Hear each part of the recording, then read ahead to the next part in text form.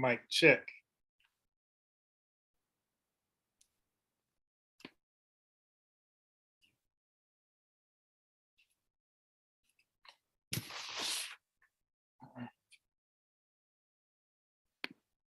Mic check.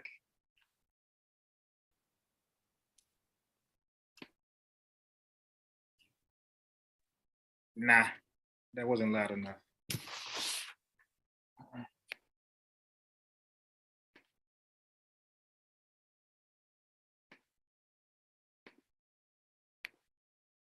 Okay, I think it was loud enough. Just had to turn up my end. That wasn't loud enough.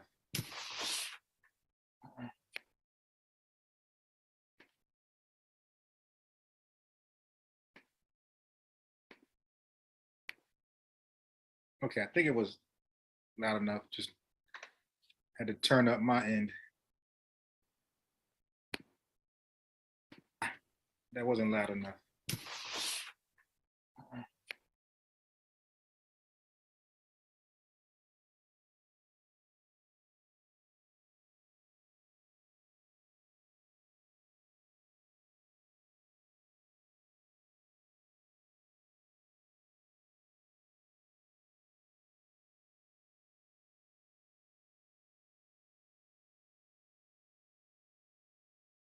We're worried about. And it's interesting. There's a reason why I feel like Umar focused mostly on me and Hope's attitudes, and it's because he can't accurately answer the question. He mentioned names, not accomplishments. And the reason being is because I think he mentioned those names specifically because the accomplishments of those people don't have to be explained.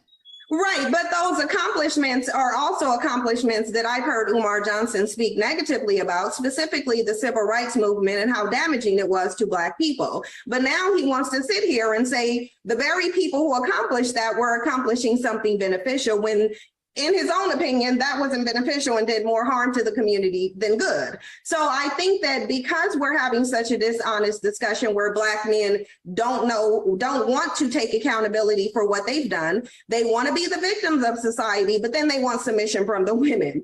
The bottom line is I'm not willing to deflect from the fact that, number one, Black men are the greatest non-white contributors to white supremacy. Let's just be real. White supremacy couldn't even exist without Black men's compliance. They're always uplifting whiteness, biracial children, and trying to assimilate. And that's why I went back to the notion of the only time Black men truly feel like there's a war against them is when they feel like they're being punished for something white men do.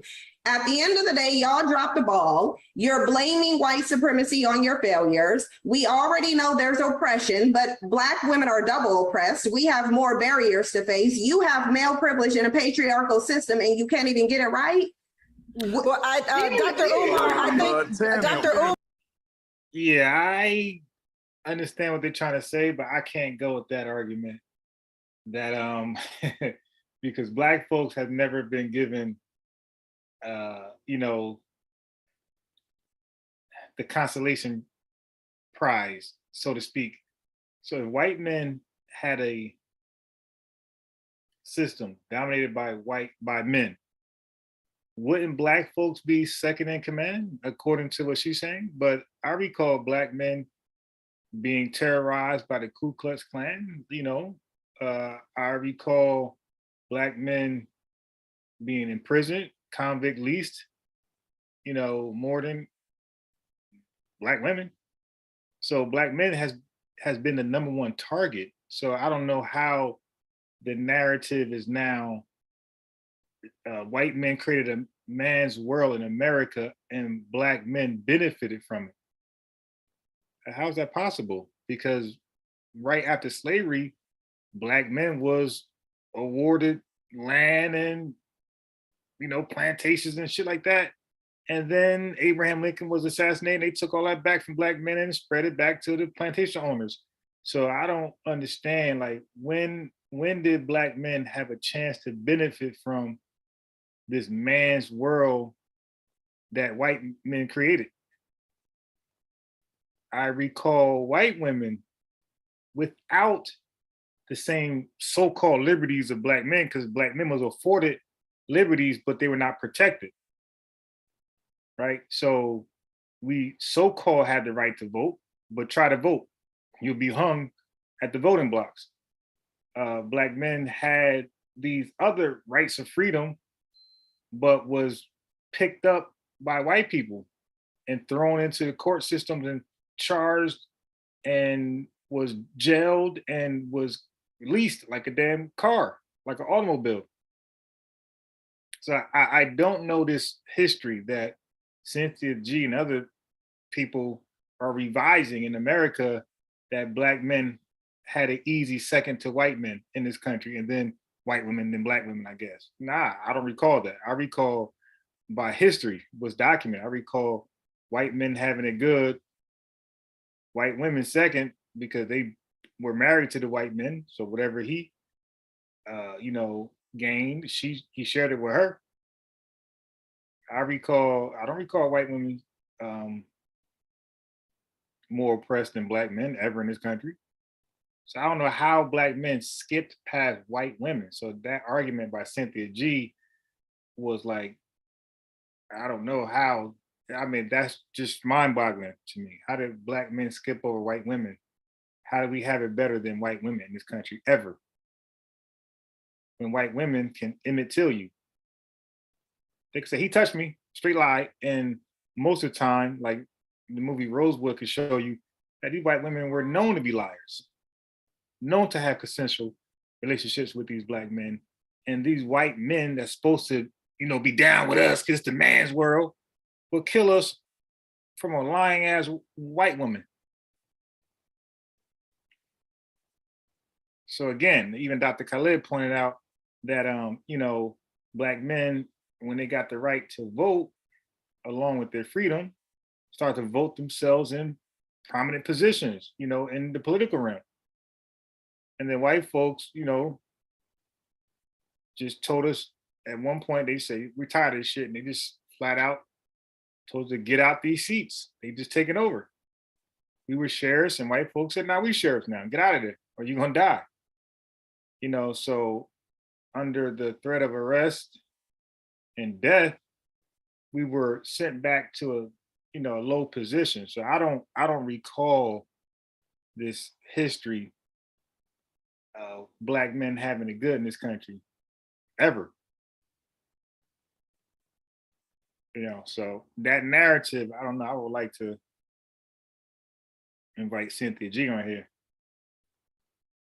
and we could talk. We could discuss that honestly, because really, the panel, out of the 4 people on the panel, I think the only person who was kind of 100, who really ain't stand on a square, so to speak, a talking point, was the hope person, right? To me, that was the only person who you could talk to and have bend and listen and be a little sincere. I think the blackologist dude came with his talking points. I think Cynthia G came with her talking points, and I think Umar came with his talking points, and nobody was interested in a different viewpoint, right? And they all was trying to appeal to be smart to their viewers, right? Because they've been talking this wild stuff to their viewership. So now it's time to display it. They're going to hold on to what they always been saying. They're not going to bow down or, alter anything, consider something. So Pure Black Peace, State Mitch, Crisscross 504. So Crisscross says, us as black people down bad. If they got us on national TV doing each other, I'm saying if black folks don't get reparations in the next 10 to 20 years, it's definitely. Like we're like black men and women are doomed in this country. We're gonna be bottom tier forever until something like reparations. There has to be something. It can't be you gonna work your tail off and you're gonna catch up. You're 250 years behind. And like that's the elephant in the room that some white people don't want to admit. Like, black folks are 250 years behind. And more than that, because that's just slavery. If you consider all of the, at least to 1960, 70, because after that, you could say integration, whatever. But so that's about 300 years. Yeah, that's about 300 some more years. So black folks are really behind. That's what black folks got to admit too. Like, stop trying to be equal with white folks. You know, as a human being, like, we understand that equality bullshit. 'Cause we're all humans. But as far as status, as far as accomplishments, we gotta stop lying to ourselves. We're 300 years behind. But we can't have it both ways. We can't say we were cut out of society, red line, all these things happened to us, and then act like we're even. We're not. Like, they got a 300 plus year head start on us. Okay, so we gotta act like that, and we gotta fight like that. We gotta act like that, and we gotta fight like that. Because we're playing basketball, bowling, doing this goofy shit, playing video games. We're acting like we're not down, 300-0. We're down 300-0. So we got to start getting these years back, and we got to fight and act like that. So let's start taking education serious.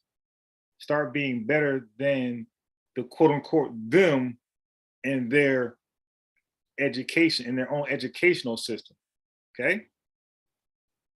We had at some point, reading was outlawed and things like that. And what we had ways where we taught each other how to read. See, it was education based. We need to get back to that. We need to get back to teaching each other, helping each other out with these math, science, these things like that. We need to get back to it and become great at it. Some of you guys believe you're Egyptian and you can't get past division. You know nothing about geometry. That's if you was Egyptian, that would be in your DNA. So you should be, you know what I mean? So we got to get back to education first, because we're a lot of years behind. We got to act like it. We got to stop playing around. Stop acting like we're equal, and fight and run like we are 300 years behind. I'm in Texas, and these Hispanics breeding like rabbits. They're more skilled in a lot of trades, taking a lot of the jobs. Yes, we are behind massively, and whites are not even our sole problem. Yeah, exactly. There's so many people in this country that sky past us that's competing with jobs. It's definitely a lot of non-whites. You got you got the Indian population now, heavily employed. I can't really say doctors, we're never that, but they are in the tech world. They're in the pharmaceutical companies, so they're in the medical world, and they're moving to, now they're fixing cars and stuff. They got auto mechanics, you dig? So they're doing that thing. So yeah, man, we are really behind. We're not known collectively for any one thing, right? Nothing in this country, and we need to be known for something. We've been here too long to be known for nothing collectively. And a lot of the Hispanics are not harder workers than us. They just are taught trades at a younger age.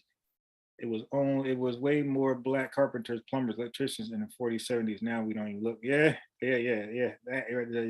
because we try to be equal. So you're right, Chris Cross, because we're too busy trying to be equal.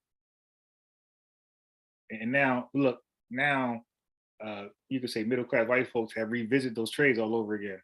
It appears they probably was already doing that, but because I guess we have the social media and everybody's driving and commercials, it appeared like they back in it, but they was probably always there. But we actually get to see it now, like how, look at Lowe's. Yeah, I think Lowe's and Home Depot pretty much let us see it, because you see all those business trucks, those contractor trucks, and they, a lot of them white, a lot of them Hispanic. Middle Eastern people are taking over the truck industry on the West Coast. You see, I'm telling you, man, while we are busy trying to make it to the NBA, we're busy trying to be the next best tennis player. Like, these, we gotta admit, these are the things that's not going to get us over the hump. Trying to be the best tennis player, boxer, and things like that. Hold on a second.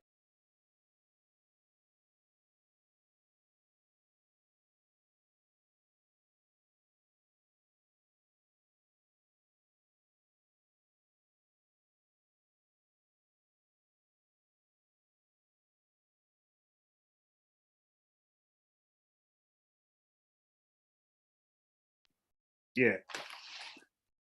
Be in a burning house. Yep. Arab, Armenians, etc. taking over medical field. Rarely do I see black-owned mechanic shop or tire shop. Yeah, man, we are. And if you see one, they're far in between. They're very, very far in between. So we got a lot of catching up. But we, again, this whole we thing. That's why I hate being part of the we, because we have no influence. We have zero influence over the we. A lot of the we are delusional, cognitive dissonance. They don't want to admit that there's a problem. They don't want to be, and let me say this, they don't want to be pushed. Like just last night, I was saying, look, okay, let me just tell you this. I'm campaigning to do a show. I want 40 black men on this podcast. They could call in to the Zoom link, whatever. I want 40 black men who was raised in single parent homes.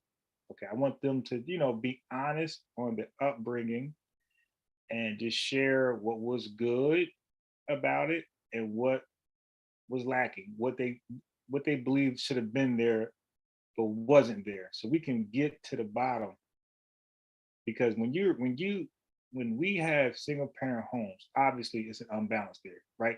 That's like, just imagine government get rid of the executive branch. Like there's going to be a problem somewhere, or get rid of the judicial branch or the legislative. There's going to be a problem somewhere. But to act like the other two government bodies, government branches can just cover.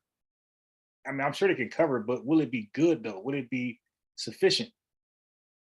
So for me, I would think that parents, single parents, men and women alike, should be trying to find out, because in their mind they did great, and they did great only in their mind. They would say I did great only because I was by myself and I had what I had to use. Yeah, that's fine, but that don't mean it's a great job. I mean, we understand you did the best you can do, but the best you can do doesn't mean it's a great job. Like people run track and they come in last place in these Olympic games. Look at the Olympics. Somebody got to come in last place. And guess what? They did the best they can do, but it was not a great job. They came in last. All right. You have disabled people who are in the working industry, right? The working field. They're doing the best they can do, but they're slow on the job. They're not doing great jobs. They're doing the best they can do, but the job isn't great. So, single parents, they did the best they can do, but doesn't mean it's a great job. All right. Again, it could be a dad by himself or a mom by herself. All you can do is the best you can do, but that does not mean it's a great job. And when I propose, hey, let's ask the parents believe, parents can always toot their own horns, right? But let's ask the kids, the actual product. Like, teachers are going to say they're the best. But don't we at some point, don't we look at the students and see what, the accomplishments of the kids? I thought the kids' outcome was the telltale all on the teacher's ability to teach. I thought, if you got a classroom, if a teacher is responsible for a classroom of 10 and 9 failed and 1 passed, who would say who would say the teacher did a great job? But the teacher could say, hey, I did the best I did the best I could do with the circumstance that was given to me. We had outdated books, old computers, I understand that, and you did the best you can do, and you got 1 to pass, great. But it was a good job or good try. But you came up short. It was not a great outcome. I think I would be more honest about our outcomes. Forget about our efforts. It's the outcome, because you see that with Cynthia G, she didn't care about the efforts of Black men. She said, what is the outcome? What did it produce? Okay. So it's fair to us to say same shit, like keep the same energy. What's the outcome? You know, these single parent homes. We're dealing with boys, men, boys who become men. What is the outcome of these boys to men in Black America? What have they become? How did they assist? How did they contribute? So when Cynthia G is saying, what did these Black men do? Cynthia, which Black men? The Black men with the nuclear family structure or the Black men with the single family structure? Which ones? Because the Black men of the single family structure, that's your product. So whatever they didn't do, that's you're the blame for that. You hold a lot of that weight. You raised him. You taught him. You were responsible for all of his schooling, all of his 100% of his upbringing.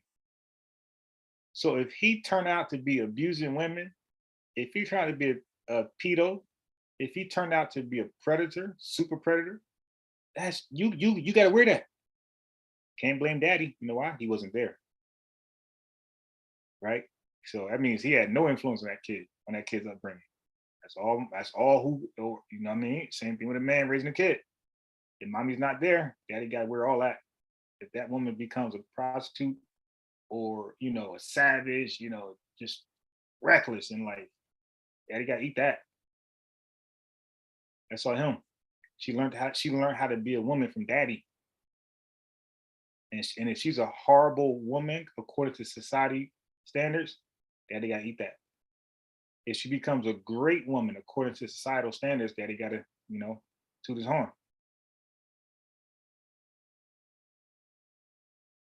Nah, so I'm not. So that was hypothetical, Miss Tiff. You can't take that personal. I don't know Cynthia G. That's my first time ever hearing her talk. I seen her picture on Tariq Nasheed's show. Don't know nothing about her. I already said that. And you know, I plan on watching some of her videos though. I plan on, you know, I want to see what she's talking about, and you know, we could do a review on some talking points on what she's you know, what she got to say. You know, right? Because I tried with Sarasu and Seti, but his videos are just out. You know, he like my man is lost. I was all right. Let's do different people from Polite, and Polite made a new video, so I'm back 2 videos on Polite. But Sarasu and Seti, and they both an hour, so it's going to be a long weekend. But I'm not working Monday, so I'll catch up Monday. But Sarasu and Seti, I try to do a review on some of his content. His content just spooky as hell. I can't believe he went that route. I'm like, damn, my boy. Like, you just all we left. Some spooky shit. Yeah, well, Tariq is an extremist. He's a Black identity extremist. Like he's just that. Him, Farrakhan, they are definitely what the FBI called them. And white folks, no different. They're extremists as well. They are white nationalists, whatever title they get, they owned it, they deserved it. But anyway, I want to have 40 Black who are now men. And again, we just want to open and honest discussion. I'm going to ask the questions, right? It's like an interview. So I don't want them, you know, so if they do have an agenda, right? Because you have some people who, you know, got a problem with women. And they're gonna, you know, it's gonna come out. So I don't want them just to freestyle like their hatred, right? So I want to, like, as they say, quarterback. I want to ask questions, and I want to bring out what's supposed to come out, and not no agenda, no religious agenda, no Black women hatred agenda, things like that. You know, so I'm gonna put the link in there. So yesterday, you know, interesting. I backed off. I let it, you know, evolve until it's going to evolve. And next time we have, what's her name? She was NRB. She was NAACP Rawway Branch. So we call her NRB. So next time NRB comes on, I want to be more structured, right? I let it freestyle to see where everybody talking points. I let it just do what it do. Next time we'll be more structured, right? Put a link in there, put the phone number in there. And so today we're talking about predators. And we're not talking about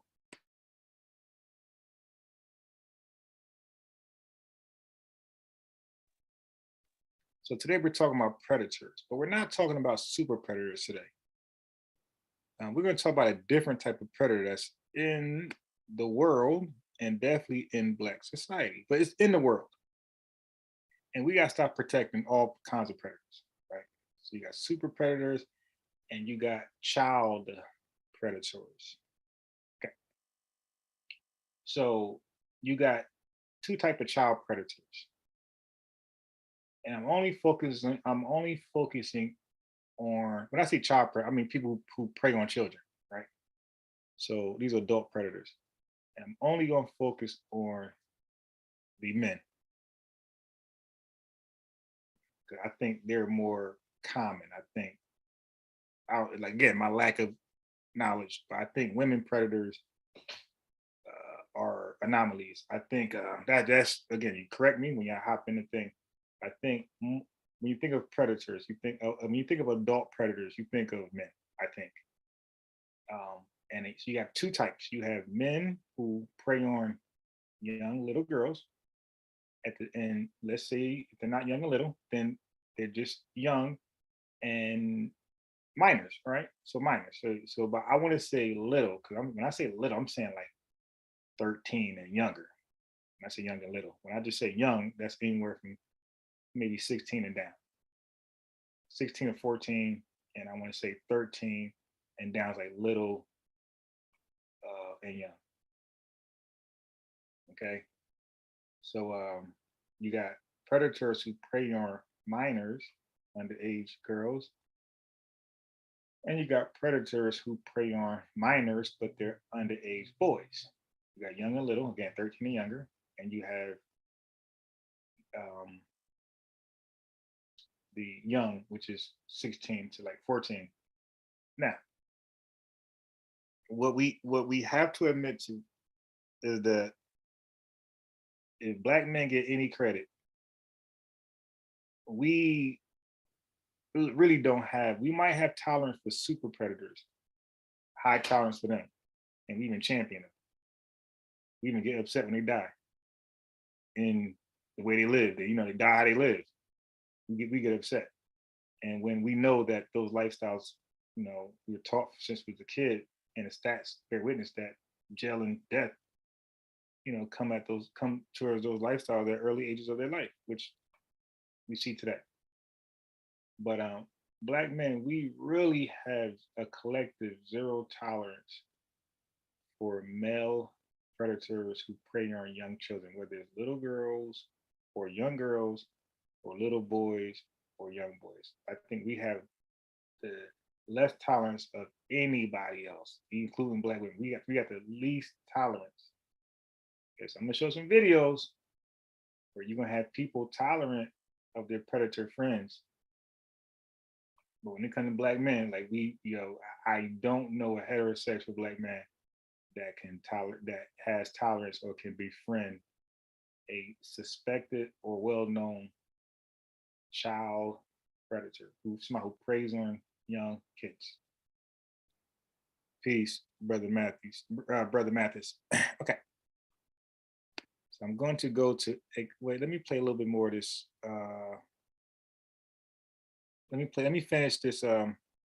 This. Dr. Umar, I think we all know your stance on interracial marriages. Absolutely, but let me also so please acknowledge what the rest of what Cynthia G has said. Absolutely. I'm not sure where Sister Cynthia took history class, but if you know anything about the transatlantic slave trade, the transatlantic slave trade was a European enterprise. It was not an African enterprise. I'm talking about this. Yeah, I wanted him to finish that because I want to know where he's going. Because from what I know, the Black slave trade was Black men, Africans, trading slaves for white. It was definitely triangular. It was Africans trading their African citizens to somebody for oil or some bullshit, natural resources, and white folks. So Africans got something back. I forgot. But somebody got some resources and white folks got slaves, actual people. So it was definitely a triangular slave trade that involved African men. So I was like interested to see where Umar's going with that. White enterprise. That's not how I understand that.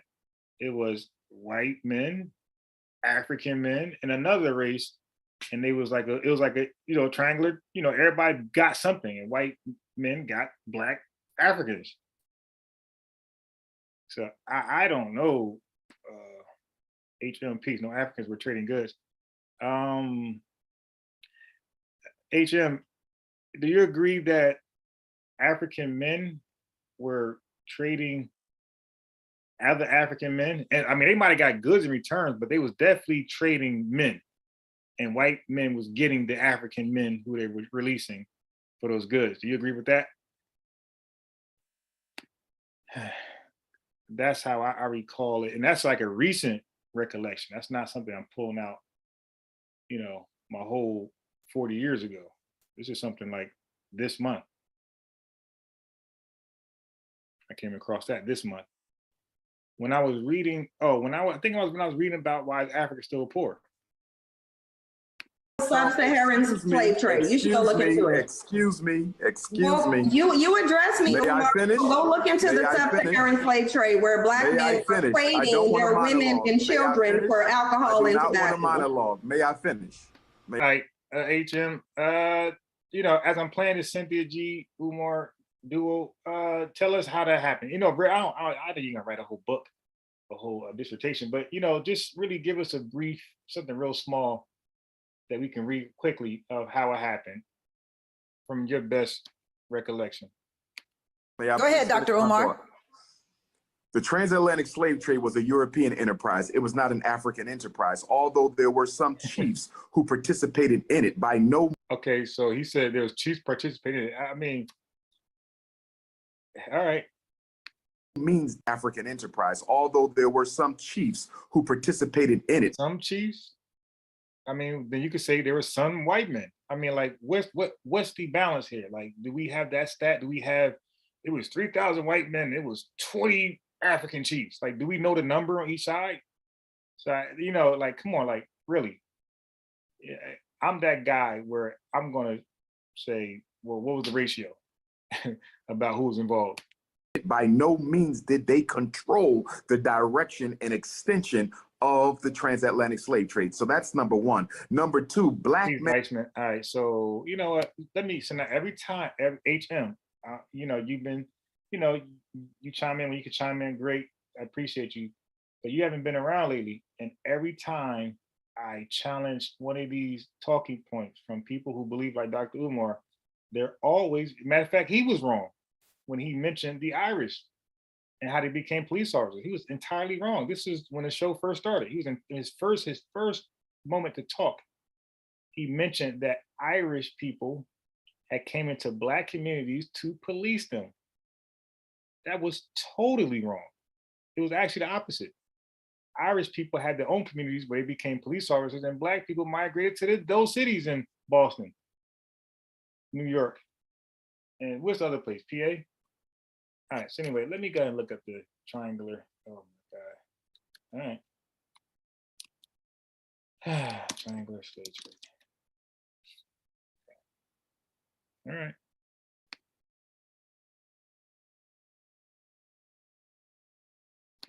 I'll share my screen. Look at it together. So Diceman said, some chief, could they be a queen of Zinga? All right, yeah, so I really believe, HM, I really believe people like Dr. Umar, they watered down black men, African men involvement in their own eventual demise. You dig? They water it down and they shift the blame, victimhood. And that's what Cynthia G, that's some of her talking points that I agree with. Like we become perpetual just victims forever. Like we're just innocent. We had nothing to do with nothing. We didn't see it coming. And I'm just like, dude, stop. Chief X, teaching bias, all Umar stats are made up. Everything he said be wrong. And people like, right, bro. Yeah, every time I fact check this guy, he was totally wrong about Irish police officers in the black community. It was actually opposite. Totally wrong. He's like, I just can't. And that was ex-architect who told me, like, yo, you got to question everything these people say. He said, you can't believe nothing. And some things like we were told our entire life, our entire, upbringing. We were like the whole Tuskegee experiment where they injected black folks with syphilis. Every black person heard that. That was true to us until we challenged it, or we heard somebody uncle them challenge it, and we read it like, oh shit, ain't nobody getting injected. Like that was like, wow, I can't believe this was a lie. It's like almost like telling like a 7-year-old kid Santa ain't real. Or the tooth fairy. Yeah, victimhood niggas. Yeah. Come on now, Rosterman, peace, Chief X, peace. Rosterman said, come on now, bias. I know we don't like Umar, but he's totally right on this point. I can't rock with that slavery apologist crap. It was a European enterprise, even now listen, Rosterman, you got to explain that when you say it was now if it was a European enterprise, I'm going to read it. But you have to explain, like, how was it a European enterprise? I mean, who idea was it? And if it's an idea and all three parties participated, how is it one over the other?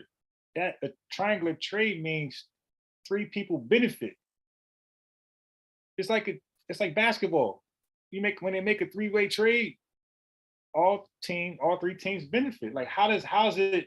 Oh, it's a Knicks enterprise, or it's the Lakers enterprise. No, or it's the Miami Heat. No, you make a triangular trade, all teams benefited. Some teams got the old vet, some teams got a trade, and some teams got people who are gonna get rid of for salary cap space. I mean, everybody benefited. So I don't know about that one. Yeah, he said, can you be more specific? You said European. So yeah. We need now. Look, pure black. When you say who benefit the most, brother, that's hindsight. Who knew when they traded who knew when they traded Kobe Bryant, right? When the Hornets traded Kobe Bryant, I forgot who they got. Well, they traded Kobe Bryant and they gave him to Lakers. Who knew at that point that the Lakers won the trade? That was hindsight. Now we know now because history played out. Kobe was an all-time great. Michael Jordan, was that Sam Bowie? Like who knew at that time? You didn't know. Nobody's bad trade. It was like, okay. I don't think Mike got traded, but they selected Bowie over Mike.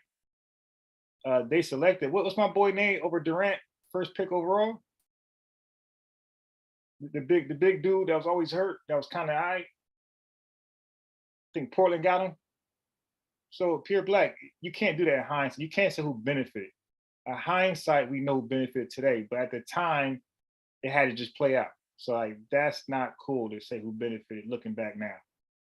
And how about hindsight 22? How about you and your ex-girl, right? And she might have met somebody better than you, and you probably met somebody not as good or as great as she ever was. And she could say, well, who won? It's like, yeah, but who knew that when we split, it was mutual. We were toxic for each other, so we had to split. But who knew that you would meet somebody better than me, and I wouldn't meet somebody as great as you? Like that you can't do that.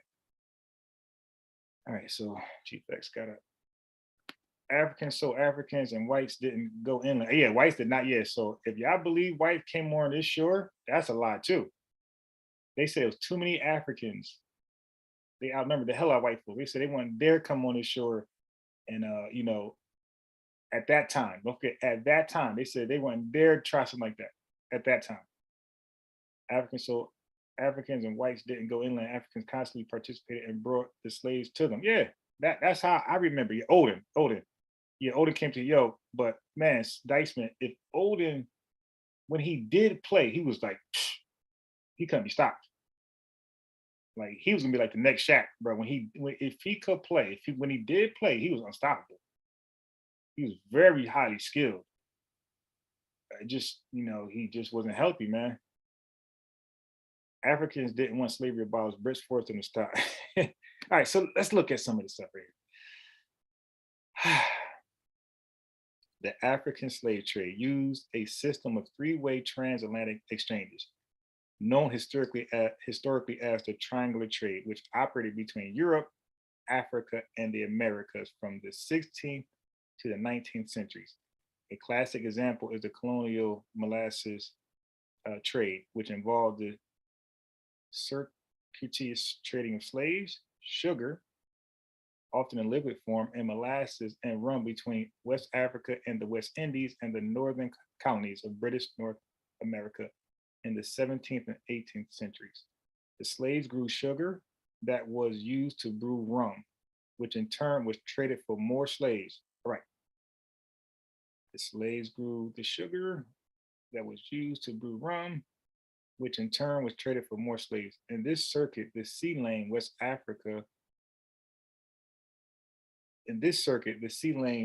from Africa to the West Indies and later also to Brazil was known as the Middle Passage. Its cargo consisted of abducted or recently purchased African slaves. Okay. All right, so the whole bunch of this shit right here. I want to get to the damn trading.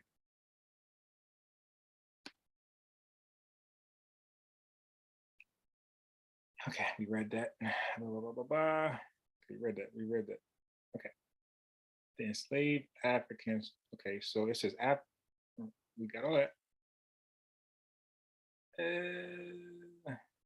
Okay, let me read it again. The most historically significant triangular trade was the transatlantic slave trade, which operated between Europe, Africa, and the Americas from the 16th to the 19th century. Slave ships would leave European ports, such as Bristol and Nantes, and sell to African ports loaded with goods manufactured in Europe. There, the slave traders would purchase enslaved Africans, right? So where's there? The European ports that sell to the African ports loaded with goods manufactured from Europe. So Europeans were bringing goods manufactured from Europe. Okay, so there's no more black algae here. We're seeing what Africans are getting. They're getting the goods from, this is not a white enterprise so far. There, the slave traders would purchase enslaved Africans by exchanging the goods, then sell to the Americans via the Middle Passage to sell their enslaved cargo in European colonies. Okay, stop right there. HM, you're black. Listen,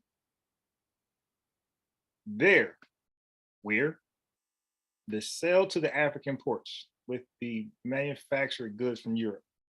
Okay, so no more black algae tonight.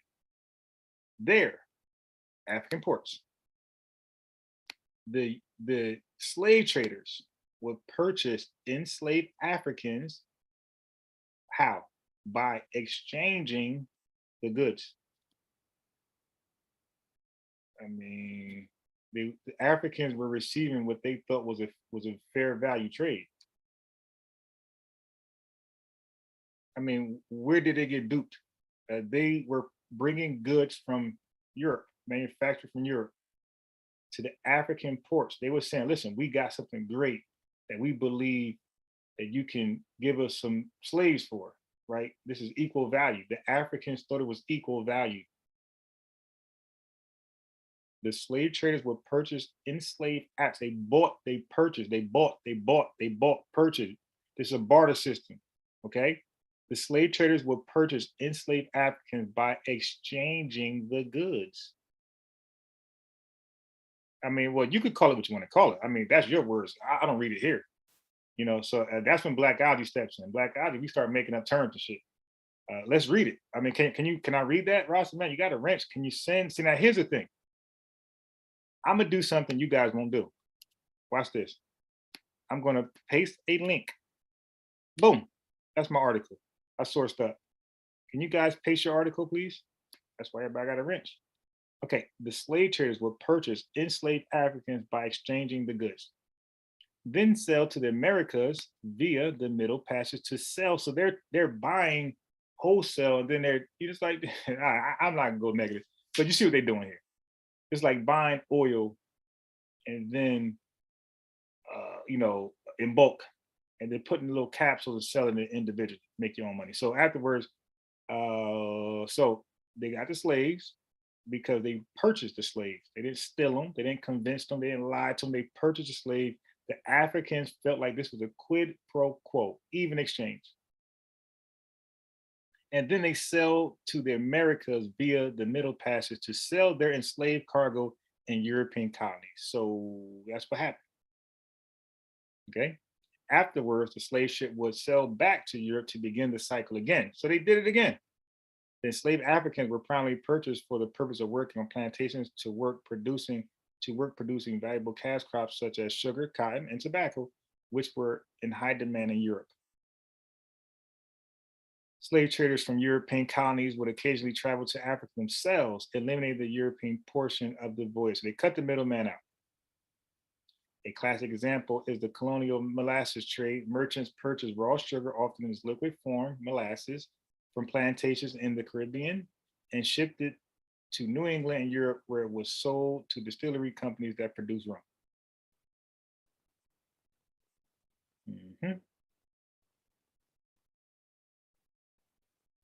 Okay, let me keep reading.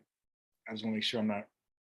Merchant capitalists used cash from the sale of sugar to purchase rum, furs, and lumber in New England, which their crews shipped to Europe. With the profits from the European sales, merchants purchased Europe's manufactured goods, including tools and weapons, on the next leg. Shipped those manufactured goods along with the American sugar and rum to West Africa, where they bartered the goods for slaves seized by local.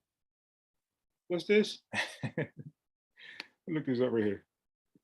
They tell you where they got the slaves from. They went back to West Africa. They bartered again. They took more slaves that was seized by these people. Who are the local potentates?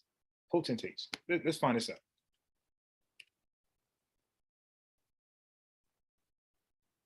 A monarch, a ruler, especially an autocratic one. Who is called that? Ruler. All right. Shit. What is a chief potentate? A potentate is a person so powerful that he or she doesn't have to follow the rules that govern everyone else. All right now.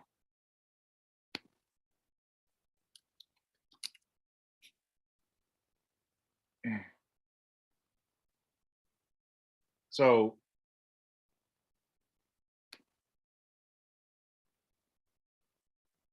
there you go. African potentates, and Europeans traded with African potentates. So these were sovereign citizens in Africa. They didn't follow no rules. Okay, so we see it right here. This book is called Generations of Captivity: A History of African American Slaves by Ira Berlin. But you see African potentate. I don't know if I'm saying that term right. So I'm like uncomfortable saying it. I don't think I'm saying it right. Let me just go ahead and do something like this. Potentate. I said it right, potentate. All right, so let's backtrack. Okay, so they had this rum and this sugar and all these, look, including European. So now they break it down to European manufactured goods. With the profits from the European sales, merchants purchased European manufactured goods, including tools and weapons on the next leg. Okay, which Africans do today. Shipped those manufactured goods along with American sugar and rum to where? To West Africa, where they bartered the goods from slaves seized by, so these local sovereign Africans was seizing slaves themselves. They were benefiting directly, pure black HM. Don't give me hindsight. White folks had a whole plan. These guys didn't. They're benefiting right now. White folks ain't benefit till later. Okay, these guys benefited right now.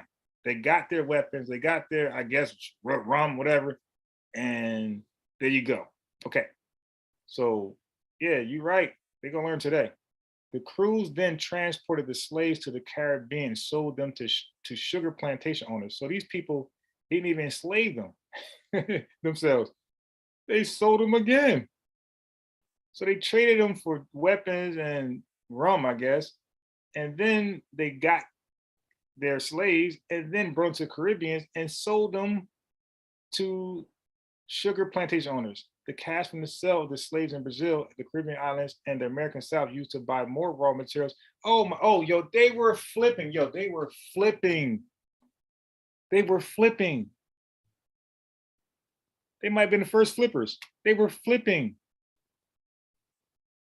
They'll sell them, go buy more more products to make these weapons and rums and all this type of stuff, take their profit and go do it again, over and over and over until they cut it off. That's crazy.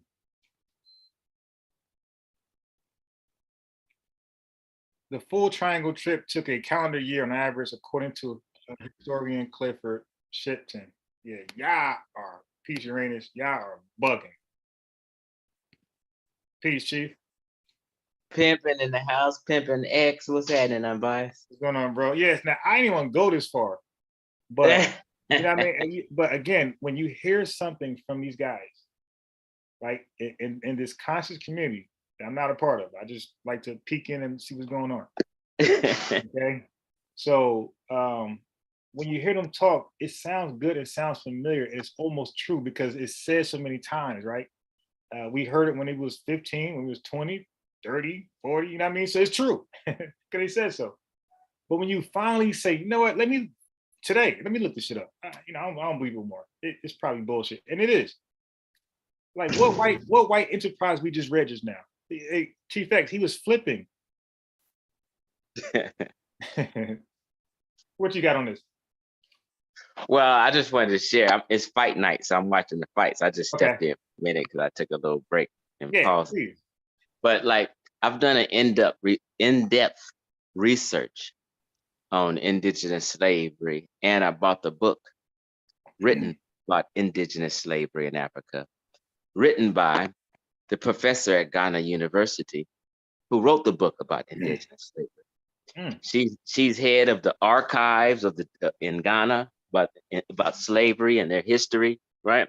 And she breaks it down. And all Africans, whether Central Africans or West African, their scholars teach about slavery very different than Black Americans teach about slavery, right? They have no problem admitting their role, although they used to deny it for a long time. Right.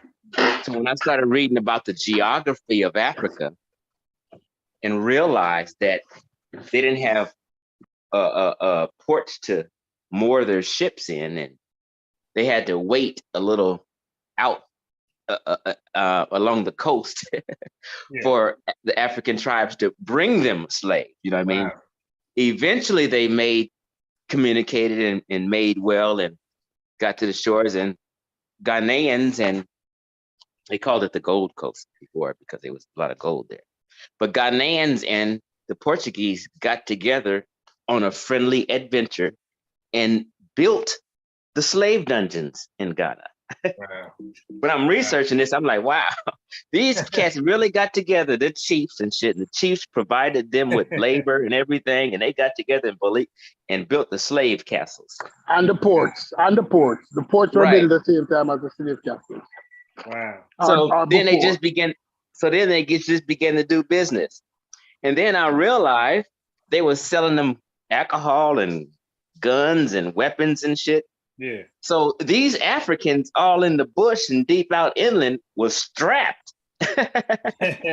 So when I went to Ghana, I went to the museum. And I'm like, what the hell is y'all doing with these rifles in the museum? Oh, I said, y'all made rifles? Right. They say, no, we got it from the Portuguese and from the Brits. I said, oh. Wow. So there was a lot of the stuff they traded was weapons along with other stuff. So they wasn't going into no tribe, and because they didn't have a lot of roads then. So people don't understand. Chief X, you know what you were traded for most? Metal pots. Metal parts. Pots, P-O-T-S, pots. Oh, pots. Metal pots. Metal pots gathered the most slave. Okay. Because remember, prior to that, people didn't really have much metal pots. Okay. Well, you know what? When I remember, I don't know if you know, but if you on Facebook, friend, when I went to Ghana, I bought a whole bunch of machetes. And all the machetes were homemade by Ghanaian people. But the steel they used to make the machetes, English when steel. you look at them, it says British Steel. English steel. The British Steel Company, they make all the machetes with, right? So the Ghanaians was strapped. So wasn't no white folk going up in the bush right. with Africans who had fucking weapons. They were scared to death. Right. So they just made deals with African tribes, and some African tribes just gang banged on other tribes and kidnapped and raided and was just selling. It was upfront business. That's all I'm saying. It was just upfront business on both sides. I have to disagree with you on certain parts. Queen Elizabeth died yesterday or today. I'm not sure which day she died. Queen Elizabeth II, 70 years of reign. But when the English started to take over the slave trade, because the English, after a while, took over the majority of the slave trade, and their approach was slightly different. They had fortified forts with armed guards. They might not have gone into the bush, but they figured out how to control countries. Because the English controlled a country like India, which at the time had a population of 600 million. And there was barely 10,000 English people in India at the time. And they controlled that population. They controlled almost 50%, 60, 70% of Africa was colonized by the English. Right? So they figured out how to do it and how to use the people, the internal people, to do that, to do the dirty work. Right, but you got to understand the colonization was welcomed. So this is why Ghana.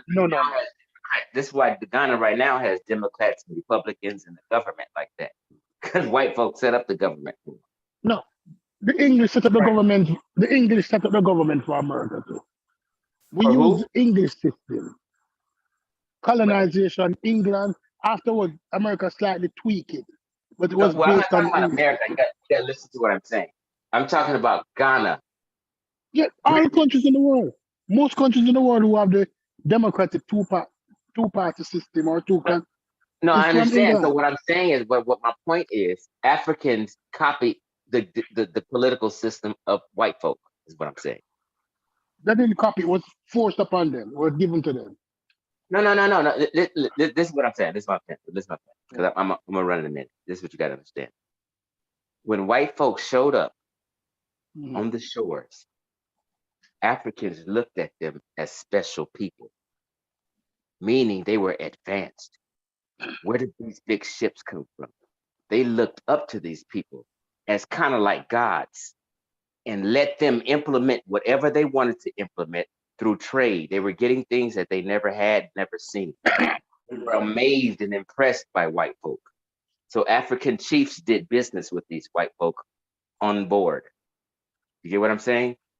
So they seen them as special and as people who were different, who had more shit going on than them. So they allowed them to set up shit and they allowed them to build shit and do trade and business. And eventually they took over and ran their whole government, ran their whole thing. And when the Brits abolished slavery, they also said we're abolishing indigenous slavery. So the Brits abolished two forms of slavery. They abolished the Atlantic slave trade, and they abolished indigenous slavery that they were practicing before they even got there. And the Africans didn't want to stop because they were making good money. But Brits said, fuck it, they out of here. And then Nkrumah took over. There were certain countries in Africa was protectorate. They were colonized, but they were still under England protectorate, like Botswana. Okay, so you're talking about more Central Africa then. No, but you have to understand, these people specialized in colonization. It's a science, it's a tool. It's like our past. If I'm saying that Africans practice indigenous slavery, they specialize in colonization also. They just didn't have ships. If they had ships and could travel and be seafaring people, they would have went to other countries and enslaved other people, just like everybody else did. Everybody practiced slavery. So they were colonizing neighboring tribes. They were invading neighboring tribes, just like white folk was invading and conquering. It's the same thing. They just did it on a lesser scale.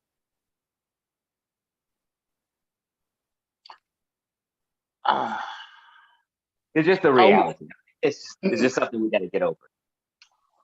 Queen Nzinga got big. Queen Nzinga was invading neighboring tribes.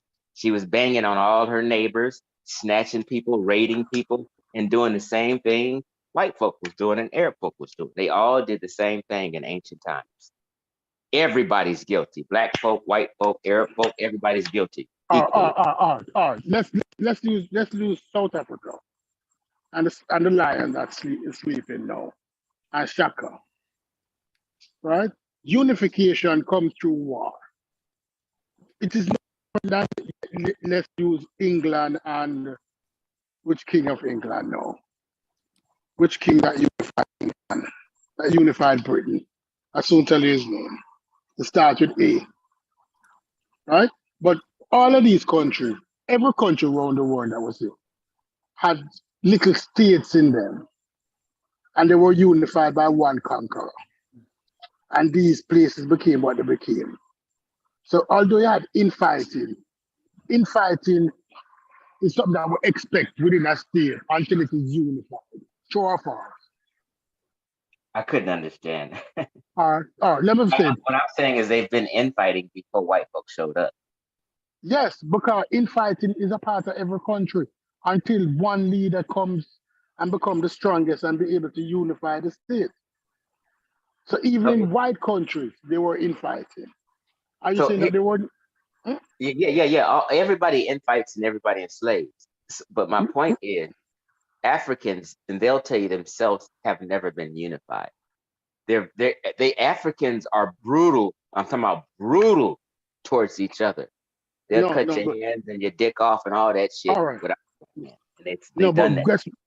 guess what you're saying. Just like in Rwanda, all that genocide, that's African shit.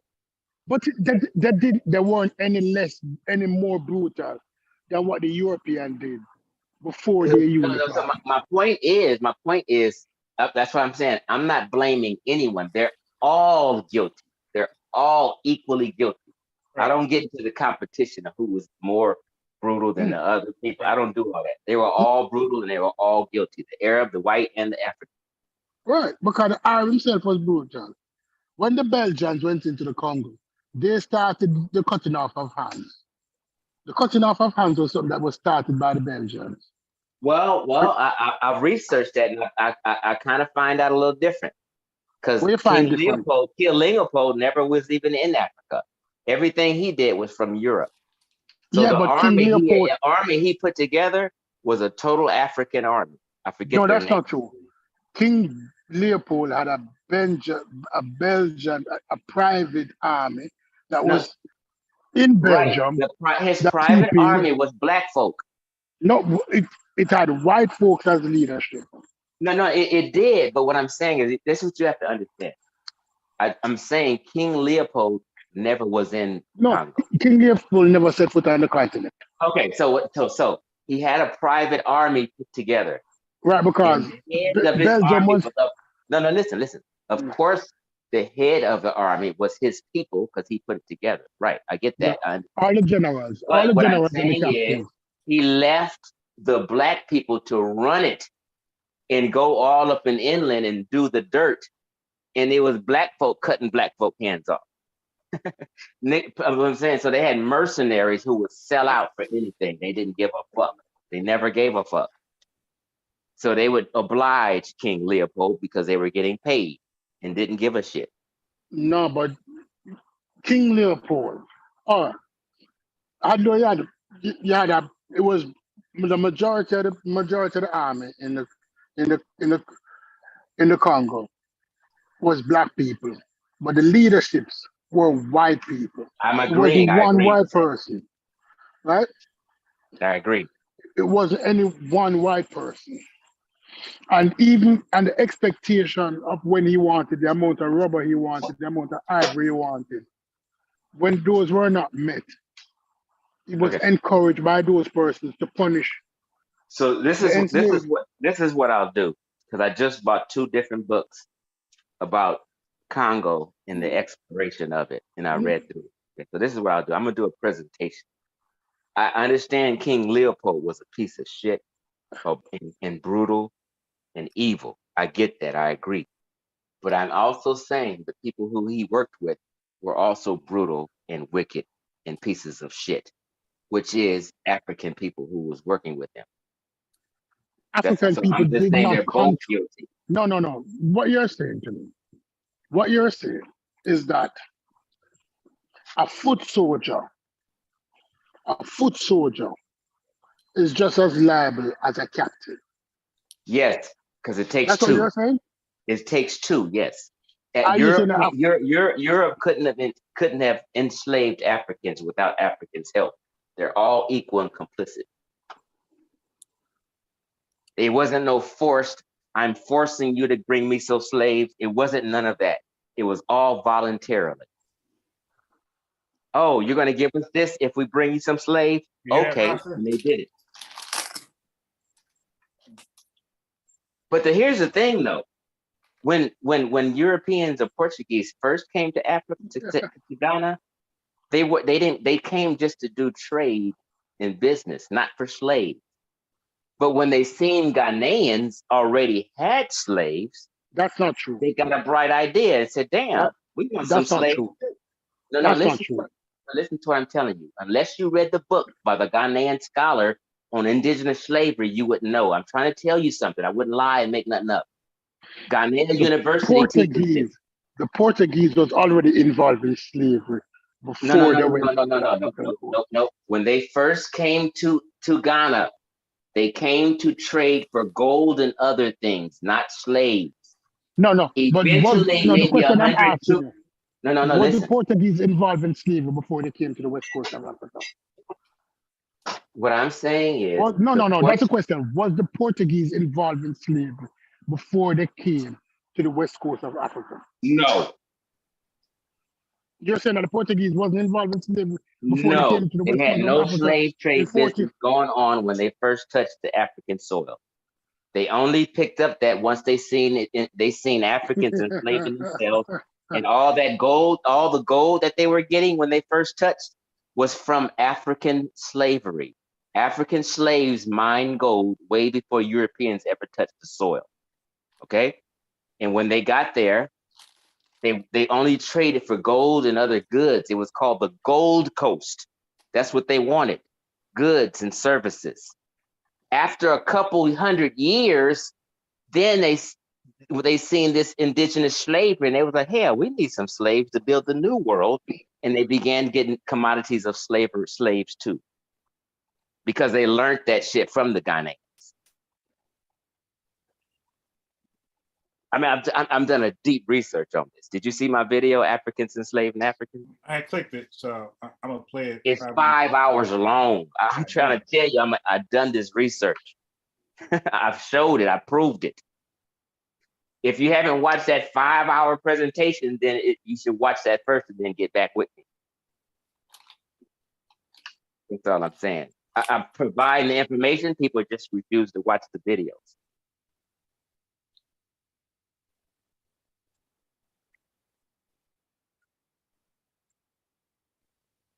So, just for the record, so you disagree? All right. Okay. Let me.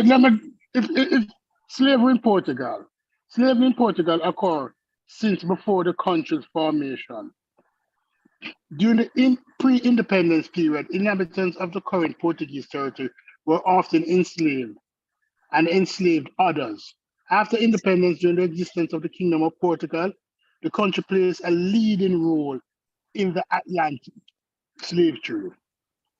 Portugal was always a slave country, even before they made contact with Africa. Who were they enslaving? They were enslaving people close to them and around them. They were enslaving North Africans. They were enslaving other people because Portugal had the best shipbuilding, the best ships. Portugal had the best ships. Portuguese. That's what I'm saying. You learned that from me. I'm the one who taught the conscious community. No, you never teach me that. Listen. You never teach me that. No. Listen to what I'm saying. I make videos teaching. Nobody knew. Portuguese were the people who advanced shipbuilding technology in the late 1300s. By the time 1400s come around, they perfected a little bit. No, but they had the you're best. cutting Hold me. on, listen. No, because you're cutting me, because you believe that you know why Portugal was most advanced? The plague didn't affect Portugal like it But it's not a the rest debate. of All Europe.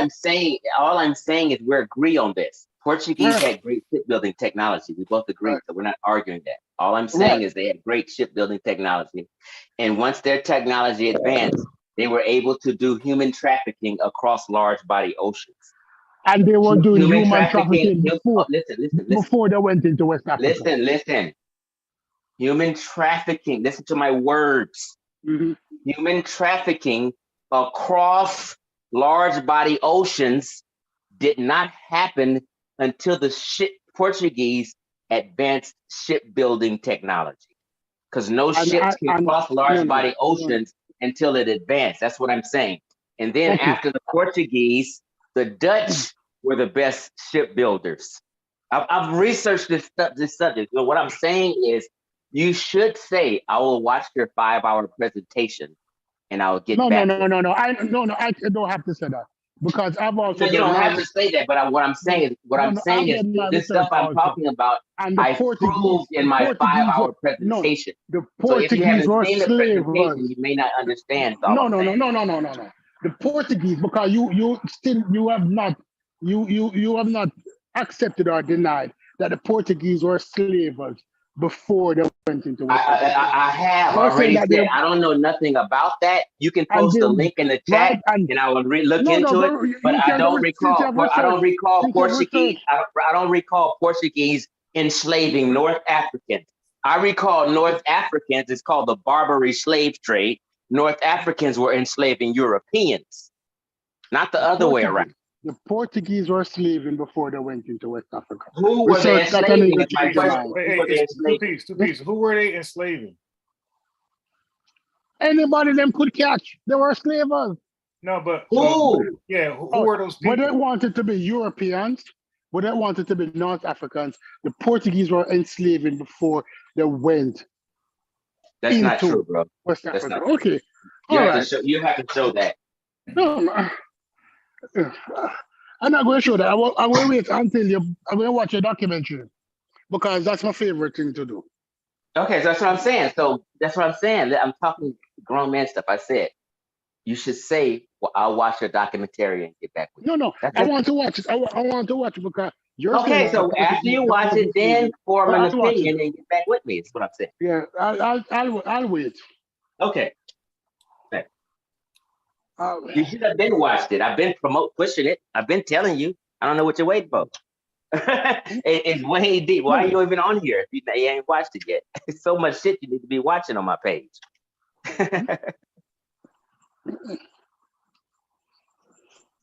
But people don't really want the truth. People don't really care about history. I'm telling you, people don't. People care about drama and arguing. They don't really care about history. You see, between the 13th century, even before the 13th century, when the Portuguese had strong shipbuilding technology, they were allies to the Arabs. And the Arabs had the big Trans-Sahara slave trade, and they were trading with the Arabs heavily. The Portuguese and the Arabs were strong traders together. How I know that? Because when Sabia was doing him thing, I was preparing to mash him up with him foolishness, what he was saying. If it wasn't for the Arab who had the Transatlantic slave trade. The Portuguese were allies with the Arabs, and the Arabs were a strong slave trading country. And Portuguese used to trade slaves with them. Portugal used to trade slaves with them. Because they had some of the best ships. Okay, listen to what I'm saying. This is what you don't know.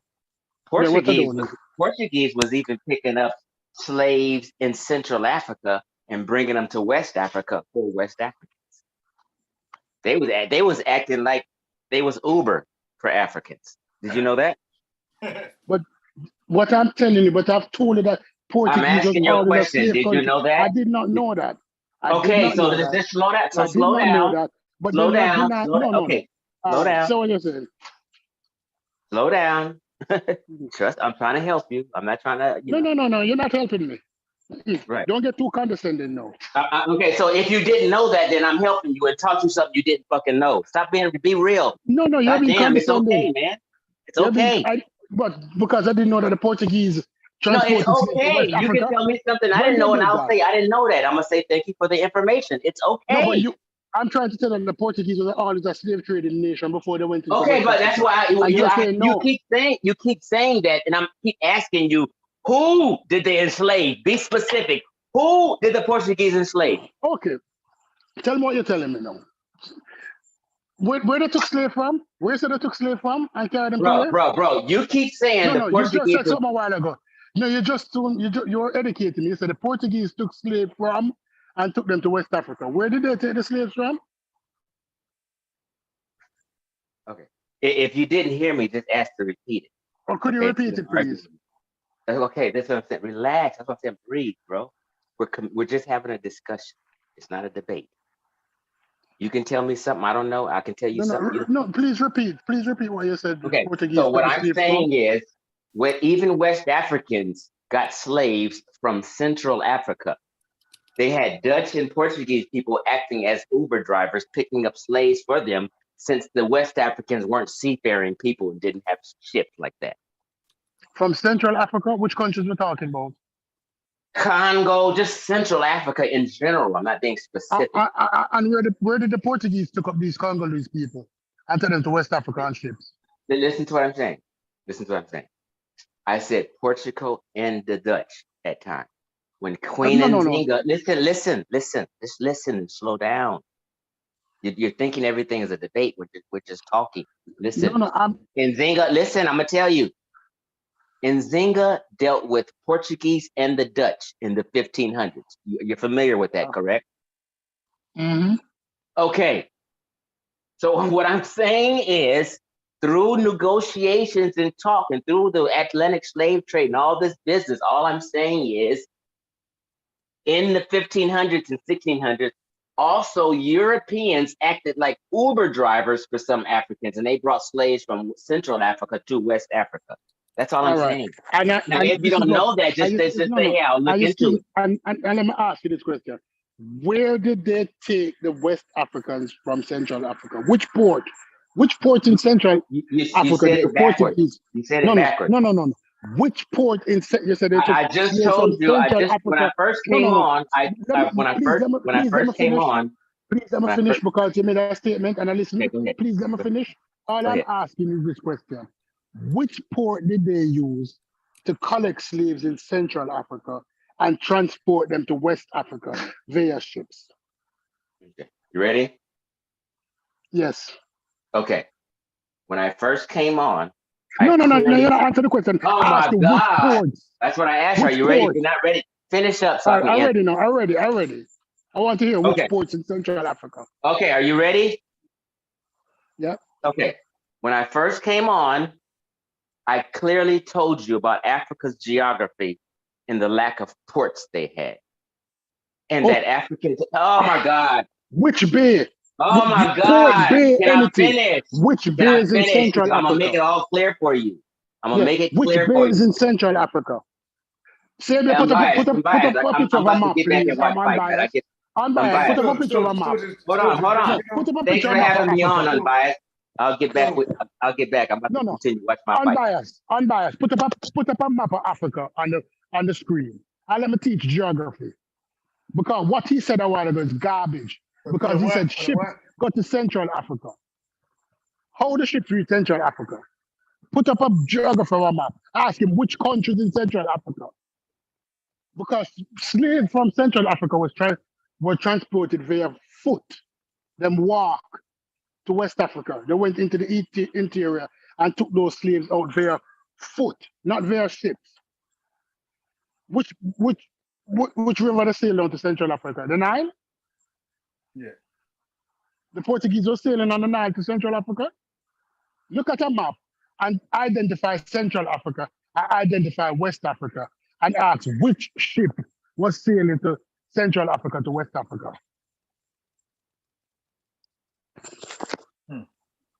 Think about it. Look at Africa. Put a map of Africa up for me, please. And point to Central Africa and point to West Africa. And then ask yourself, which ship was sailing from Central Africa to West Africa? Slaves from the interior was brought out by foot. All right? Where would the ship? North Africa is in the green and the purple. Right? Central Africa would be Kenya, where the Ajuran Empire is. Central Africa would be slaves were brought out by foot from the interior. Ships can't go on land. The Portuguese brought them out, the Portuguese and the Dutch got them transported via foot from the interior. Walk. The ship never go in the interior Africa for them. So they tell us that Portugal was the Uber. Uber how? Oh, Portugal was a slave country long before they made contact with West Africa. They were always dealing with the Arabs. The Arabs were one of the main trading partners.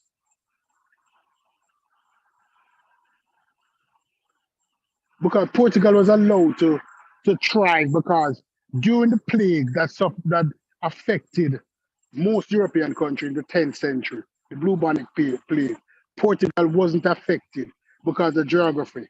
The island is surrounded by, not the island, the country is surrounded by a mountainous range.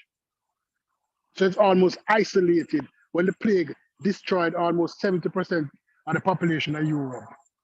So any advances Portugal made, they continue to make it. And they continue to make it with a shipbuilding technology. And the other place that wasn't affected by the plague was Arab lands. And they used to trade the Mediterranean with Arabs. And the Arabs always have an insatiable appetite for slaves. Look at Africa. He said Portugal was transporting slaves from Central Africa to West Africa. And I said, where? More slaves was brought out from the interior by foot. If they even went down to, I wish I had a map with the country's name. I tried to put one up, but this is probably the wrong website to go to. Yeah. A map with the countries. It don't have to be an old map, it can be a modern map, because we know what we call West, and we know what we call Central Africa. There you go, right here. Right.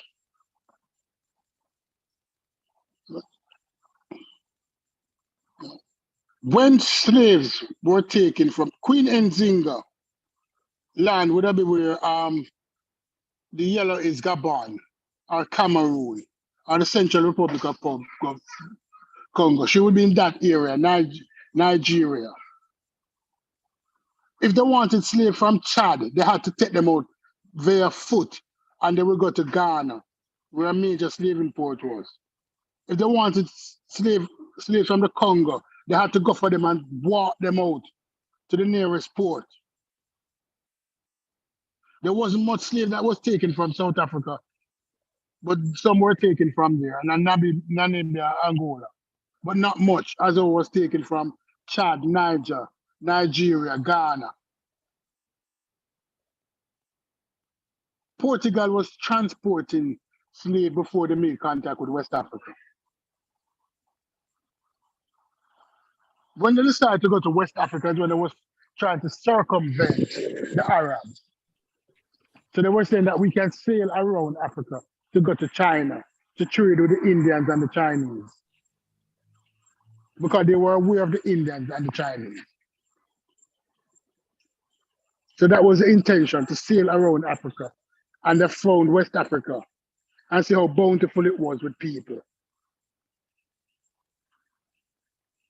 There wasn't any industry where they might have gold, but there wasn't mining for gold as the Portuguese would have won. There wasn't killing animals for ivory as would have been a substantial trade. When they saw the amount of people, and when Christopher Columbus discovered the New World, rediscovered the New World for the Europeans. And the Europeans went there and saw how much land was there. Because slavery in the New World, when Christopher Columbus discovered, it wasn't so prominent until they started having agriculture. And they realized that this land was bountiful. Because more slaves went to the Caribbean directly than went to the United States. It wasn't until after the cotton gin was discovered that the slavery in America exploded. Because most slaves before that was used to plant tobacco and cotton on a small scale. Because cotton couldn't be processed large enough to make a profit. But after the cotton gin was discovered, slavery exploded in America, in the southern states. But prior to that, slavery were mostly used for sugar. I'm researching. In Brazil, in the Caribbean, molasses. It was for sugar. Sugar don't grow well in America. You know, only place sugar will grow well in America?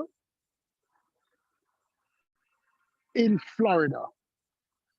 And Florida at the time was not conquered because the Seminole Indians were very hard to conquer. Yeah. It wasn't until when? Who conquered the Seminole Indians?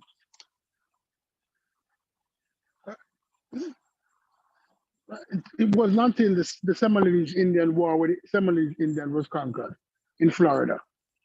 Florida is the only place where sugarcane really grew in America. Tell me another place.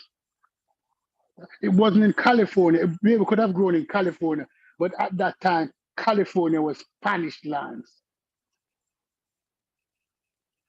And the Spanish never really grew sugarcane. Yeah, I read, just a sidebar, I read the American War versus the Mexicans over Texas. That was interesting. Right. Over Texas and California. California and Texas is a new part of America. Barely 200 years old. It's after independence, California, Texas, Arizona became a part of America. The Portuguese was always slavers.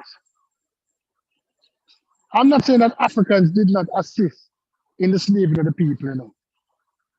But think about it this way. Are you saying that the average McDonald's worker is responsible for the creation of the nuggets? Or the Big Mac? Because the person operating the cash register at McDonald's, he's responsible for the creation of the Big Mac? Mm-hmm. No, he's not. He helps McDonald's to make millions of dollars, yes? But he's replaceable. He's just an average worker.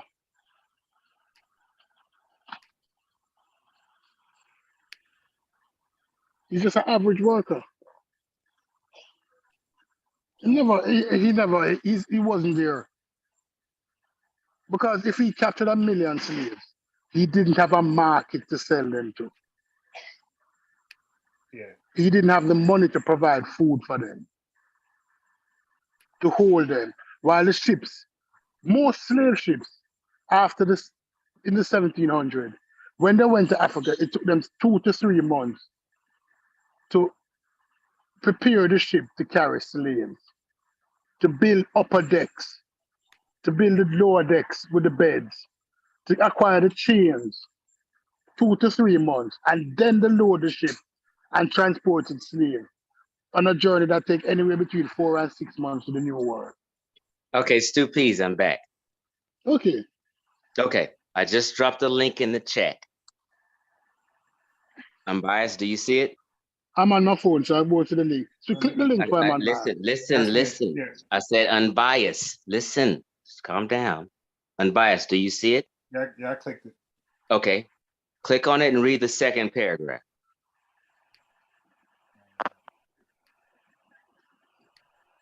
Share it unbiased. Mm-hmm. Yeah, I'm sharing it right now.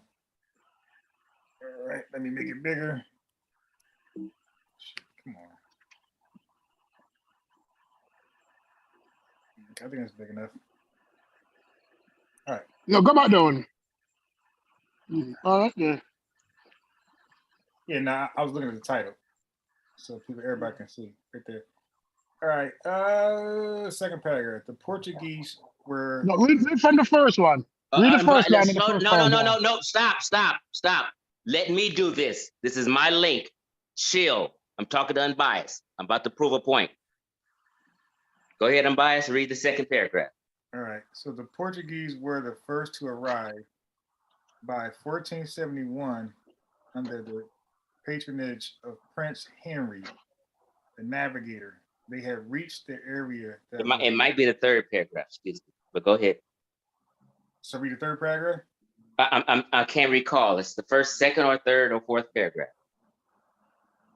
So what keyword I'm going to look at? It might. Where is it? Got something to do with Ghana? Hold on. Let me read it. It might be the. I'm looking at. It might be the fourth. It said the Portuguese position.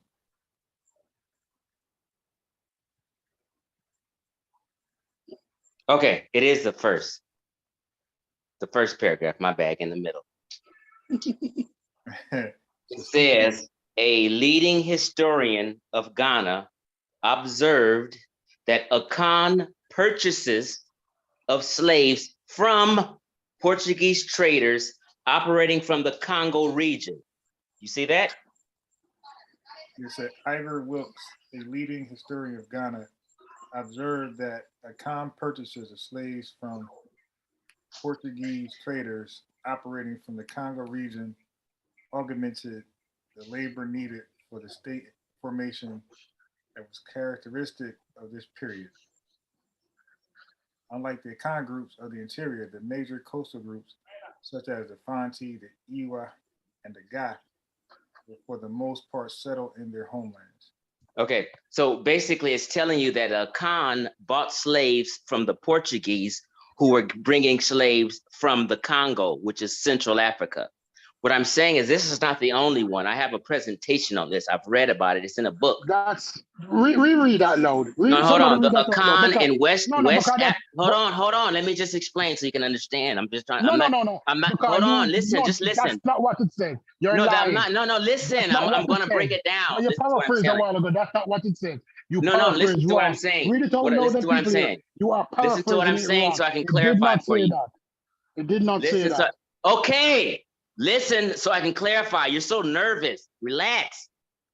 I'm saying West Africans, Ghanaians, Akan, they bought slaves from Portuguese. Portuguese at many times throughout the slave trade transported Central African slaves from Central Africa to West Africa, is all I'm saying. This is documented. I'm just doing a quick search, but I'm watching Fight Night. I will do a whole video on it tomorrow. Now, it's okay to say, you know what? I'll just wait till you do your little video on it and show it. You didn't know this. I'm not just saying this for the hell of it. I'm trying to teach you something, but I can't elaborate more tomorrow when I have time and can pull my sources up. Damn, just say, okay, I'll wait. I'm not just throwing something out there. I know what I'm talking about. A leading historian of Ghana observed that Akan purchases of slaves from the Portuguese traders operating from the Congo. What year is this? See? What year is this? It's not that serious. It's not there. It's just pointing out that the Akan bought slaves from the Portuguese that they got from the Congo. What year is this? Don't worry about all that. Don't worry about all that. No, because hey, Unbiased Sports. Unbiased Sports. When you're gonna look for information. Hold on, Unbiased Sports. Are you there? Yeah, I'm here. Go ahead. Okay, that's telling you what are you comprehending? So let me look at that one time. So it says Ivor Wilkes, a leading historian of Ghana, observed that Akan purchases of slaves from Portuguese traders. So far, Akan is purchasing slaves from Portuguese traders that are operating from the Congo region, right? So we got the region, the Congo region, augmented the labor needed for the state formation that was characteristic of this period. So there was some labor needed All right. State formation. Ivor Wills, Ashanti in the 19th century. Case closed. I'm out of here. No, stop talking. Ivor Wills, Ashanti in the 18th century. You understand when them say, no, Ashanti in the 19th century. You knew nothing about this, and you're going to try to sit here and debate it when you knew nothing about it. I'm telling you about it. How are you going to sit here and debate it when you were totally clueless about it? Listen to this, unbiased. You were clueless about it until I told you. Unbiased, listen to this. He went for a historian. The Portuguese started in the 15th century. He went for a historian who was writing in the 19th century to act as if slavery was not fully established by that time, to tell you what was going on in the 15th century. You understand what he just did? He went for Ivor Wills, who wrote the book in Stupid. This is only a snippet. I have more information. I will share more information with you to clarify a little more and go a little deeper. You just don't know about this history, so you're shocking to you. Later, hold on. I gotta go. I will reveal more later because I don't have time to search for it. You understand? You're being distant. No, listen to what I'm telling you, Stupies. I will bring more later. I don't have time to do it right now. So just chill until I bring more information, and then you can see more.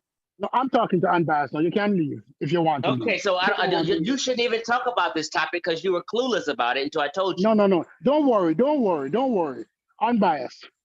Listen to this, Unbiased. Yeah, go ahead. I am saying to you that, listen, I am telling you a story about Jack and Jill. Right. And Jack and Jill went up the hill to catch a pail of water. That's how the story goes. But 400 years later, somebody's going to tell me the story about Jack and Jill. And he's going to try to describe what Jack and Jill was wearing, as if he was there when Jack and Jill went up the hill to catch a pail of water. He was not nowhere near in time. When Wilkes write the book, the 19th century applied to anything from 1801 to 1899. When the Portuguese first made contact with West Africans, it was in which century? 14th century. So in the 15th century. So anywhere from 1401 to 1499. I would know that I wasn't there 1401. So he's bringing historical data that is 500 years later to establish what was happening in the beginning of slavery. To tell me that in 1401, the Portuguese was transporting slaves from Central Africa. I don't know if you know those Stupies. That's all we do is talk about shit that happened 5,000 years ago in Egypt. No. Hold on. We break down the history and we dig into it. And this is a leading Ghanaian scholar telling you, and you don't even believe the Ghanaian scholar. You just don't want to believe it, so you're fighting it. I believe him, but he's telling me what was happening. It doesn't matter. All I'm saying is that Ghanaians was practicing slavery before the white man, and they was doing deals, and they did deals with the Portuguese, and that's what the Portuguese did for them. That's all I'm saying.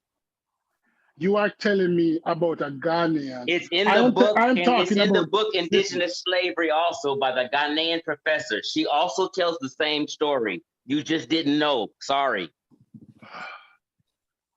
You used, how disingenuous you were. You used an 18th century argument. No, stop it. I'm out of here. A 15th century nice talking to you, Unbiased. I'm out. You use an 18th century argument to describe a 15th century situation. You are disingenuous. Admit that and move on. We are not saying that Africans did not enslave Africans or assist in the slave trade. But these slavers were slavers before. The Portuguese were slavers before they went into West Africa. The Portuguese were slavers long before they went into West Africa. So don't act as if they only went there for gold and ivory that they heard that the Arabs got from West Africa. Because as soon as they established the slave trade, they didn't worry about the gold mines. You ever hear the Portuguese? They were in Africa for 200 years. They knew that gold mines were there. Did they try to develop the gold mines? Did they try to use African slaves to develop gold mines? And they knew that gold was there? No. So the primary reason for going there wasn't gold. It was for human flesh, because it was a business that they knew, and they have been doing it for hundreds of years, trading with the Arabs, because the Arabs have always have an appetite for the slave trade. So when the Portuguese went into West Africa, they were happy that they found slaves. And when they went into the Americas, they took slave with them because slave is universal currency. Because they believe that when they encounter anybody in the New World, they had universal currency to offer. They said, listen, give me this and I will give you slaves. Slaves have always been universal currency, the currency of trade. The Arabs enjoyed slaves.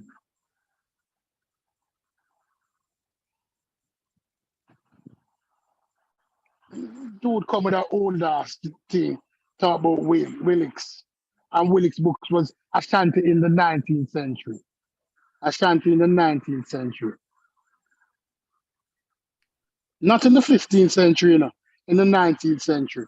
Slavery was already established to the fullest at that point. Slavery was almost coming to an end at that point. So the transactional slavery was already established at that point. When the slavery ended in the New World, in the 19th century. So he's using a historian who is talking about when slavery was almost at its end, when all of the slave trading and bartering was established already.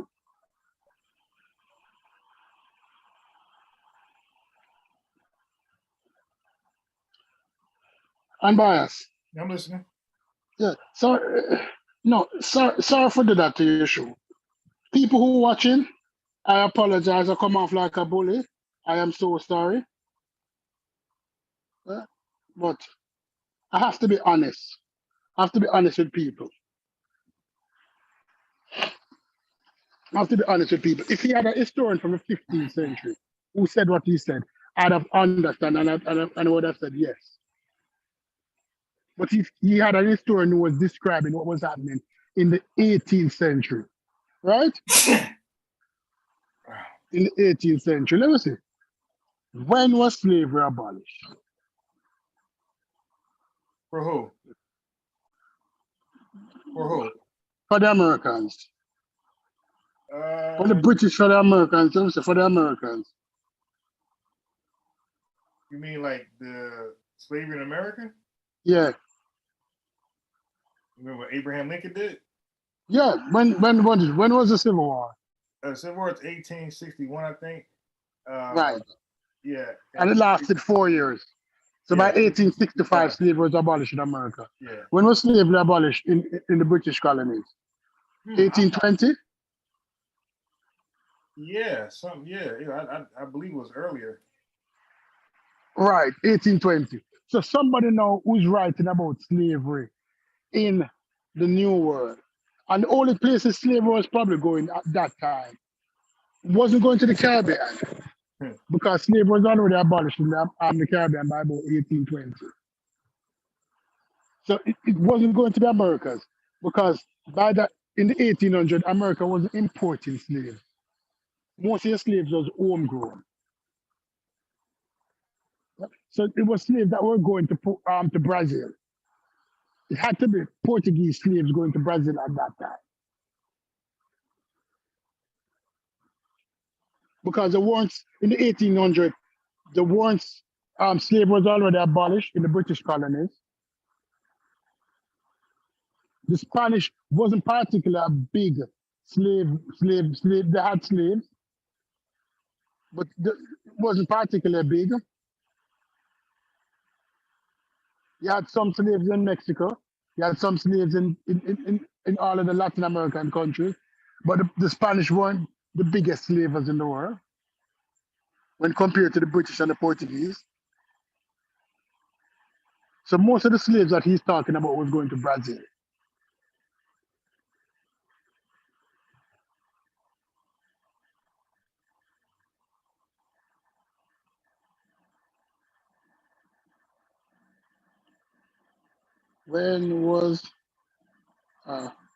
When did the British abolish slavery?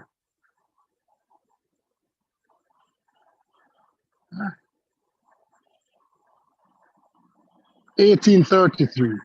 The British abolished slavery in 1833, and the Americans in 1865.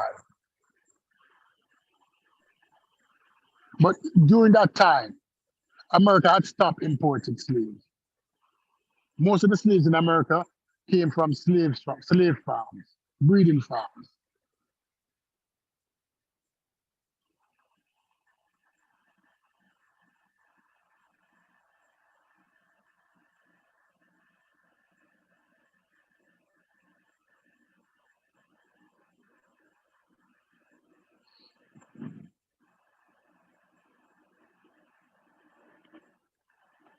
I wish I could slave this.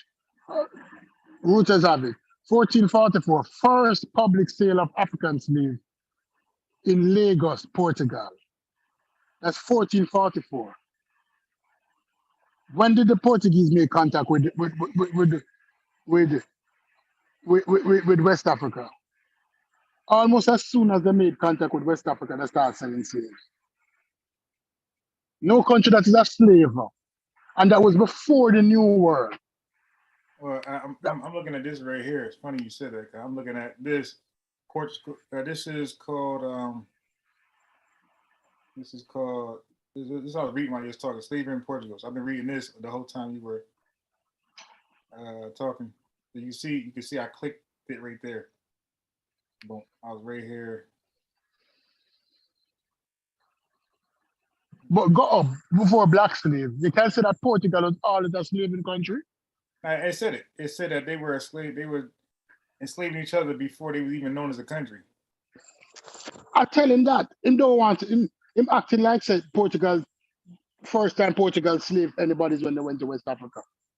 It's a tradition of the country, they were slavers.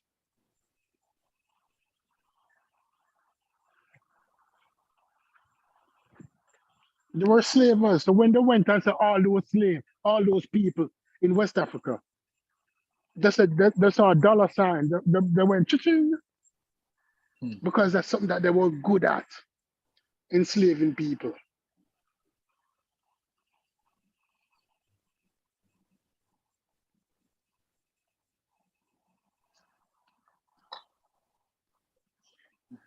Right?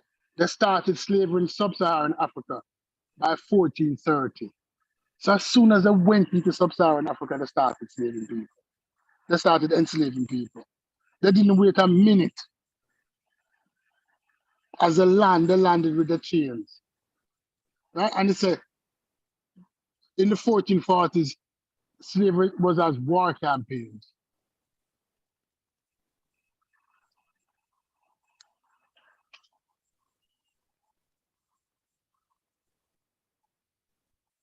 When did Christopher Columbus sail to the New World? 1462? No. I think 1492. 1492. When did they start selling slaves in Lagos? 1444? So almost 50 years before the New World, they were selling slaves. 50 years. So it wasn't dependent upon the New World. Their slave trade wasn't dependent upon the discovery of the Americans. Their slave trade was dependent upon them being slavers. That is it. That is what them is. Them is slavers. Just like how Jews are bankers, the Portuguese were slavers. Damn, that's crazy. That's crazy. That's crazy. Yeah. They have always been slavers.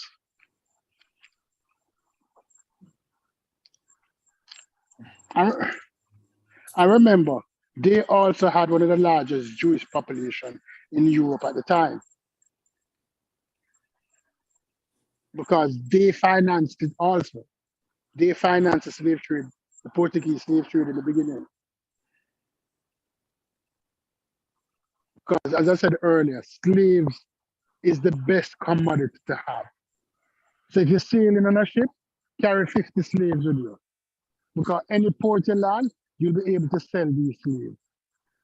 If they don't want what they have, if they don't want to drink it, the glassware, the potware, and you're not carrying gold because it's gold you're going for. You sell the slaves.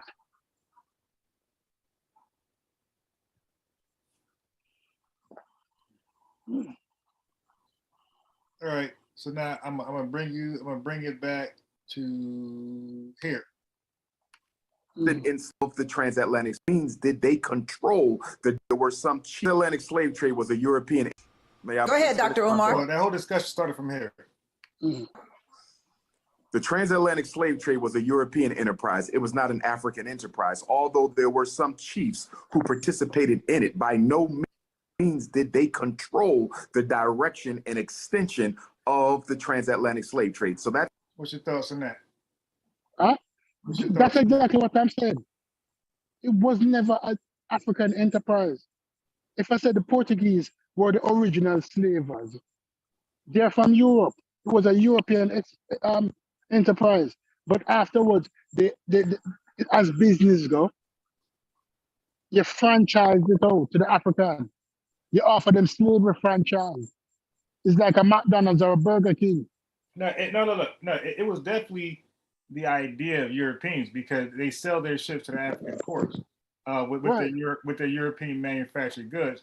But yeah, but they offered them franchises. Right. The slavery business. Yeah, they offered them, and they accepted. They felt like this was a good deal to get into. Right. Yes, some chiefs, yes. Because if somebody offer you a Chick-fil-A franchise, somebody said to you, say, unbiased, I'm going to give you a Chick-fil-A franchise. Wouldn't you take it? Yeah. The restaurant. Yeah. Because although you're selling fast food shit to our people, you're still taking the franchise. Or a Burger King franchise. Or a Wendy's franchise that sells shit to our people. Deal, the Africans were not enslaving each other? Yes, they bought into the franchise. They were.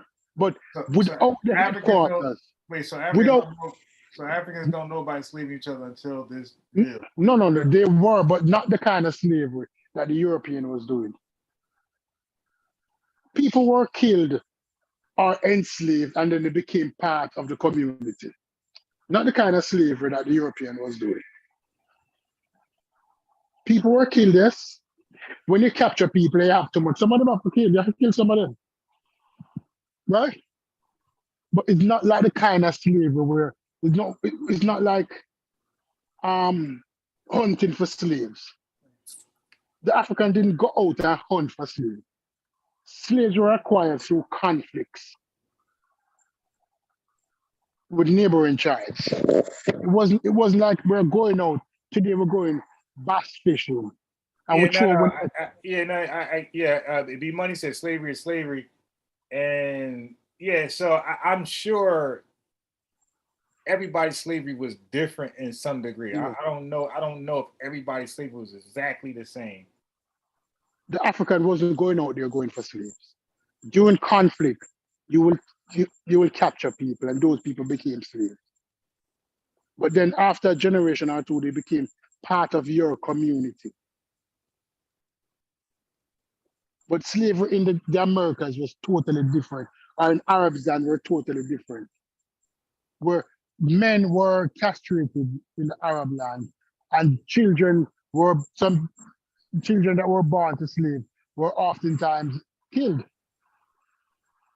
Not all slave children in the Arab lands grew up to be adults. And if they had boys, the boys were castrated just like the men. She said it was mom and pop slavery, not Amazon. Yeah, it was mom and pop slavery, not Amazon, not Walmart slavery. That mass scale slavery. Rasta Man said Umar was right on this one. Okay, so let me go ahead and. That's number one. Number two, Black men resisted enslavement, not only on the shores of Africa, but right here in America. We celebrate Nat Turner. Black men resisted slavery in Africa? Yes. How? When they franchised it? No. Remember, not everybody was slavers, you know. So some people, some tribes weren't slavers. Those tribes were like those. Wait. All right. Now look. Now here's the problem. Now I do know in America it was a small percentage of slave owners. Around like 4% of the American population was slave owners. But we say they were. But that's not how we talk over here in Blackology. We condemn America for having slaves, or being slave owners, slave traders. So if 4% of a country is enough to be considered slave traders, slave owners, then that small percentage of Africans who was willing participants and make sure they caught the slaves themselves. All right. Okay. All right. Let me rebut that. Let me compare and contrast that and rebut that to everybody. To everybody hearing my voice now. This is what I'm going to say to you. Although less than 5% of Americans own slaves, the slave trade was so impactful to the American economy because after the cotton gin was invented, cotton was king cotton that was produced, that was produced in the South, made its way up to the North. Yeah, where it was manufactured and turned into textile. Yeah, These textiles turned into clothes. At that time, that cotton gin was built. What year was that, by the way? Was it like mid 1800s? The cotton gin, the late 1700s. Let me see. Let me look at it real fast. Cotton gin, because the cotton gin was the reason why you had the explosion of slavery. Huh? Yeah, the cotton gin about 100 years. They had the cotton gin about 100 years before the Civil War. Right. So it's early 1800s. So because when this was built, the South really started to got rich. Yeah, but they also start to devalue slave labor. Like they start to find little use for the slaves. No, that's not true. Because before the cotton gin, there was far less slaves in America. Yeah. But after the cotton gin, slavery exploded. So it'd be money saying what I'm trying to say. The Industrial Revolution made slavery irrelevant. So it was something that was going on before 1865, before the Civil War. The South, and I got this in the book I was reading from Slavery by the Name. It was something that was being introduced. All right. That made slave labor less. And look, this is a fact because they started to before convict leasing, they was already leasing slaves before the Civil War. So after the Civil War, it became convict leasing. Go ahead. No, that's not true. Because let me finish answering this. Yeah. What happened is that the Industrial Revolution was occurring at the end of slavery. But what industrialization does is that industrialization afforded the manufacturers of goods more rapidly because you needed less manpower. But at the same time, you always need raw material. So although the industrialization made it easier to produce factories through the fabric mills now and the cotton mills now, they could produce far more fabric than before. All right, so and these, let me go ahead but at the same time, they still needed the raw material that was cotton. Right. And that is why when hold on. So let me read what I'm saying. said, wait, just give me just what I'm saying. Yeah. the plantation slave was no longer needed. Of course, it was always needed. No, because it took a lot to take care of that person. So now, what I'm saying is historical document. Historically documented. They no longer when that part you're talking about is the industrialization came, the plantation slave became obsolete, and they started. But then wait. Let me add this last part in just for the viewers, right? You got your research, cool. I got mine, right? And I'm saying book I got mine from. It's Slavery by Another Name. I think something black. Matter of fact, I'm ready for you guys. I ain't gonna hide my hand. Here you go. Slavery by Another Name. Here you go. This is the book that I am reading from. I think, let's see if it's right. Yeah, by Douglas A. Blackman. There you go. So this is the book I'm reading from, right? It's a different cover, but that's it right there. Okay, so now this is pretty good book. Now, what they were saying, it's called right before the civil, it's called like Antebellum Slavery up until I think Jim Crow, something like that. So they documented from antebellum. So they were saying the plantation slave was now becoming leased because he was going to the mines, he was going to the coals, and mining coal. He was mining coal, and he was also being sent for steel to produce steel, to manufacture steel. So the slave was sent to coal mines. At that time, he was getting leased to coal mines, and he was getting leased to these steel manufacturers. And this is before the Civil War. And after the Civil War happened, they did practice the same thing, but they had to first lock up the slave to give him that felony charge, where now 13th Amendment doesn't protect him, because now he's a felon, and they was leasing him from prison, and therefore it was called convict leasing. So after the Civil War, it was called convict leasing, but they was already leasing them. The practice of leasing was already there before Civil War. But we're not saying anything different. What you're actually telling me now is that the slave was now diversified.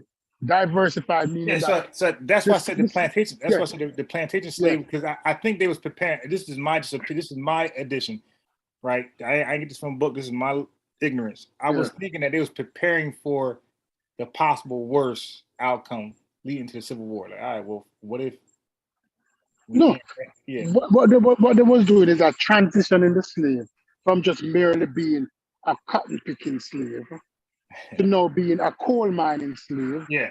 To now being a steel making slave. So the South would be even more dependent upon slavery now because industrialization need energy. It need coal. Coal is a power plant for industrialization at the time. Most of these machinery were run on steam, and steam was generated through the burning of coal. And who's the best worker to get that coal for you?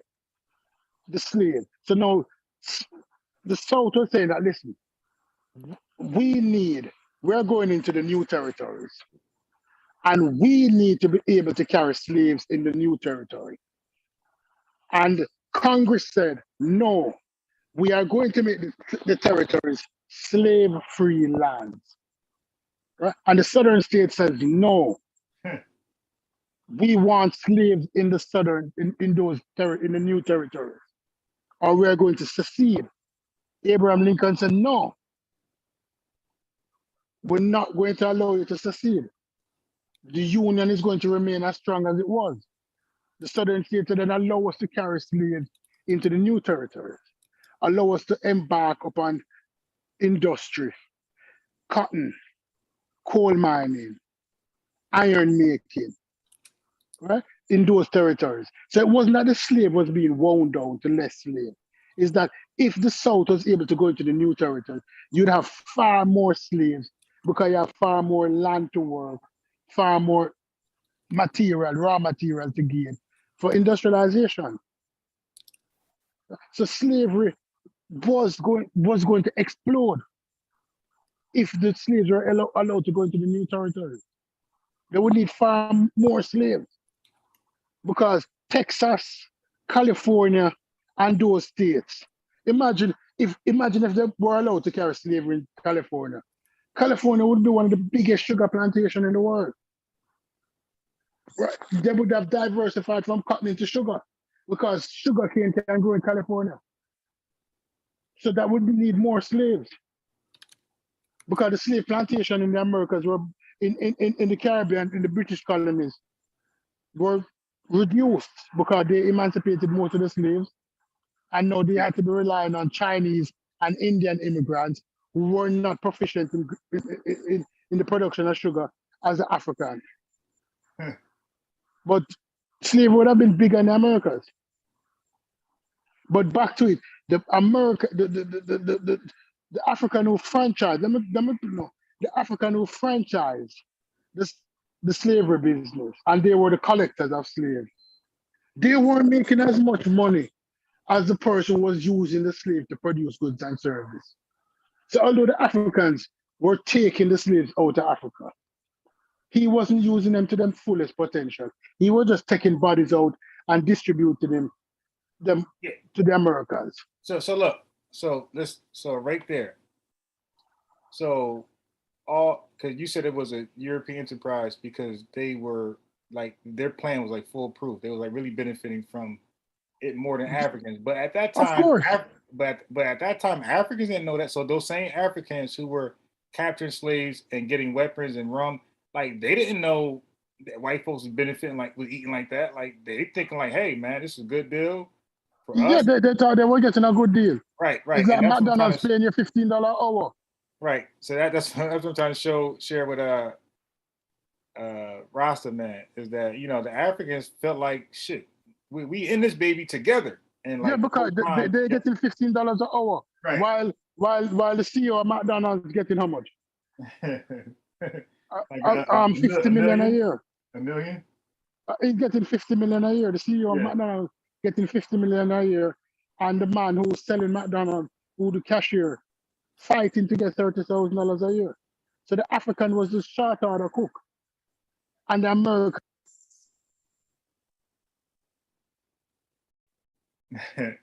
He said the Africans still fumbled the bag. Yeah, so and it's because when I read because you want to speak on the African why they're still in poverty. Because when I read that, it's weird because during that time, when the Africans were selling their own people for rum and weapons, trinkets. Right, well they doing that right now. So when they do deals with European powers. That's why it's so poor. They're taking the money and they're not using it for the people. They're not upbringing the land, providing clean water, jobs, none of that stuff. The economy. They're buying more weapons and empowering the military and probably more rum just so they can beat up other countries and defend, their territories. Unbiased. The only country in Africa capable of producing weapons, of making weapons. You know which country in Africa make weapons? No. Capable of making weapons is South Africa. South Africa with HK and all different kind of guns. South Africa had nuclear power at one time. Had nuclear missiles at one time. When they realized that the blacks were going to take over, the Americans went down there and took every nuclear weapon from South Africa. Oh, really? But South Africa, yes. South Africa before apartheid was a nuclear power. They had nuclear bombs. They had nuclear missiles. Right? South Africa is the only country that made weapons, made guns and bombs and grenades and all of that shit. Right? They still have the capabilities. But I'm saying this to say that, and I've said this before, African countries are poor. The majority of African countries are poor. And the countries that are not poor now is Rwanda, Botswana, Kenya not bad in terms of its GDP, and Nigeria have a strong GDP because of the oil. That's not what I read. What I read is that they are poor. Like they have a few people making money, billions of dollars, $1 million, but they said the people, the citizens are not making any money. Right. They're 20 times behind the average. All right. Type in the GDP. Yeah, the GDP. Right. Type in the GDP of Botswana. Botswana, BOT, Botswana. The GDP of Botswana is similar to that of. I think it's in the. I think it's 40. Number 40 or number 50. So Hold on. What's the name of the country? Botswana. Spell it. BOTSWANA.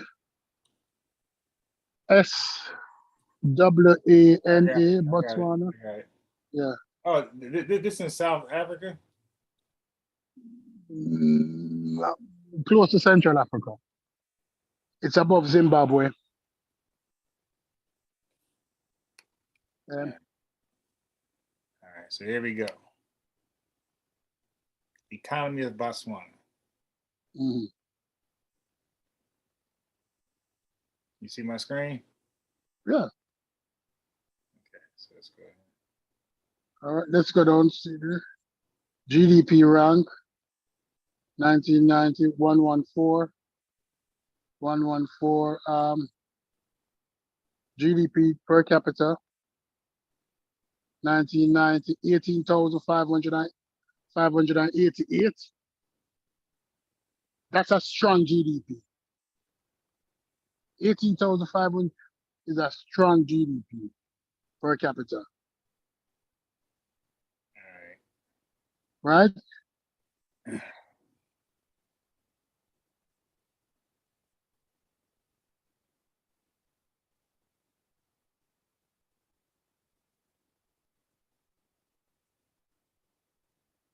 So it's not all African country. I can name 3: Botswana, Ghana not bad, Kenya not bad, Rwanda not bad.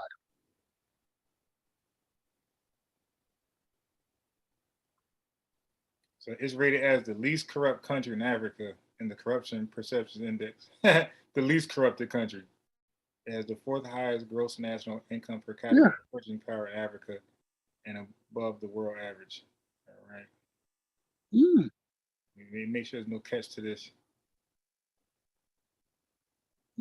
Although Botswana's economy is considered a model for countries in the region, its heavy dependence on mining. High rate of HIV/AIDS infection. 1 in every 3 adults is seropositive, and unemployment could threaten its success in the future. But it's a strong GDP. So it's saying it's heavy dependence on mining. But a lot of countries heavy dependence on 1 or 2 things. And it's high rate of HIV infection. But HIV don't kill people no more. Them have ARVs, antiretroviral. Their unemployment can threaten their success in the future. In the future, but no. The death ratio is not bad either. All right, so why don't Negroes move to Botswana? They're so mad at the American government. Take the ass over there. Rwanda not bad. Rwanda since the Civil War, economy has been good. I don't know about Rwanda. I think you might be. Type in Rwanda. Type in economy of Rwanda. I think you're chasing. And then Kenya, and then Ghana. Not because you hear about it, right? These countries. I read about some of these. I ain't hear about it.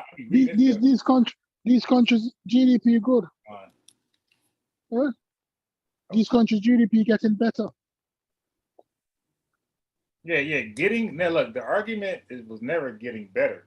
They said Africa's getting better, but it's like light years behind the rest of the world, though. It is light years behind the rest of the world because most of these countries gained independence. The Queen Elizabeth died yesterday or today. Yesterday. 8/25. Or day before yesterday she died. Whichever day you want to put it. But she died recently. But most of these countries got independence, meaning that they're sovereign between 1950 and 1975. So it's not like these countries have been independent for 200 years. These countries have been independent for less than 80 years, most of them. And then wait. No. When were these countries independent? They were independent, right? Type in independence. Yeah. Type in independence. Yeah, they were independent. It was white folks pulled out of Africa like early. Nope. The British, they were always colonies of the British until 1970. Africa country. Independence of African country from Britain.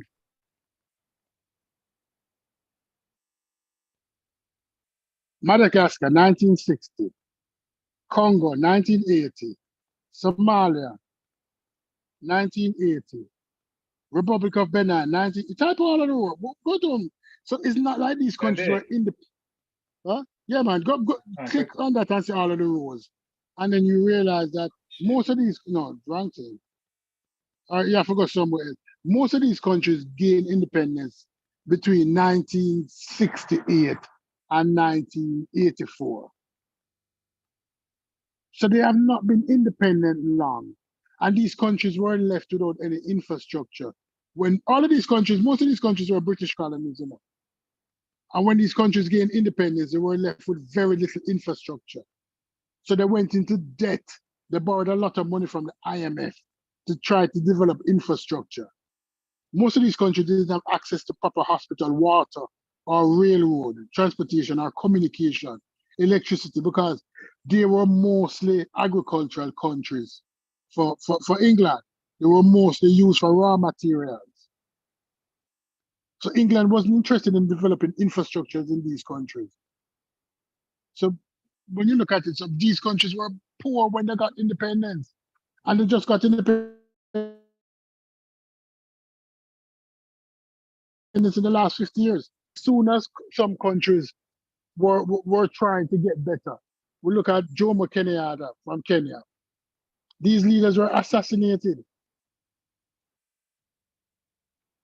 These leaders were assassinated because it wasn't the interest of the West for Africa to develop. Look at the countries. Look at them. Those are most of the countries from Britain. When they got independence. The true debt to income ratio of these countries are we under in the world market. Right. See, I'm telling the truth. When somebody stupid might have a heavy accent, but stupid is not dumb. Stupid read a lot. So when people come with garbage and tell me garbage and trying to present it as a fact. Oh, hold on. Let me address no man. Say why y'all always trying to relocate people for exercising their free speech. No man. I don't know what you consider free speech, but when somebody is upset with their country, right? They act like their country is inherently evil forever and they can't get ahead. No, man. They're not just talking, in the air. They're speaking as though they're stuck. This is a racist country. They want to see the black man dead. They poison the water. We're talking about that type of free speech. No, ma'am. So if you believe there's chemtrails, if you believe the jab is trying to kill you, if you believe they're always going to tear down and blow up like what Umar was saying, if you believe that talk, then go to an African country that may want you there. Why would you want to live in a country that's trying to kill you every day or imprison you, undermine you? Why would you want to live in that environment? That's not me. Like I'm a person, again, I keep trying to say I'm a solutionist. I'm not, if I have a real problem with something, I'm going to immediately try to find answers, or what I'm going to do, different than a nigga just free speeching, I'm going to really try to get a following behind me. I'm going to try to get some momentum.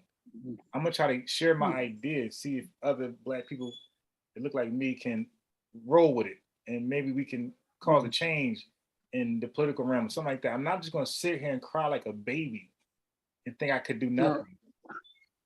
No, the thing about it is that America is the greatest country in the world. And I have no qualms in saying that. It's the greatest country for the greatest opportunity. And I look around it, and I'm not blaming the black people for how the police act or how the police treat black people. But if we listen to the news, it will lead us to believe that every police is an asshole. Right. And at the same time, thousands of black people have interaction with police every day. Right. And they come out unscathed. Right. Yeah? Well, we've seen the more. We seen the Moore's videos. They be disrespectful, and the police officers be, okay, sir. All right, have a nice day. You did. Yeah. With thousands and thousands of people come out unscathed. George, what's his name? George what? Floyd. Yeah, George Floyd did not deserve to die. No. He did not deserve to die, and he did not deserve to die the way he died. But we as a people tend to believe that we can argue court on the sidewalk with a police officer. If a police officer asks you your name, if you choose to take the fifth, take the fifth. But you know that you're going to get arrested. Right. So as soon as you say turn around, put your hands behind you and go and get arrested. Right. Fight in court. Right. Not on the sidewalk. Shut up your mouth. The fifth mean you have the right to remain silent. And you said to him, say, I choose not to talk to the police. And if he asks to say, I choose not to talk to the police, I'm taking the fifth. I'm not helping you with the investigation. Yep. Right? Because you don't have to help him with the investigation. And if him say him going to arrest you as a result of that, you get arrested. But you're not going to get loud. You're not going to choose to not talk to him, but then cuss him out. But he has no right if you cuss him out either, because you have the freedom of speech. But remember, sir, people are human beings. So if him thump in your mouth, take the thump in your mouth. If him punch in your mouth, take the punch in your mouth. Right. And see, but now that's a free speech I like.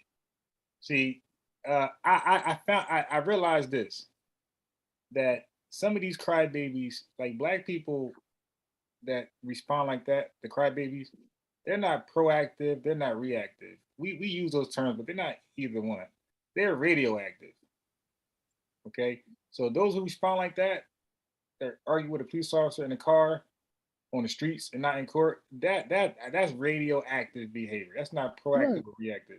So you're right. See, but what you're saying about that advice you're giving, that good advice, since black folks are going to interact with police officers, it's inevitable, then I think it's responsible for black parents and people and neighbors and residents, citizens, to tell each other how to deal with cops lawfully. Like you just said, your advice was, what you just said was perfect.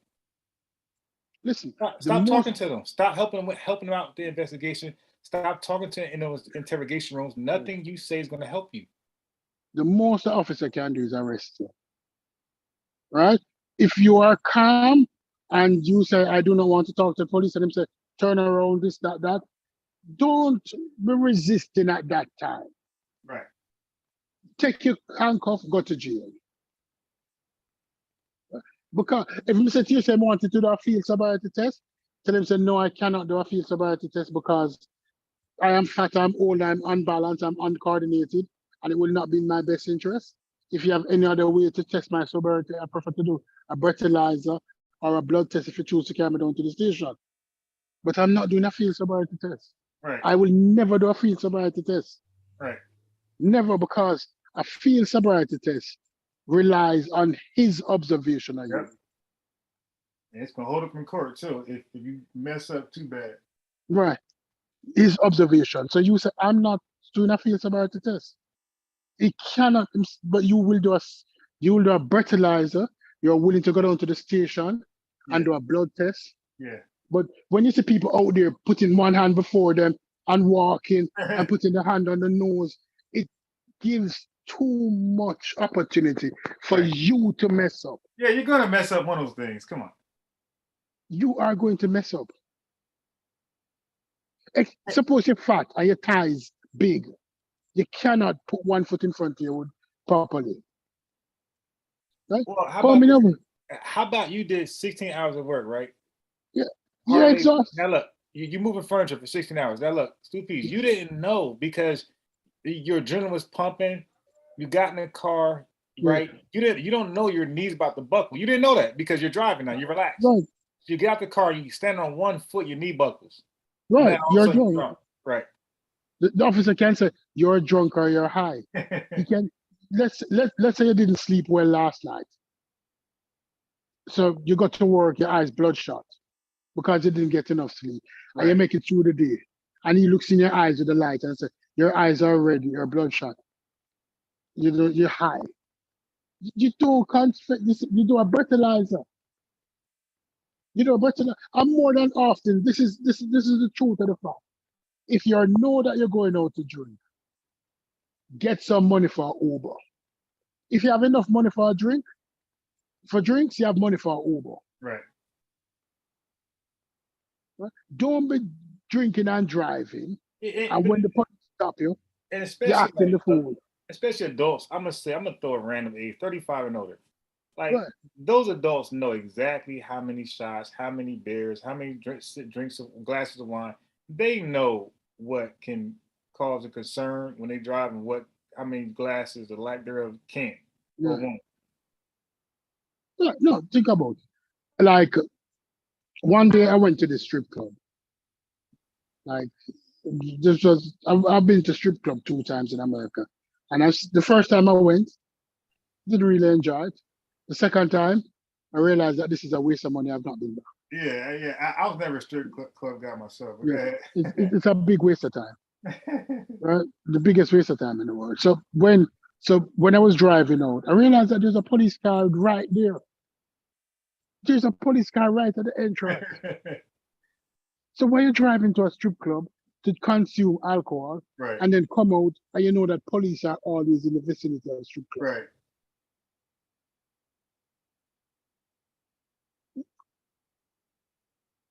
Hey, did you know? I didn't know this. I didn't know that. Like, let's say you drunk some liquor, right, and you're home. You didn't even leave the house, and you were pretty wasted. When you wake up, right? I'm thinking when you wake up, like the next morning, that day, like nothing counts no more. I didn't know you could still feel a breathalyzer or Yeah, because the blood alcohol level yeah. I didn't know that. I'm thinking that day's over. Oh you well, sleep it off. No, because only way is unless you drink a lot of water, hydrate yourself, and piss it out, and then or your liver metabolize it over the time. But sometimes you drink so much alcohol that the liver cannot metabolize so much alcohol in a 12-hour night sleep. Yeah.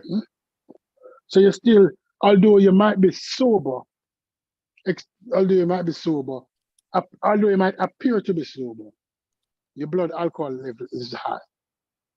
Yeah, but back to this. When you look at this thing and you realize that most of these countries in Africa is between 1960 and 1984, they received independence. These countries have not been old enough to really be established. That they're infants. They're infants. And as a result, they go through growing pains. You're going to have a civil war, right? America, within the first 100 years of it getting independence, had a civil war. America, when it was formed, was a broke country, right? Yeah. Was a broke country.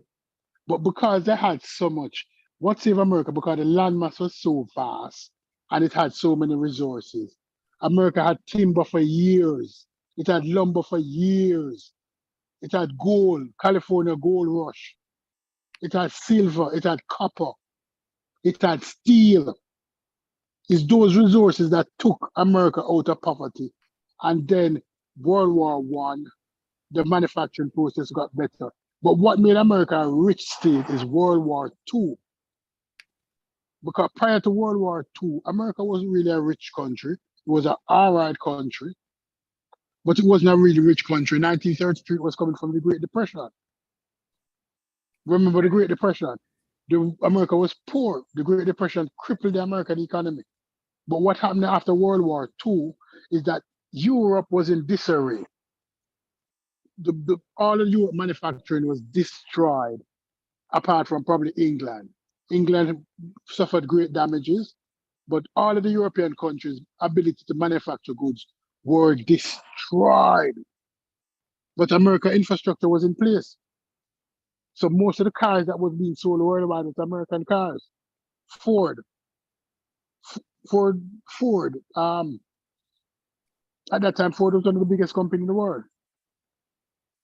Most of the airplanes that were produced are American airplanes, Boeing, Lockheed, right? Most of the steel was American steel, Pittsburgh. Most of the corn was American corn. Most of the bean was American bean. California, most of the potatoes was American potatoes that was sold worldwide, Idaho. So most of the lumber most of the plywood that went, most of the lumber that went to rebuild Europe was American lumber. So that made America very rich because other countries couldn't manufacture shit. So America got very rich after World War II. That's when you had the baby boomers. When men come home, when white men came home from the war and they were allowed to buy houses, that resulted in the creation of the suburbs. America didn't have suburbs before World War II. After World War II, they had suburbs, and these soldiers came home. You had to provide houses for them and a new family. And the war benefited them. They got money to buy houses. So the baby boomers were some of the richest people in the world per capita because they came home to good jobs. Ford at the time was paying the equivalent to like a normal person who went to high school, who went to Ford and got a job. It was the equivalent to $60 an hour now. So imagine if you didn't go to college and the job that you get straight out of high school was in Ford, and it was paying the equivalent to $60 an hour now in today's money. And then when you retire, you could come down to Florida and buy a condo and live comfortably off your retirement from Ford. That stimulated the economy amongst white people. That's what made America rich. Other countries weren't able to compete because all of the infrastructure was destroyed. So you're asking people now who just recently got independence, who didn't even know how to govern themselves. They were governed via the colonists for years, for hundreds of years. And they were given, it's almost like you give your son one day on the steering wheel and then give him the keys to the car and say, drive to New York. Will that car come back to Jersey whole? Hell no. Your son don't even have 1 day experience in driving. And you give him the keys. I said, go to New York and get me some bagels. And that Holland Tunnel is tight. He gonna crash the walls over there. He'll crash before he makes it out the driveway. Yeah, nah, he's definitely gonna be on the wrong side of the road. And all those yield signs and all that four-way stuff, yeah, he ain't gonna make it. So who you expect African countries who just got independence to be first world countries? How you expect them to compete with a Belgium who drained 200 years of resources out of the country? Or with a England who policies prior to the slave trade, piss and shit was running in the streets of London. Right? The Queen and King slept on hay, Hay. It was a poor, fucked up country prior to the slave trade. And type in how was England before? What was England before the slave trade? It was a shitty looking country. But the slave trade made this country rich by extracting the people from Africa. And those riches established that country. Right? I'm not talking anything that is new.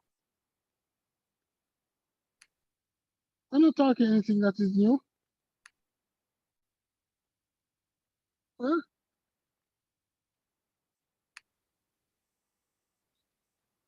You're asking people who never learned to drive to all of a sudden drive. They're going to make mistakes. And then what happened? Let's start. I had a friend in the IMF. The IMF, the International Monetary Fund, or the World Bank. Read it up. International Monetary Fund, World Bank. International Monetary Fund would lend you. All right, let's say you said to them, say, all right, I need to develop electricity in my country. And they lend you $2 billion to develop electricity in the country. And you say, all right, how are you going to pay it back? We're going to sell the electricity and then we're going to give you back part of it. After you're unable to pay for the loan in 10 years, they tell you that the electrical power plant that they develop, you need to sell to private sector. Nobody in your country can afford to buy it. So some companies outside come and buy that. And then they produce electricity and they sell it to your resident and they take all the profit and they go back to their country with it. Most electric companies in third world country is owned by external people because you borrow the money to build it and then they take it. So most money generating capacity they have. The mining plant, they tell you that, listen, you can't also have these mines. You need to sell these mines and use the money to try and pay us off. So if you go to most of these countries, most of the mining plants, so you borrow the money from the International Monetary Fund and the World Bank. I used to them say, I need this money to develop mining. They say, yes, man, we lend the money, but they know that you're unable to pay it at the rate that they're asking. So as soon as it is developed, they say you have to sell it. And 90% of the time, you have to sell it to somebody outside of your country. Because people in your country cannot afford it. You can look at it, you can look it up. IMF, there's no country that has gone to the IMF and came out of it rich. Greece is the only country that held the IMF hostage. 5 years ago, Greece said to the IMF, I'm not paying you. Greece, you can look it up, Greece and the IMF. Greece said to the IMF, I am not paying you. 10 trillion, I am not paying you. I cannot afford to pay you anymore. And the world was in shock. And they had to renegotiate with Greece. And Greece still not have paid them. Greece don't pay them a cent since then. But guess what? They renegotiate with Greece because if Greece got away with it, all of the African countries would say, I'm not paying you either. I took this loan out 50 years ago. And I still owe you the same amount of loan. I paid you 10 times the amount in interest. Imagine you get a loan for $50 million, 1972. And 2020, that same loan, you owe $150 million. And you have paid $100 million towards that loan already. Yeah. Shouldn't that loan be forgiven? You've paid $100 million on that loan. But they still say you owe $150 million. The road that you take that loan to build has disintegrated back to dust. That's how long you have borrowed that money. You have paid almost $100 million to that loan. Yet still, they still say you owe. That's why Africa poor. I'm not saying that they didn't help to assist in the poor. And those countries that they found to be rebellious, what they do, the CIA go in there and make sure they undermine them. That this leader is not going to get power. How many assassinations have taken place in Africa? How many assassinations has taken place in South and Central America? Remember at one point, South and Central American countries were considered banana republics. Let me explain. All right. In Central America, there's this banana producer. Everybody know the banana. And start with C. You see it in a local supermarket. What's the name of that banana? Chiquita? I want to interrupt you because I hear you doing your thing. I just wanted to know, was we gonna finish the Umar video? Yeah. Finish the Umar. All right, let me go to his other point. Denmark on the shores of Africa, but number two, black men resisting enslavement, not only on the shores of Africa, but right here in America. We celebrate Nat Turner, Denmark Vesey, Gabriel Prosser. There's literally hundreds of documented attempts by African men to liberate not only themselves, but their women and their children. Wait, so when he said resist slavery on the shores of Africa, is he alluding or implying that they resisted white people, or was it the African slavery, the ones who captured them was going to sell them? Which one you think, Stu Pease? Because it's not really clear. No, the systematic slavery. They resisted slavery because the slavery in the farm of Africa was mostly black people, but they resisted it. Right. But you said the Portuguese had slavery also. They enslaved themselves, but didn't they resist slavery too? Huh? Didn't the Portuguese resist their own slavery as well? Yeah, but that was in the 10th century. No, I'm saying, but like, But they resisted. Now, go ahead, no man.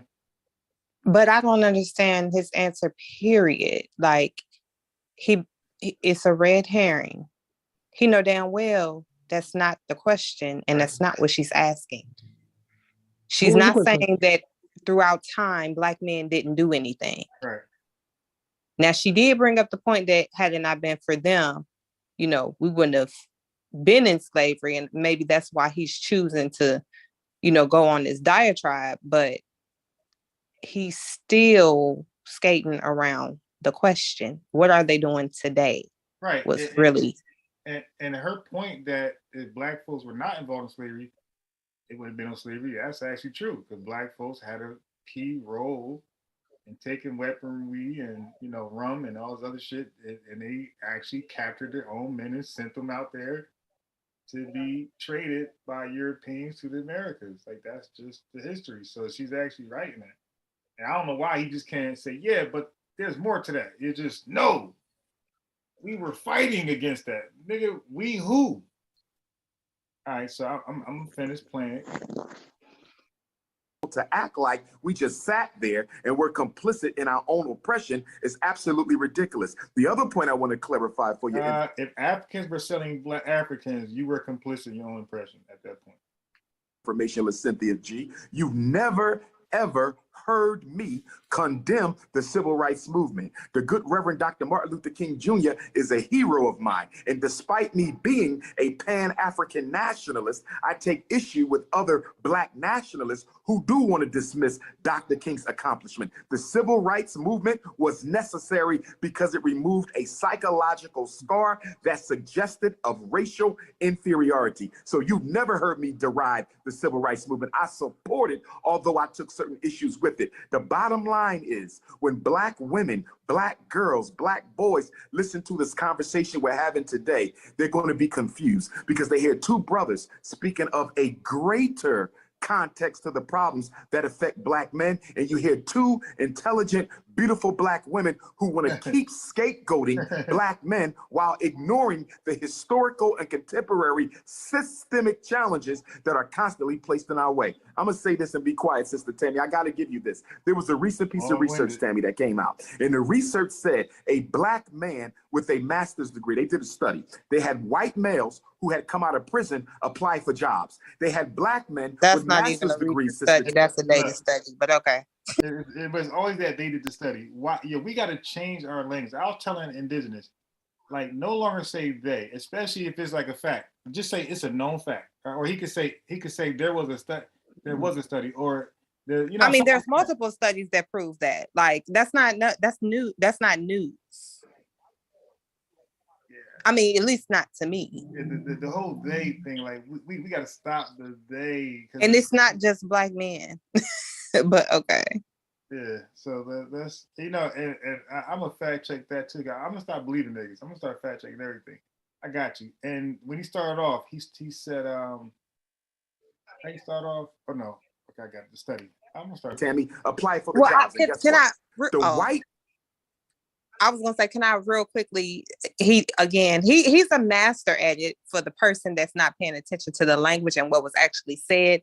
She did not say that he took issue with the civil rights movement. She said many of the people that he named, he's criticized, not the movement, right, but many of the people he named. So he identified MLK and said, I actually, he's one of my heroes, but he neglected to address the other men that he often criticizes that were a part of the movement. Yeah, I wonder who those people may be. White males with prison history and no education were called back more than 75% of the time than Black men with no prison history and a master's degree. I'm aware of that. I am aware of that of that survey. I am. Hope, I saw you give Dr. Umar the side eye. It's only because you have 1,001 clips on the internet, but I know for a fact that one of the things that I was offended about in doing research or just seeing you on the internet is that you have definitely talked about your disdain for some of the practices of Dr. Martin Luther King. So to sit here and gaslight us. That's what I'm gonna find. I'm gonna find that as if most of us have not seen. That's not true. Find the clip. Find the clip. Well, Dr. Umar, you yourself said you yourself just seconds ago said you did find some things in the civil rights movement problematic. But I supported the movement, and I still support it. I visit everyone supported it every time I'm in Atlanta. I have never been as a black man, as a black person in America. If we're going to have the conversation, let us be honest. Let's not misrepresent. You're the only one not being honest, Umar. You're not being honest. Find the clip. We don't have to argue about it. We don't have to argue about it. You just admitted to it. We don't need to. 60 seconds left on the 60 seconds left on this segment. We won't be able to find the clip on this show. Find the clip. But Hope, finish. Hope. Essentially, whether we find the clip or not, we know that those things have been said, and you know that you've said controversial things. Once again, we see you moving the goalpost when you find that. Controversial according to who? We find, once again, because my thing is you and Cynthia can have that dynamic, but I give you the space to speak. I've given everybody that space to speak, so please don't interrupt me. At the end of the day, you interrupted me as well. Let's be fair. I did not. Yes, you did. And so once again, here we go in a space where Black women are making a point. It's more important to the Black. It's not about you being a woman. It was about you being incorrect. When it has Black nothing to do with you you being a woman. I respect you. You were incorrect. You were incorrect. I didn't have an issue with a woman. You were incorrect. Well, let's all breathe in, breathe out, and I'll take a commercial break. All right? We'll take a commercial break and come right back to wrap this up on the business of being Black. They hate Black men. That's the problem. Stuck it in there. All that Black Queen stuff is out the door. They hate Black men.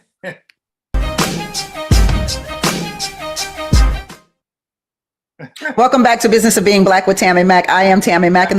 So how do you Black queens and all that stuff, but they hate Black men? That's why you guys just stop saying that.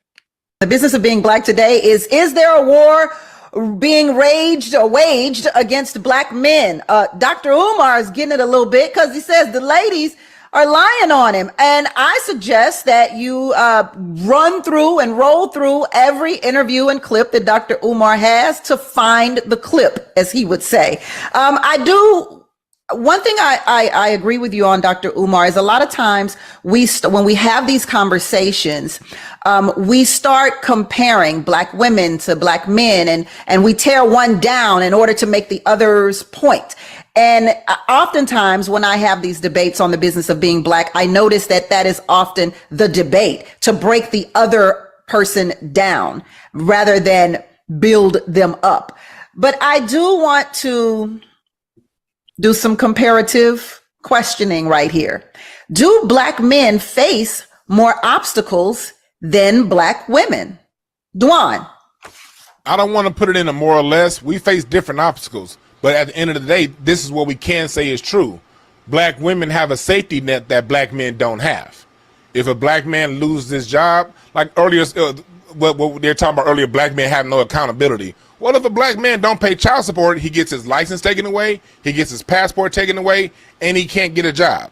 So there's accountability there. When it comes down to when a Black man messes up, he's going to go to prison far longer than anyone of any other race or any other sex. So we have the most extreme consequences.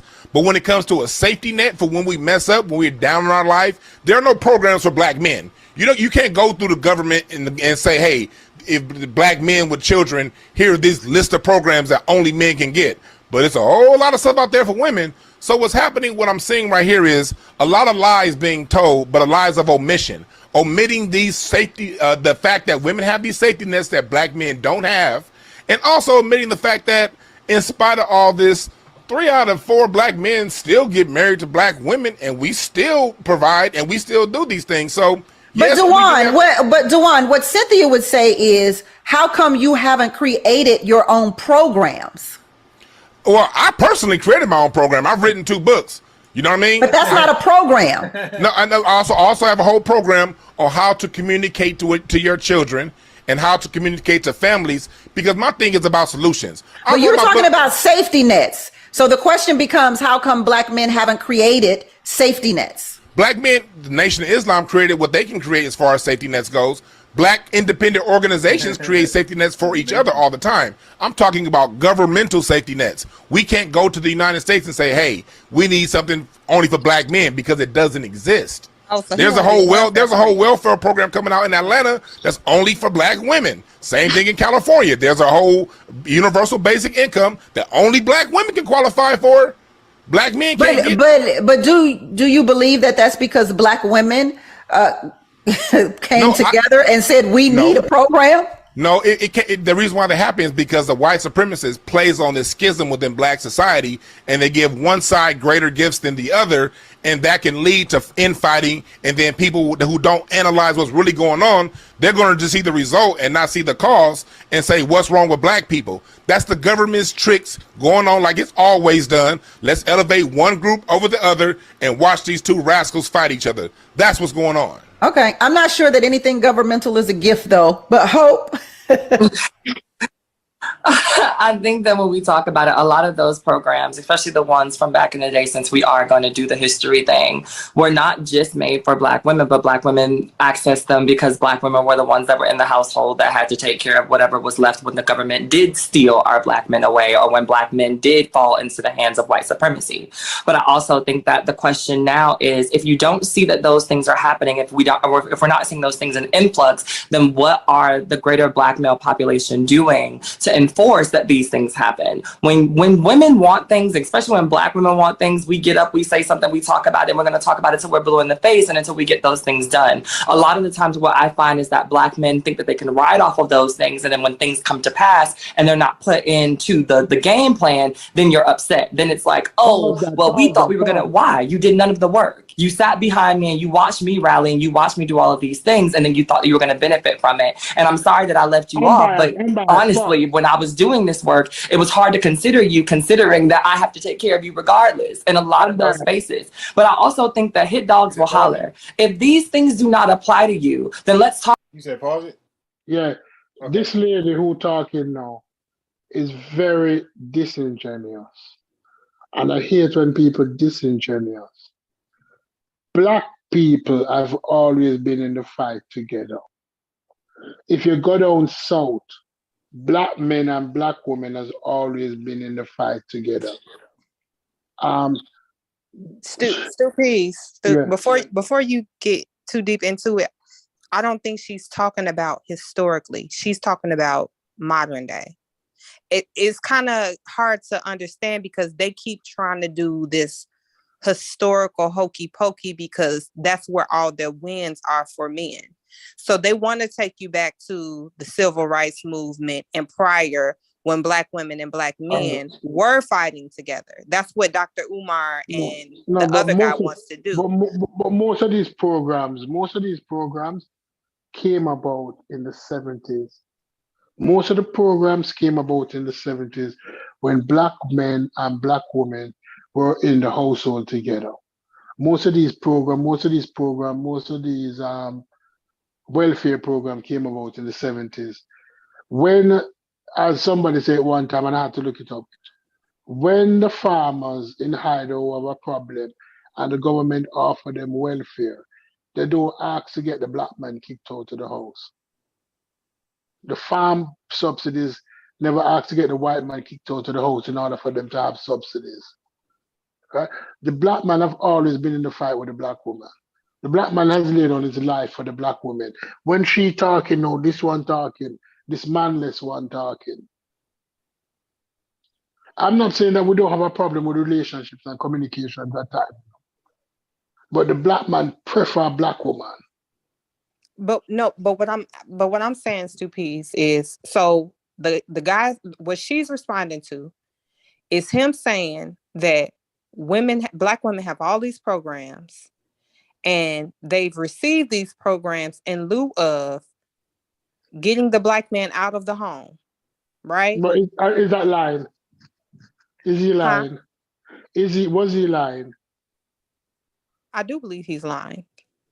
Most welfare programs require that the woman don't have a man.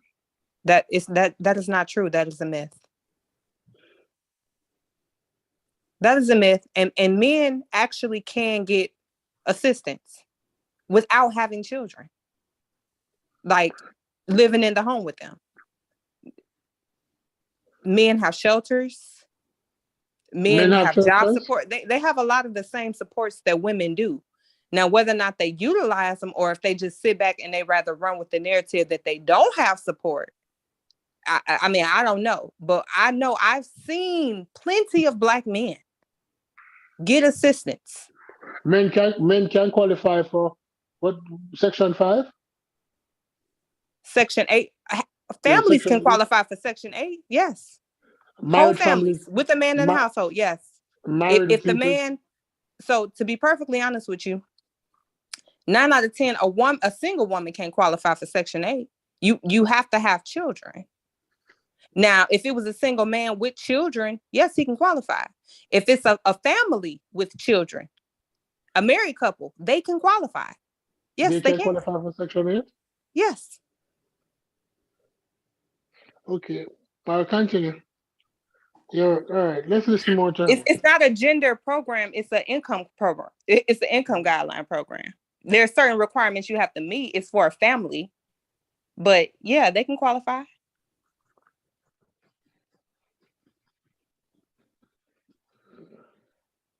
I didn't know. No, I know. I didn't know. Unbiased, continue with our press play. All right. Talk about how you help them to apply to the people that they do and pull those brothers out of the struggle instead of trying to defend something that does not apply to you. If it don't apply, let it fly, and let's figure out how to pull everybody into that fold instead of defending a narrative that you don't even conform to. Why are you so upset? When I always hear, like, when Dwan, when you were talking about the government subsidies that Black women have, it always makes me think about the movie Claudine with Diane Carroll and James Earl Jones, and you know, him being the trash man and having to hide him in the closet when the people came. So I do believe that it definitely was a setup for a letdown in the Black community. Dr. Umar?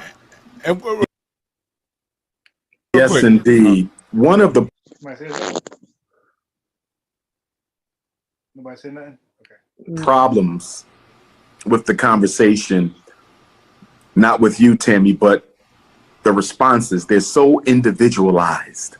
Nothing is being evaluated from a group perspective or a community perspective or a systems perspective or an institutional perspective. The bottom line is anything Black men want to do to liberate ourselves or our community, we can't do it without our women. And anything our women want to do to liberate themselves or the community, they can't do it without the men. It is not a competition. It should be a collaboration. But once again, some of us in the conversation are so filled with hatred for the opposite gender that we can never get around to talking about solutions. And in speaking of clips, Sister Tammy, there is one clip you might want to ask Sister Cynthia about, because it was sent to me by about 30 people several months ago, maybe even weeks, where she suggested that women, Black women, should abort their Black male fetuses because after birth, they would not contribute to anything worthwhile in the Black community. Could you ask her to clarify her comments? I would love to. Well, I would love to too, but we don't have time. So Dr. Umar, what I need you to do is tell us what you're working on so we can be a part of it. Yes, indeed. This Saturday will be the second annual Frederick Douglass Marcus Garvey RBG Family Festival right here at 601 East 17th Street, Wilmington, Delaware. All free. Come out. We are looking forward to seeing everybody. Go to fdmgfestival.com to register for the free event. And please register for my new online video platform, www.drumar.tv. That's www.drumar.tv. And parents who need help with their children, special education, ADHD, psychiatric medication, IEP, autism, learning disability, reach out to me, 215-989-9858. Dewan, please tell us about your book, Tell It Like It Is. Tell it like it is, the art of loving communication. We can talk all day about bringing the Black family together, but we're not going to have the Black family together until the Black family know how to talk to each other. And where can we get the book? On Amazon? We can get it at my website, breakthroughas.org. Got it. Hope, please talk to me. Talk to me, sis.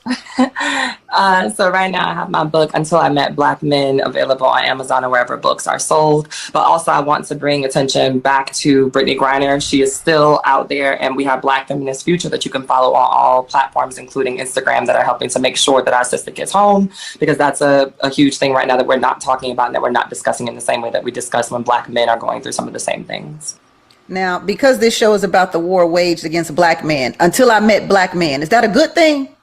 It's a great thing. It talks a lot. What a lot of people thought the book was going to be was a read towards all the Black men that I've met in my life, but what it really it is not.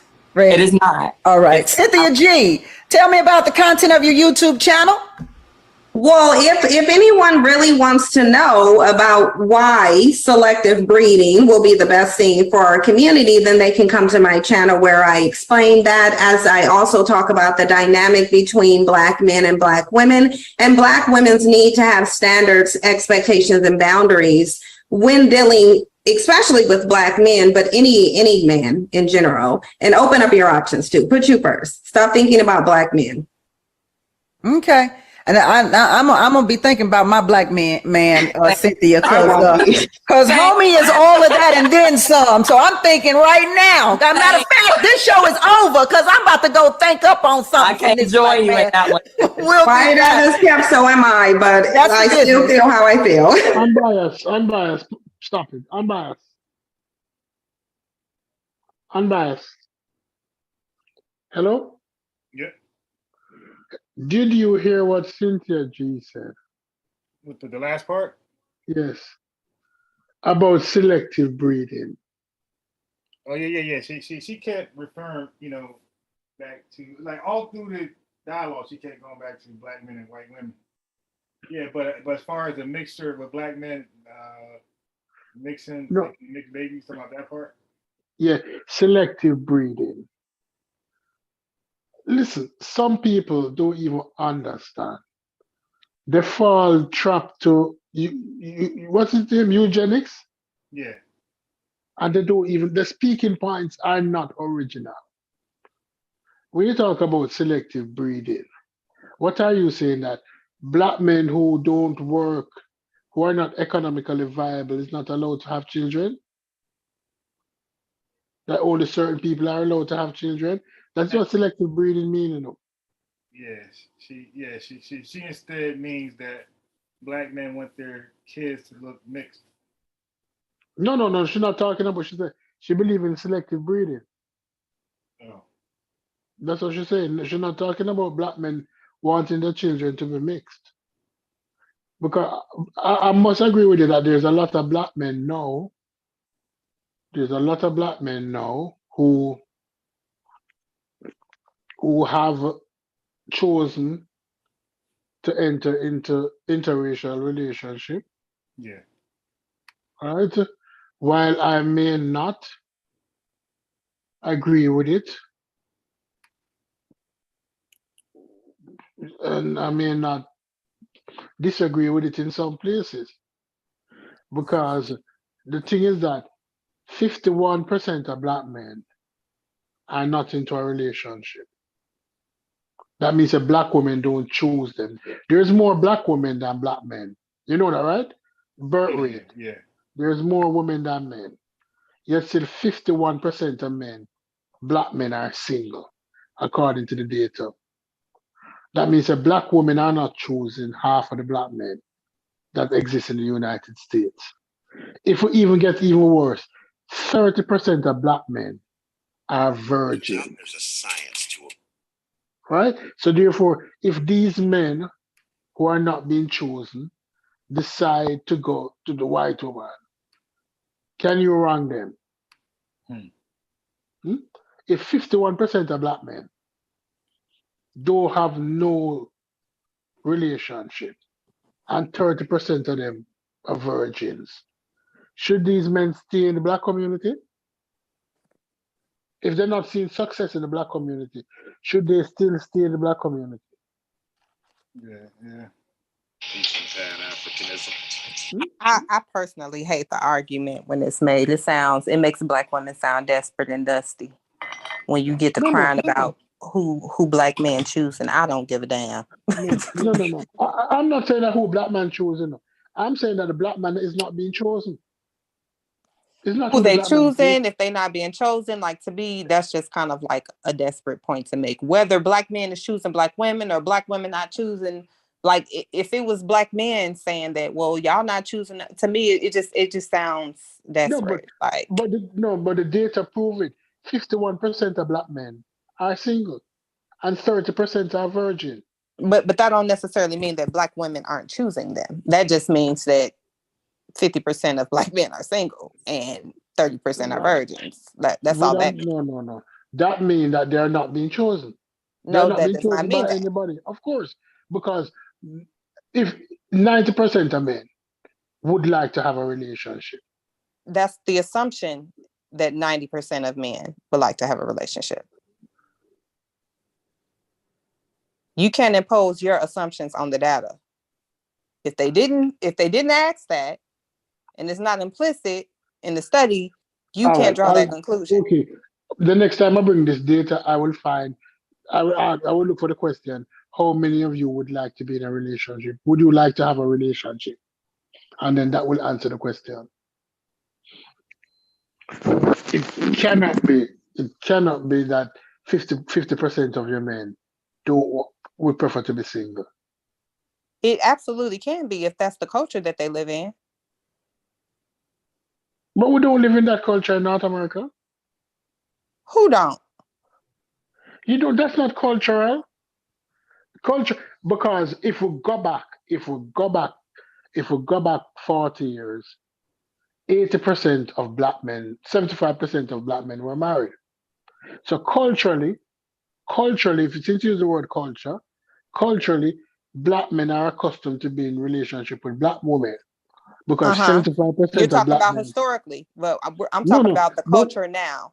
No. Culture is not an overnight occurrence. It does change. It does change. Do you consider hip hop culture? Do you consider hip hop culture? But hip hop is 50 years old. But has it changed? In that 50 years, has it changed and transitioned? Hip hop is still hip hop. But what has happened is that sections but there of has been change within the culture, though, right? Meaning like what kind of change you're talking about? That the clothing the has style, changed? the sounds, what is being rapped about. But it's still within a parameter. It has not expounded beyond the parameter under which it's formed. They might not rap under the same styles, but it's still rapping. And they might not rap about exactly the same. Right. And we're still talking about Black relationships, but we're talking about how they transition. We're still talking about the dynamic of Black relationships, but we're talking about how relationships have changed and transitioned within that dynamic. So if I'm saying to you that 50 years ago, 75 to 80% of Black men were married to Black women, and now it is 50%. Are you saying that it has transitioned from Black men don't wanting to get married to Black women now? That's what you're implying? I'm not saying that they don't want to get married to Black women. I'm not saying that they do want to get married to Black women. I'm saying that I don't think that marriage is a priority now. Honestly, I think that it is changing now a little bit, but I do feel like maybe probably from like mid 80s to like maybe the past 5-10 years ago, marriage was not popular. It was popular to be single. It was popular to play the field. Marriage was not popular. It was not a value in the Black community. And I would disagree with you on that. I would disagree with you that marriage has always been popular. Marriage has always been popular within the Black community because we in the Black community has traditional standards. And while many people have not exercised the right. Can we take a poll in the chat? Can we take a poll in the chat? Unbiased. Yes, you can put the poll.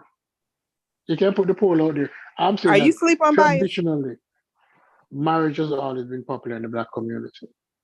Black people believe in marriage. Do you all believe that in the Black community, marriage is a value? Can y'all put yes or no? Don't think about whether or not you're married or not, but just think about if marriage is a value within the Black community. What they said? B Money said no. He said maybe in the Jamaican community. Chief X said, Amber's a single woman with kids projecting her BS on others. No, that is something, a trend I can actually pull up. Like, that's a trend I can pull up. If I'm projecting, then that means studies are projecting as well. No, not because black women. B Money said not in the Black American community. No, not because many black we're not people, talking about what's supposed to be valued. We're talking about what is currently valued. No, I'm saying that not because many black women are not married. No, are not married. Marriage is the outcome that many black women wish they could attain. It is still the ideal in the black community. Hold on. Let's go back. Okay, so listen to the question. We're not talking about what you think is supposed to be biblically or what you think it should be or what people should. If you're saying it should be valued or not enough people value it, then you're saying that it's not really a value. I am saying this. No, this is what I am saying. I'm not talking about you. I'm talking about the people in the chat. Okay. I can answer the chat. So let me pull some studies up. Mm-hmm. I am saying that marriage in the black community is very important. And most black women would like to be a wife, would love to be a wife. And the mere fact that less are being wife each day. Well, that's the thing. For women, yes. I believe it's still a value for black women. I don't think it's a value for black men. Of course it is a value for black men. But black men are not being chosen. Because studies show that it's only X percentage of black men. Listen, most black men most black men who have children. I'm not going to say most. A vast percentage of black men who have children by multiple women.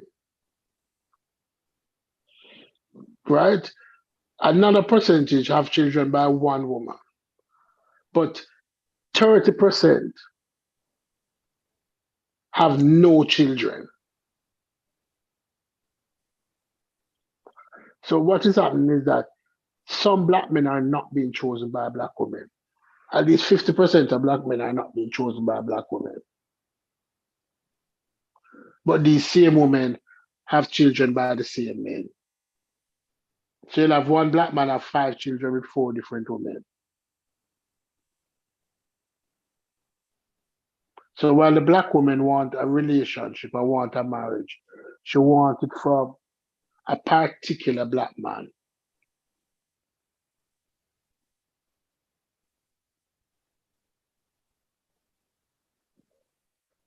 I know that many people not going to believe me on that, but most black women want children with a particular black man. So, like a dude like Chief X, who is not a bad-looking dude, who kind of tall, him have children by multiple baby mother. It's not his fault that he's always been chosen. Chief, I throwing stones at you. This is part of why I feel like the problems that we really have in the black community will never be resolved, because a lot of the problems that we have, people can't even recognize. They want to believe what they think it should be versus where we are now. Like, look at the situation, do a SWOT analysis of where we are now. Not what you hope it to be or what it should be, but where we are currently. Where we are now is that most black women having children by the same black men. That most black women, baby fathers, have multiple baby mothers. Most black women too. So if marriage was a value, then we would see more men marrying one woman and having children with that because woman. Most black women choose in the same black man. So if a man have the opportunity to be in a poly relationship, it might not be officially poly, but it is poly based on the fact that he's being chosen by multiple women. And many men are being disregarded for simple things such as height, Simple things such as weight. To be perfectly honest, I think a lot of the men that's being chosen shouldn't even be chosen. Most of them aren't prepared to be fathers or husbands. Yeah, but they are being chosen. They have been chosen. Yeah, I agree. The same man have multiple baby mothers. They have multiple baby mothers, and these men, because they have been chosen by multiple women, appreciate that lifestyle, so they don't want to settle down into a monogamous relationship. Because the black men who are having children, they have multiple children and multiple baby mothers. While 30% of your black men will never have children.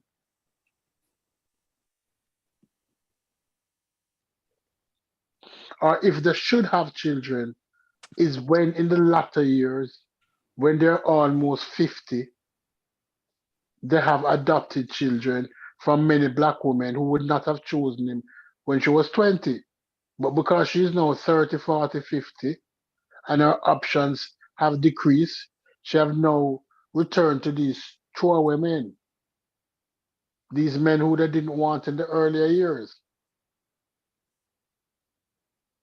I don't necessarily believe that. Of course. I've seen it happen, but I don't think that's the large majority. It's not the majority. I would go as far as 70% of black women. Yeah. I mean, I can just go by my frame of reference. Definitely not the case. Most of the people that I know in my family that are married, they're with, their children are with the man that they're married to. Right. But the ones that are not married. Take crossover. Even the ones that are not married, they were married. Like the number of people in my family that aren't married is really low. A lot of them that are unmarried do not have children. Go take out to your family and go into your friend group. Because family values. So even my family friend group. family values tend to be traditional and they tend to move on the family lines. So therefore, if a family, if it's standard for to have children in wedlock, everybody in that family tend to have children in wedlock. And if they don't marry, they tend not to have children because it's a family value. But we'll move outside of that family value and go into the greater world now and look at many women. Many women have multiple children by multiple baby fathers. So for my friend group, my friends that do have children that were not married when they had children. Now, one of my friends, she's with the man. They're not married, but they've been together since high school and they have multiple children. My other friend, she does have 3 children by someone else. And then she married someone who also had children. She recently was married, but most of her children are almost grown. And I think his children are grown.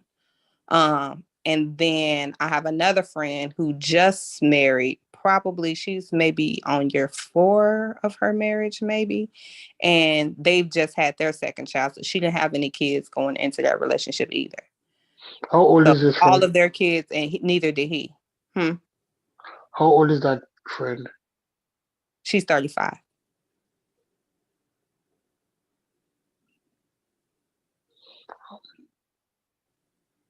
And he's 35 too. He's about her age, right? Yeah, he's 35.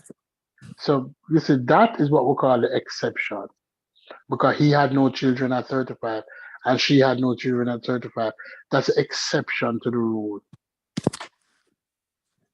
Yeah, I agree. That's an exception to the rule. You rarely find that. In the black community, in Chicago, black women start having children from an earlier age. A majority of black women start having children from age 18. They have at least one child. They might not have any more children, but they have at least one child by age 18. So, and then some of them have 2 child by the time they're 24. Yeah, and how many kids did the man be having by the time they're 24? The man, 25% of, I'll go as far as 30% of black men have multiple baby mothers. Multiple baby mothers. 25% of black men are married, right? 25% of black men, 1 in 4 black men is married, is currently married. 50% of black men is single. 25% of black men is in relationship. And this 25% oftentimes in multiple relationship with multiple baby mothers. But what 50% of black women are choosing? Because 25% of black women are married, 25% are single, but 50% in relationship with these 25% of black men. So these women choosing the same black men. These women choosing the same black man. So when your friend at 35, single, no children, meet a man, single, no children, they're the exception to the rule. She is the exception to the rule, not him. No, they're both the exception to the rule. No, but the reason why, because Body as I tell said you, he's close to going to sleep, so I guess we better let him play this video. yeah, play a video, Unbiased. Oh yeah, so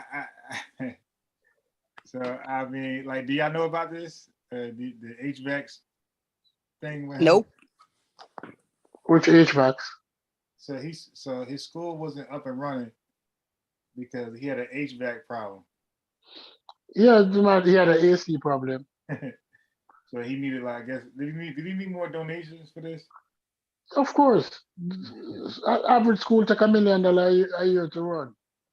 He'll always be begging. He'll always be begging. School need a lot of money to run. Are you saying that? Are you placing Dr. Umar on polite level? Yeah. Well, my auntie has a school. And they didn't take her all of this time, and she ain't have to do no GoFundMe. He's definitely. Is it a private school?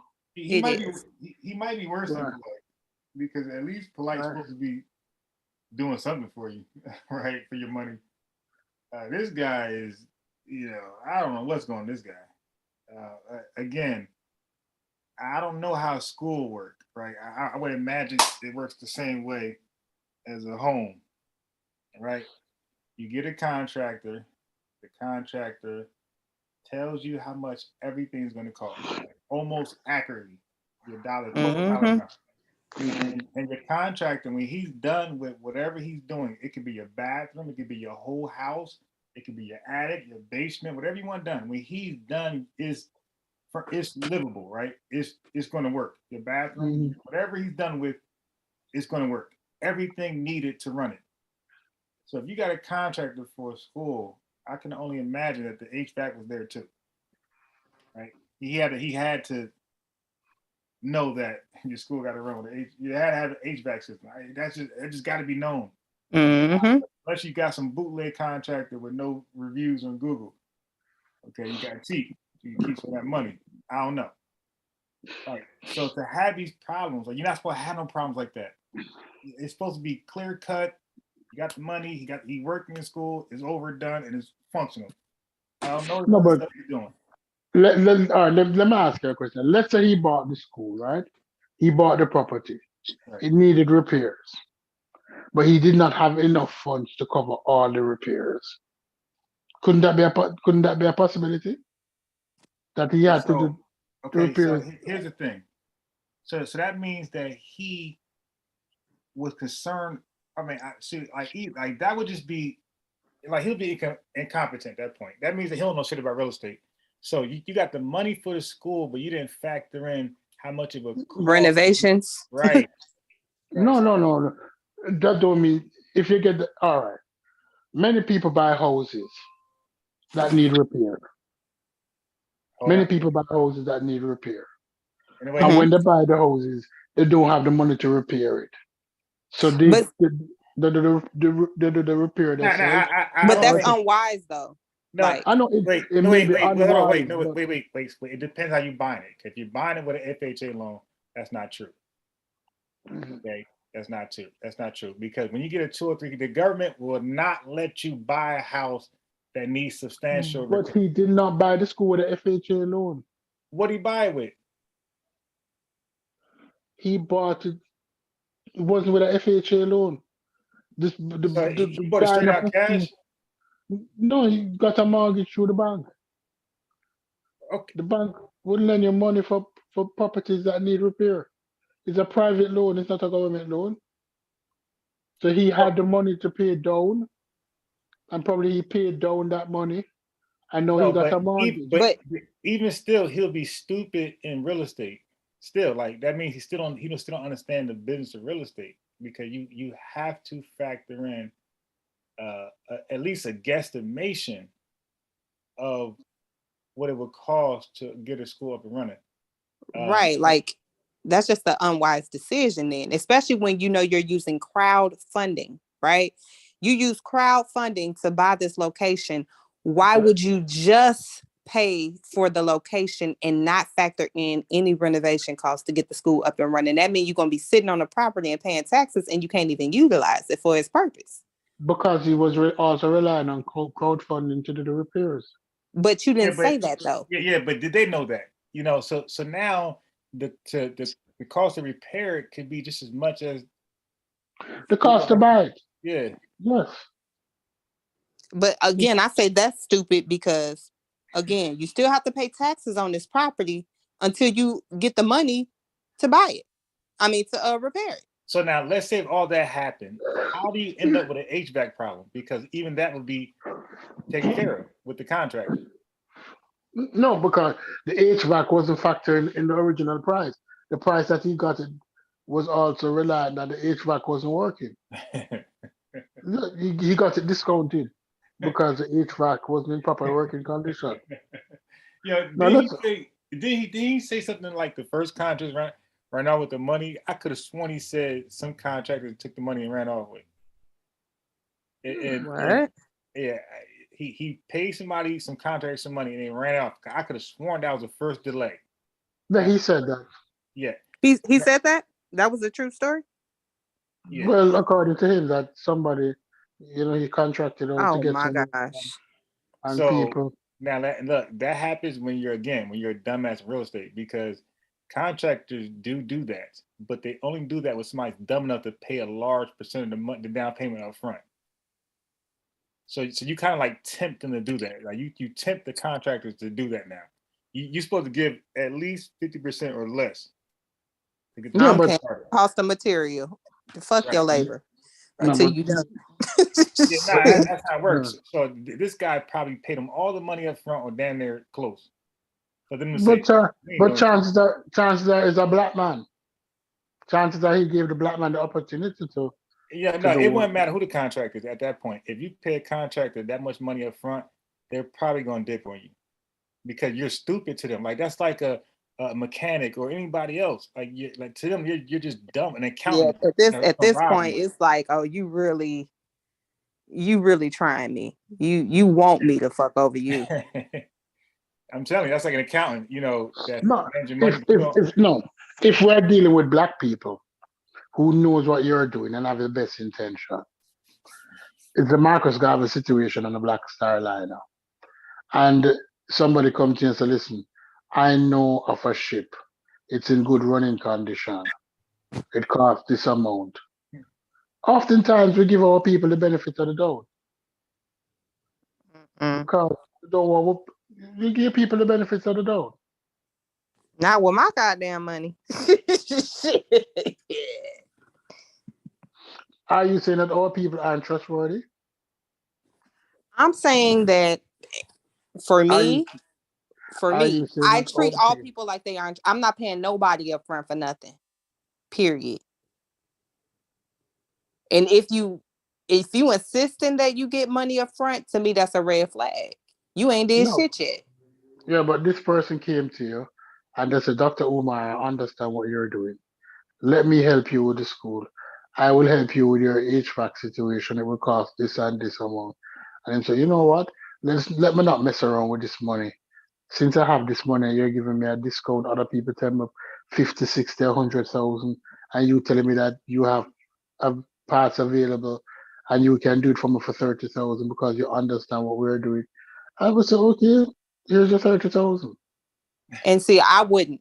In my mind, I would rather pay full. I would rather pay full price, give you a down payment up front. Here's the cost of materials. Like, tell me the percentage of what you need to get this thing started. And we're going to work out the installments. If you need everything up front, I'm not going. I'm sorry. I would rather You pay can't in do that. full. Yeah, you can't do that. I'm telling you, we always speak about, people that's making a little money. Believe me, like people who make a certain dollar amount, they're not doing that. Like they're smart. Like they know about real estate themselves. No, Like, it's well, hard no, for people. I understand where you are going now. I understand what it is, right? You But want free labor. a black man come with the struggle. I understand what, and after I have a sit down with you, Sabian, and I say, Sabian, you know that this is a school that I'm trying to start to, encourage our black youth to get them off the street, to get them away from this white education, to make people have knowledge of self. And Sabian say, yeah, man, this is a good idea. How can I pick you? How can I work with you? How can I? And they buy into the concept. See, And but that's the problem. but Right? So, I would think. See, that's what my thing was yesterday. Like when are we gonna start asking the youth what do they want? Like, do they need a new school? Is that the reason why I think that should have been something done, a poll or something, where they should ask the youth that's not going to school, like the dropouts or people who don't miss so many days. Hey, what is it about school that make you don't want to attend? And do you think if I get a black school and address some of those issues, would you be more interested in a school like that? I think like nobody asked the youth. Everybody's got a solution without asking the people who the school is for. The solution is for. ignorance, you can't ask ignorance anything. Wait a minute. You said who is the solution for? I'm saying like if he's building a school for the kids, and like Stu P said, he's trying to get them off the streets back in school. Why not ask the youth who's already out of school, maybe 16, 17, 15, why are they out of school? What could be done different to get them back to school and build your school off that model? Because what if there's nothing you can do to get them back to school? Like they just can't make money. Like they want to make money. Maybe yeah. Yeah. I mean, to me, I think it's kind of, I ain't gonna say stupid. I mean, maybe you can talk to them as a focus group to see like, okay, what did you need to happen in order for you to not drop out? But honestly, once children have dropped out of school, I do not advise them to return to school when there's the option for a GED available. To me, that's just kind of crazy to try to reconvince a child to go back. Like they're so disconnected from that experience and that structure. It just don't even make sense to try to. You want to know what got them out of school? Like what? Yeah, that's what I'm saying. Like I could use them as a focus group. Like, okay, what was the final straw for you? Like what really pushed you out the door? But I'm not gonna try to go back and convince them to go to school. If anything, I might convince them to, do a program to get their GED. What if they're 15, 16 then? You said what? At 15, 16, you can get your GED? Yeah, but like the whole point of school is to socialize, right? Because we know so many people in our city because we went to school with them. But what I'm saying is for the child that has dropped out, 9 out of 10, they already have a social group. It's not like they're not socializing. They're just beyond the experience of what school is. And it's hard to try to get a kid that has had the freedom to not have to go to school to be reinterested in school. I think that's always. Okay, come take it up. But what I'm saying is for the child that has dropped out now. Yeah, so I'm gonna play just about 1 minute or 2 minutes of this. I'm not gonna play the whole thing. I want to see what he's going to say. The experience of what school. Defects, music. That's key. Stop the YouTube. Some people talk, some people work. Some people talk, some people work. Some people talk, some people work. Some people talk, some people work. See, it's about institutions for me. It's about building relevant institutions. If you're not building relevant institutions for our people, if you're not building relevant institutions for our people, if you are not building relevant institutions for the people, if you are not building relevant institutions for the people, then you're not relevant. Institutions are the solutions. Welcome to the Frederick Douglass Marcus Garvey RBG International Leadership Academy for Pan-African Excellence. We having an HVAC party today.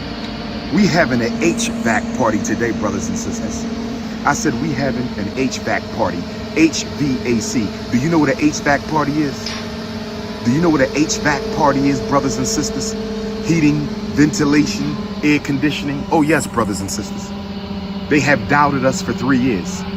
They have doubted us for 3 years. They said we were scamming off the money, that we didn't own the school, had no school. Haters everywhere I turn around. Rumors, slander, fast accusations. But I want y'all to pull up tomorrow to the 2nd annual FDMG Festival. All right. There you go. Second annual festival. So how long has the school been in operation? The school has been in semi-operation for the last 3 years. Can I say something about the school real quick? Yes. Okay, so just technically speaking, there is no school, right? There is a building that he's on a second deed trust on, okay? I had to figure this out. Umar doesn't own that building, okay?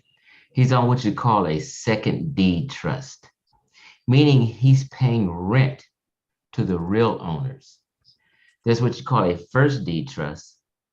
And what they do is if people cannot find traditional funding to purchase something, meaning they can't apply for a loan and get approved because of credit or whatever fucked up situation they in and bullshitting about, sometimes you can get a second deed trust, which means the owner does his own private financing for you, right? Rent to own. Excuse me? Rent to own. No, well, that is similar, but it's different, okay? He's because it's his paperwork and he's on title as a deed holder, okay? So what the owners do is they're able to do their own financing for a potential buyer because they have good money, right? So the owners of that property who was the school before his school got there is basically renting to him. So he's paying a fee every month per se because he didn't do traditional financing, right? So he's on a second deed trust. I'm pretty sure of this, although it's not in writing, okay? So Umar never, ever, ever, ever 8-9 years ago intended on opening up a school. It was jumped off as a scam from the start. All he did was go to the property, which was at St. Paul's College in Virginia, the original property, and make a video on the property and talk some shit and ask y'all for donations. I spoke to the realtor who was selling the property in Virginia 9 years ago when it jumped off because I knew something was fishy just from being a former realtor. And we had a 30-minute conversation, a Jewish man.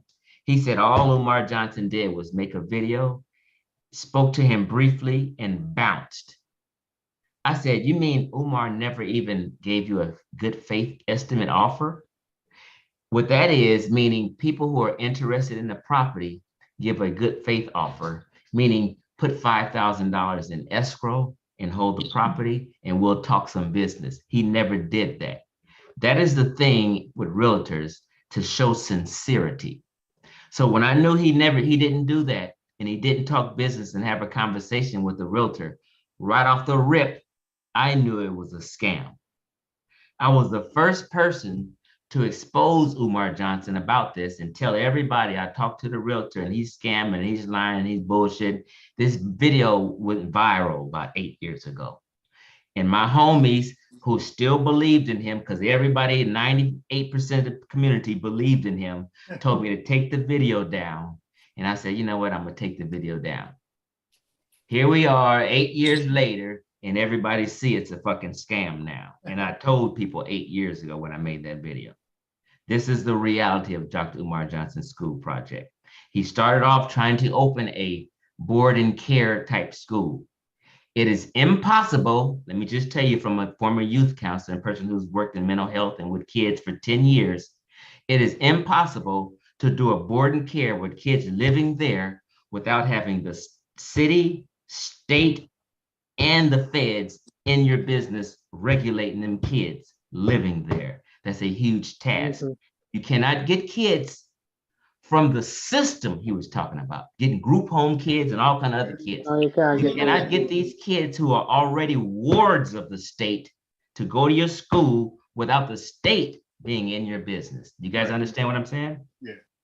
Okay, so it was jive scam from get-go. And if you haven't worked with kids or worked at schools, because I used to work at LA Unified and all this other shit, I worked at group homes forever, all this stuff. If you haven't worked with kids, you will be confused and think he can make this shit happen. I knew he could never make it happen. And people was on my ass, oh, Chief X, you hating. Okay. Now everybody see he was a jive turkey. That's all. Yeah, so he went from a university to just a regular old elementary school.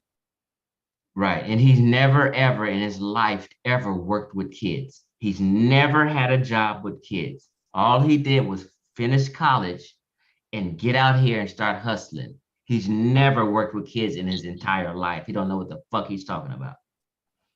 Is he a doctor? He is a PhD by education, by educational requirements, but he's not a psychologist or a therapist. He's just a PhD. For example, my ex-girlfriend has a PhD. She finished school. She has a PhD in vision science. She's not an optometrist because she didn't do that extra year and a half, like what do you call it? Yeah, he didn't do his clinical, right? Right. She didn't do her clinical where she worked under an ophthalmologist or optometrist for a year and a half and complete your hours, and then you take your state exam where you get your license. He didn't do that. So he can't technically be called a therapist or a psychologist. He can be called a doctor or a PhD.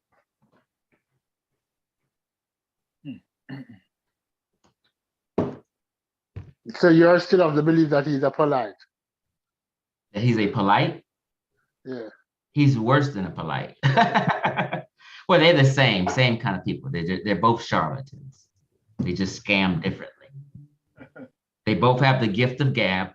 They both know that the conscious community is a bunch of not intelligent people. Right. And they just run game on people. All of his stats are made up. I've took notes on this cat for years, and I was about to do a video exposing all of his mental health information is wrong. It sounds good to people because what he does is he mixes mental health with Black power talk and all this history talk, and it confuses people, and they just pump the fist and say, yeah, that's right. It has nothing to do with mental health. But, blending all that, he can fool you. Yeah, it's obvious that, I think he takes studies out of context. Like, he draws conclusions that just cannot be drawn from the data. But because of his background, people just assume that he's telling the truth or that there's some merit or that he must know because this is what he does. Yeah. So I do agree that he's worse than polite only because he knows exactly what he's doing and he's manipulating certain things to suit his argument. Like, I don't know if people ever seen the video I did on YouTube with my ex-girlfriend named Dana. She's a special ed teacher with LA Unified School District, right? So we understand about kids, right? I forgot my goddamn point. but like Umar I worked at Vista Del Mar Child and Family Services with level 14 kids. These are the kind of kids you got to take down to the floor and you do part training. These kind of kids can't be in group homes or foster care because they're really bad. They'll spit on the staff. They'll fight the staff. They'll break the goddamn windows. So they have these type of kids in treatment facilities, okay? So I worked at Vista Del Mar for a year, and we had to take these kids down.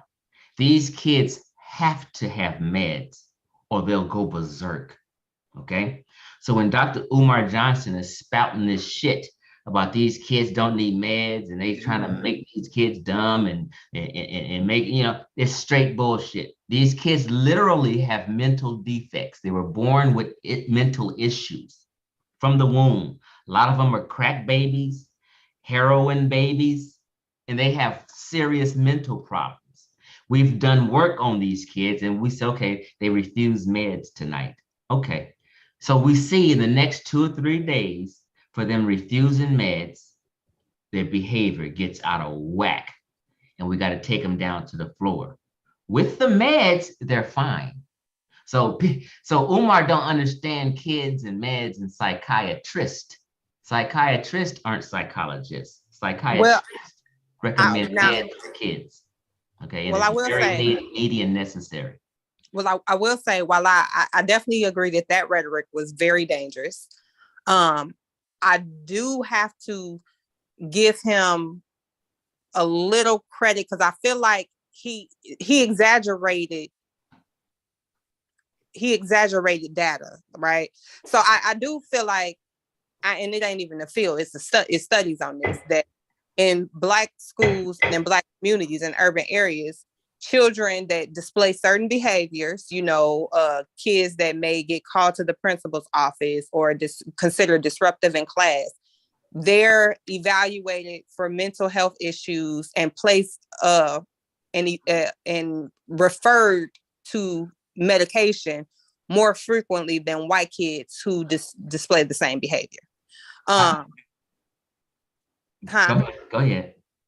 And so while that is a fact, I think he took that and made it into they're trying to make your kids slow, dumb, this and the third. Now, I'm not saying that the kids that were medicated didn't need to be medicated, but there is evidence that shows that Black people are more likely, well, young Black boys in particular, are more likely to be termed slow or needing medication or, you know, needing a mental evaluation more likely than white kids who display the same behaviors. Now, let me just say this, Amber. I totally understand how you think that and how you believe that, but I do disagree. I think, and I would suggest that you watch that video on my YouTube page. If you type in Chief X and Dana, it'll pop up. It's on my page, right? Well, it ain't just me. I mean, it's studies I understand. Yeah. Let me help you out. I'm very familiar. We did a whole video on this. I've spoke about this for a long time. I just want to help you out a little bit. So I know people think and feel that, but white kids, by percentage, are put on meds and things more so often than Black kids. But let me just say this: the med issue and kids get on meds, it's approved by the parents. Parents are solely responsible for okaying their kids' issue and saying, yes, let's go with these meds. The parents know their kids. The parents are in every meeting and conference and talk, whatever. And these Black kids in the inner cities are acting a goddamn fool in class, like for real. And we always excuse them, you know what I mean? We have the most behavior problems in these schools, right? And acting fool, fighting, hyperactive or whatever. Now, some say we may need different teaching techniques, you know what I mean? But these kids are literally fucking up in school, and I will not excuse that. And it's the parents who say, yes, this is what they need. They go to these IIP meetings and tell the teachers that he's a problem at home, and they push this stuff to the teachers and staff, okay? So if grandma and mama can't handle them, how in the hell they expect the school to handle them? So they put these kids on meds. we're disproportionate, and I don't think we're disproportionately. The white kids are on them more, but this is the thing. They have this. Well, I'm not talking about who's. Let me just finish this last sentence. Yeah, they have this prison. They say school to prison. Pipeline. Right. Mm-hmm. That same thing Black folks started, and Afrocentrics and this Black power shit and victimhood mentality shit started. That's a bunch of bullshit. Schools get credit and get praise for graduating students and students having good grades. So they're not trying to put no kids in prison. That's a bunch of bullshit. It's really a parent to prison pipeline, because it's the fucked up parents who's driving these kids to prison by bad parenting. It's not the school at all. So the Black community needs to change that victimhood talk. It's erroneous. Well, here's the difference in what you're saying and what I'm saying. So I'm not talking about kids that actually end up on medication. I'm saying schools can refer children to get evaluations or do in-house evaluations if they have someone there to do it. What I'm saying is the data shows that in Black schools, the school is more likely to be the impetus for these evaluations. That's what they say the data says. That's not true. In white schools, and I'm not just going by what the data says or what people says it says. I actually researched it myself. So the data says that. Now, I'm not saying that white parents don't take. Now, I personally am a fan of Black people, not saying that they should disregard what the school is saying, because as you said, people know their kids. Me personally, I wouldn't use a school evaluation though. I would take my child to a private provider to get that evaluation, which is what I think white parents are doing. They're not utilizing the school's resources. Even if the school refers them, they're going outside using somebody private. I'll say this, my sister's an RN nurse, and her son, which is my nephew, is on meds for his problems in school. He doesn't come on meds unless my sister okays it. Right. She okays it because she knows for a fact that he is actually literally problematic. It's not just some made up shit. Okay. Can I ask you any kids, what I'm saying is any kids on meds is okayed by the parent. So maybe we need to start looking at the parent. Right. And that's what a lot of Umar's message is saying, though. He's saying y'all allowing the kids to evaluate allowing schools to evaluate these kids, and you're okaying them to be put on meds. Because the parent knows they're not okaying them for no reason. They're okaying them because they know their kid is bad as hell. I'm just trying to tell you. Can I ask you something, Chief X? Chief X, a friend of mine down here in Florida, her son was said to be a problem child in school. And they refer the son to the school. They refer the son to some psychiatrist or psychologist. Before you finish, Stu, please. Yeah. You're gonna bring up exception to the rules. No, it's not. No. There may be some faulty situations going on. No. I'm just saying in general, no kid goes on meds without parent approval. No, I'm not trying to disprove it. I'm not trying to disprove you with anything. I'm just asking this situation. So, like, it was recommended that the child go on meds. Right. And it was explained to the mother after they went to the psychologist. And at first, the mother disagreed. But the school didn't want the child to come to school unless the child went on the meds that was recommended by the psychologist. Is that a possibility, or was she misled? That could be a possibility, but goddamn, the school don't want no problem kid. They don't want no kid stabbing another kid in the head with a pencil. This is happening. Okay, I mean, they're doing the best to keep the peace. These schools don't even have police at them. So all this stuff, prison pipeline, is a bunch of malarkey, is what I'm trying to tell you. I've worked in the school districts, and I work in LA. I've worked in LA Unified School District. This is the city of cities. So if you need a real example, I got it for you. Trust me in what I'm trying to tell you and my wisdom on this. These Black kids are fucking up. And we just making excuses for them. So I said no. Stop. Let me ask you a question again. So you said the kids, isn't this a parental issue? Wouldn't it be a parental issue? Yeah, but if it's a good kid, there's no school's gonna recommend no meds for no good kid. But why is no it a parent's problem? gonna allow their good kid to be on meds. Anybody on meds deserves to be on meds 99% of the time. Now you can find 1 out of 100 where he didn't deserve it, but I'm just saying in general, kids on meds deserve to be on meds. Is meds the solution? That I'm asking. Well, I mean, there could be other options, but that would be up to the parent. No, wait, no, okay. So that's what I'm gonna chime in at. So you have alternative doctors out there. That's all the minority. A lot of them white. I don't know if they conspiracy theorists, weirdos. I don't know, but you got the minority of doctors out there that believes there's some health alternative. Some dieting things that's a better solution than medication, right? For ADHD, in this case specifically. So now they also believe, like Umar, that ADHD can be treated a different way than medication, right? But unlike Umar might be the only person on earth that believes that ADHD is caused by, first of all, it's not real. Never died in a home. Right, exactly. First of all, he don't believe it's real. He thinks it's a false diagnosis. And that's dangerous. Right, and I believe he's the only person on earth saying that. No weird white doctor even saying that much. And then he's saying that this because I've actually heard other people say that though. No. I'm gonna tell you what doctors listen. Y'all say y'all did y'all research on things, fine. I did my research on this one. There may be a fringe doctor, but 99% of doctors. There are some doctors that disagree with the medication, but they acknowledge ADHD as being real. Okay. And they have a health alternative dieting or sleep more, something like that, like a more natural, organic way of dealing with it. Umar denies it altogether.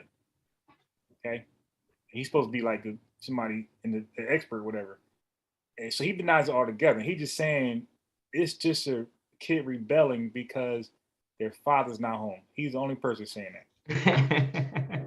like unbiased. I used to work at a place called Willing Workers for 1 year. It's a place for mentally undeveloped adults, not kids, like Down syndrome and stuff. So people with Down syndrome and these adults with mental problems, they go to day facilities where they hang out during the day while their family's at work, and then the bus take them back home. All these Down syndrome adults and with mental health problems have different varying degrees of mental health problems. Some are kind of a little bit operational, some are non-operational. It's the same thing with all different diagnoses. Some kids are severe, some kids aren't as severe. But ADHD is a real problem. Asperger's is a real thing. All that shit is real. People have mental problems and it's a real thing. All right, can I answer this? So to answer your question, Stu, yes, you need, I think medication is probably the best. No. Let's look at it. I'm looking on a web page now, and some places are saying 5% in the Black population, and some places are saying up to 20% in the Black population.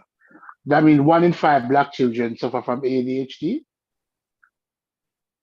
Okay. No, because in the Caribbean, children are not diagnosed with ADHD at that level.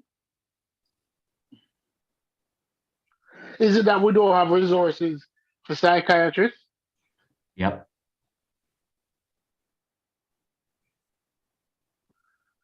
We don't have children diagnosed at that level. If it was such a factor, if it was such a factor, we would have seen that problem. Because if you have 20% of your children, if you have even 5% of your children, 1 in 20 child is suffering from ADHD. That's a pandemic. That's an epidemic.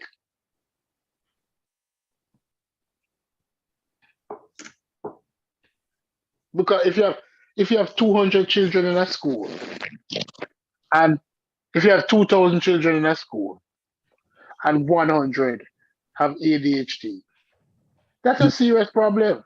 But you know what's not talked about, those 2 P's that people need to understand? A lot of people and a lot of women have drinking problems. There are a lot of women pregnant drinking through their whole pregnancy. Or eating a lot of sugar.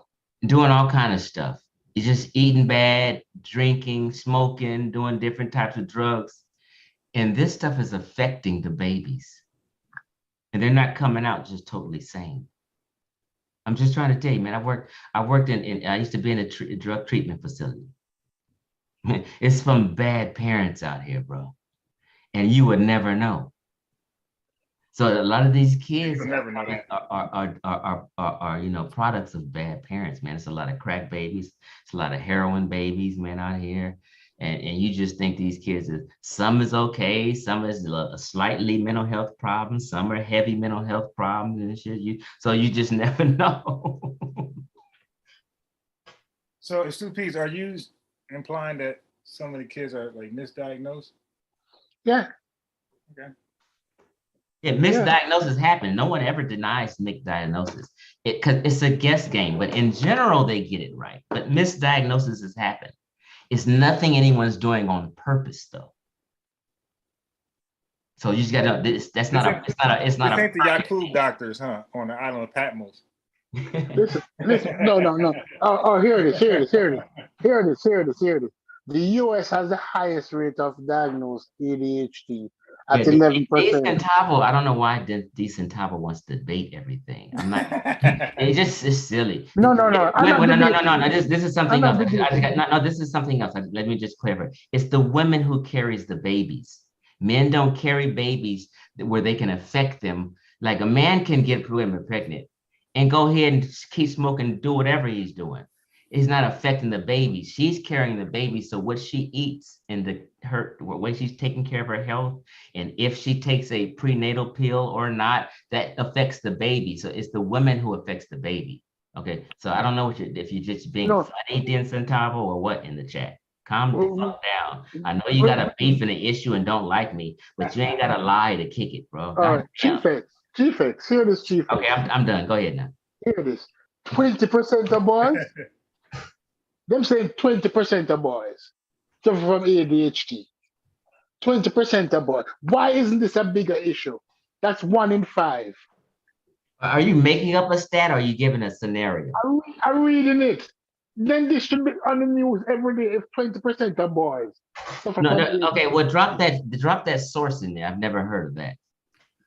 That's what I'm asking you. Are you just assuming a stat? All right, I'm trying to send it. Okay, so what you're saying, 20% of Berkeley children are fucked up? Is that what you're saying? That's what they're saying. Okay, yeah, I don't have no problem with that. That's pretty much right. No, man, that is too high. Right. I mean, everything gets extreme. That's what I'm saying. It's too high that hip hop artists and stuff are killing each other and fighting and gangbanging, doing all. You know, hip hop world is crazy right now. This shit don't go on in country music, rock and roll and shit. Rappers killing each other, doing all kinds of shit. So people be fucking up. If I may read something, or I could just share it so you can share your screen unbiased, just so we can make sure we're not dispelling any misinformation. You go ahead, share. Hold on.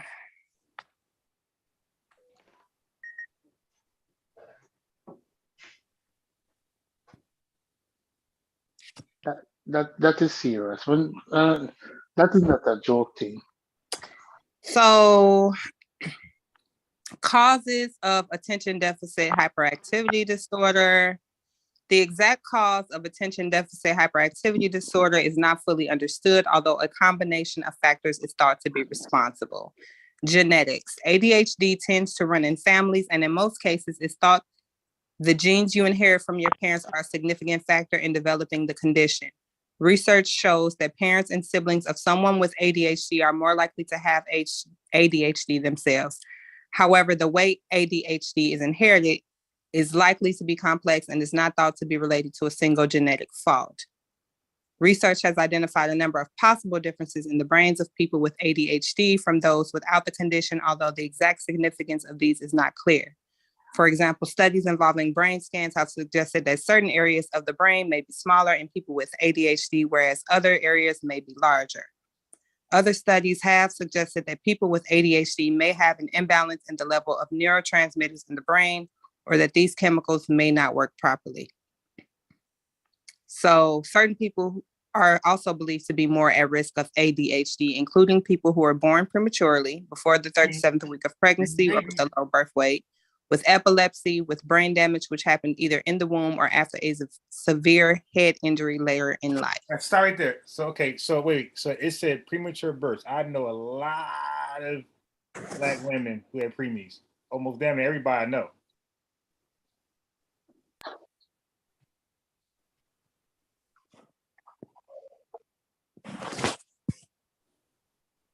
So it said that people who have preemies are at high risk. And like I said, I know a lot of Black women who had premature births. Yeah, my grandbaby was just born premature 7 months ago. She was born at 6 months instead of 9 months. Right there. That should. Yeah, I didn't see drug or alcohol abuse or any of that as one of the factors. So I just wanted to bring that up. It can contribute to premature birth, but it's not the only thing that can contribute to premature births. Okay, so was somebody claiming only drugs make people ADHD? Well, you kind of. Oh, heck no. You kind of propose what your theory on what you believe. I was talking overall. I was not saying that at all. I do not believe that. I've worked in this system. I was just suggesting a video for you. Trust me, I'm very wise on this. I'm not saying drugs. This is a natural thing. Premature, it's a bunch of reasons why people have ADHD. It's not understood. Like when you read that first sentence was right. It's not understood fully why people get ADHD. And I don't have the answers why they get ADHD. And if anybody took as me having the answers, they must have miscomprehended badly. By percentage, by defects, by percentage. Hey, I found something very interesting. Stu Pease, you went out in business. What's up, man? So I found something because actually, Chief X, hold on. Chief X, by percentage. What up, everybody? Is it higher in the Black community or the white community? Couldn't hear you. Say it again. By percentage, is ADHD higher in the Black community or the white community? I'm not sure. I have to check into that, but my understanding from what I researched maybe about 6 or so years ago, I did understand that white folk by percentage are being diagnosed more so with ADHD. I could be wrong, but this is what my understanding about 6 years ago. Because a lot of the white families and stuff be up on stuff, and they want their kids to get the best of help. So if it's any inkling or semblance of their kid having ADHD, they're gonna jump on it. Karens be on that shit. You know, all these Karens out here. They don't have a problem. They be, oh, okay, well, let me get, and they'll get some help immediately. So they be on it. Yeah, except for the parents that be in denial. Like, nah, my baby, ain't nothing wrong, my baby, and all that. Yeah. I guess the ones who breeding these mass shooters ain't the Karens then. They must not be. Yeah, I don't know. But I just know black people, black folk are 13-14% of the population, right? So yeah, so now don't forget, I watch now when it comes to police shootings, I guarantee I watch more than anybody, or as much, I'll say as much as anybody else when it comes to police shootings. And I'm very diverse in that. I see a lot of white shootings also. But I seen little boys and like little white boys, and the parents say they warn the cops, he's off his meds. You dig? So, we got to look into that. Some of these mass shooters, are they off their meds? Because this cop had to blow this white boy, shot him about 6 times. Yeah, old boy in South Carolina that shot them black folk in the church. He was off his meds. If he was on his meds, maybe then people would still be alive. Meds is important. People just, that's what I'm saying. Dr. Umar Johnson is and here's the thing about meds, as far as I know, don't pin this on me, but I believe at 18 they can't force you to take your meds. Right.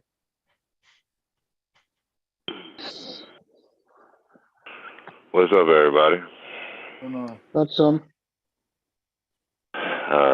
What's going on? I wanted to address Chief X on the school to prison pipeline. We did not create that. Okay, I didn't say we created that. You said the parents created that, not the school. No, I didn't say that. I didn't say that. All right, well, let's talk about this. Okay, the ACLU is committed. Indigenous black man, we're having a conversation. It's okay. It's not a debate. I'm not. I just wanted. I understand, but listen, this is what I'm saying. So just slow down. If I'm saying I didn't say that and I didn't say that, then the next thing is we'll clarify what did you mean, and then I clarify, and then we can have an adult conversation because everybody what it mean. Would you like me to clarify, or do you want to just go ahead? I'll feel you, but there's also a thing called time. There's also a thing. I'm going. There's also a thing called a timeline too, so you can check that out. But I'm not being. I just want to say that because that was wrong. And I want just a couple other points. Hold on, just let me finish talking. No, I am. I'm talking to ask you what was wrong. It says, what's at stake, okay? The ACLU is committed to challenging the school-to-prison pipeline, a disturbing national trend wherein youth are funneled out of public schools and into juvenile and criminal legal systems, okay? It's a real thing. It's not, and it is real, okay? It's not an imaginary thing either. And I addressed these, when I had a meeting for my son, who was on the honor roll, and in ninth grade, probably the best quarterback they had, one of the best basketball players that they had, and they started saying it was the group that he hung around. That was the only excuse that they used on why they started, excluding him from the teams and giving him problems in class. And then also the privatization of schools. That was what I dealt with at the school that I worked at in West Virginia for young boys. These kids didn't have problems. They were just, like you said, they had attitude issues and stuff like that. They weren't mentally ill. We also have a school around here for that also. But I worked at and I noticed, one thing that I did notice when I was working there was that the kids who the state was paying for, and the kids whose parents was rich and just dropped them off and, couldn't deal with them and just would pay every month, those kids was mainly the ones who was, kept in, like, in quarters. I would get them up to a certain grade level. I think Chief understands, but they could be level 4, but you have a A, B, C, D, E, F, grading also, and if they get like a C, then they can go out to the mall or go to baseball games and things of that nature. But if you keep them on the F or the E and around that area, they can't leave the campus. And I noticed that a lot of those boys was left that way, and the state was paying for them, so they knew they was going to get the check. You see, and so. Like I said, this school to prison pipeline is real. Privatizing, juvenile institutions to where you have nobody regulating these motherfuckers, so they get to make up, basically their own rules. That's what private means. You can do whatever the hell you want. Private prisons, all this privatization of schools. That's what charter schools are doing. Yeah, privatizing schools so you can create your own narrative. You can create your own rules. You see what I'm saying? So I think that's dangerous in a way too. You see what I'm saying? If it's public, who regulates it? So you're saying charters? The state should. The state's supposed to. Yeah. Look, just say it. The government. The city, the state. No, the city and the state. Just say the government. All right, just say it. Oh, okay. Well, I mean, Indigenous black. The city and state have governments too, though. So, are we talking about the city government? Hold on, Chief? Are we talking about the city government? Or are we talking about the state government? Wise guy, because they have governments of their own too. Dude, no. So while you're trying to sound smart, you're really showing how there's only one ignorant you are. State government. Yes. Okay. So. Indigenous, you went so hard to prove a point. Yeah, because that makes me mad to hear you blame it on the black people or blame it on us. I didn't finish my statement yet. You don't even know what I'm getting ready to say. Well, you cut me off. Sorry, so that's payback. No. I clearly let you go. I didn't say anything when you were talking. And you were even cutting off the host, unbiased. Relax. He always does that. Okay, relax, bro. Relax. It's what I keep saying. I'm trying to prep you and let you know this is a conversation. It's not a debate. Relax. Okay. You went so hard that you said charter schools are dangerous. Private schools are dangerous. Are you serious? Or are you just trying to make a like? Okay. Well, I'm just saying privatization. Privatization. All right. Let me finish. I didn't make any claims or anything. I'm just stating what you said. You made a wild statement. Is all I'm saying. We can leave it alone. Okay. Let me move on. Now to say, because I know a bunch of private schools, bro, that are amazing. So I mean, it's like disrespect. Okay. Charter schools are great too. People should have a school choice of where they want to send their kids. You can choose where you want to send your kid. You don't have to send your kid to a charter school or a private school. Maybe with somebody with money want to send their kids to a private school or a charter school. Maybe kids not into sports. They may want to send their kids to a charter school who's not a big sports school. It's okay. They're all good. All schools are good. Okay. So, but you did all that fear mongering for a reason, to prove some type of school to prison pipeline. To say a school is funneling kids to prison is a very broad and vast, ambiguous statement, void of any facts. Let's just be honest for a second. Slow down. Let's slow it down. Okay? I mean, you don't have to slow it down because I just told you. Hold on, let me finish. The ACLU is committed to challenging the school to prison pipeline. Making up your bullshit there. So I'm making up the bullshit for the ACLU. I didn't interrupt you. Am I making the bullshit for the ACLU? I'm going to give it. Do you know what the ACLU is? Don't get nervous. Stop getting nervous. Ain't nobody nervous. Because like I said, I'm going to give you the mic back in a minute. Oh, okay. All right. Well, you keep on asking me questions, I'll answer them for you. It's that easy. They can't hear you and they can't hear me if we're talking over each other. I'm going to pass it right back to you. Breathe for a second. Okay? Now, I'm not stating anything crazy.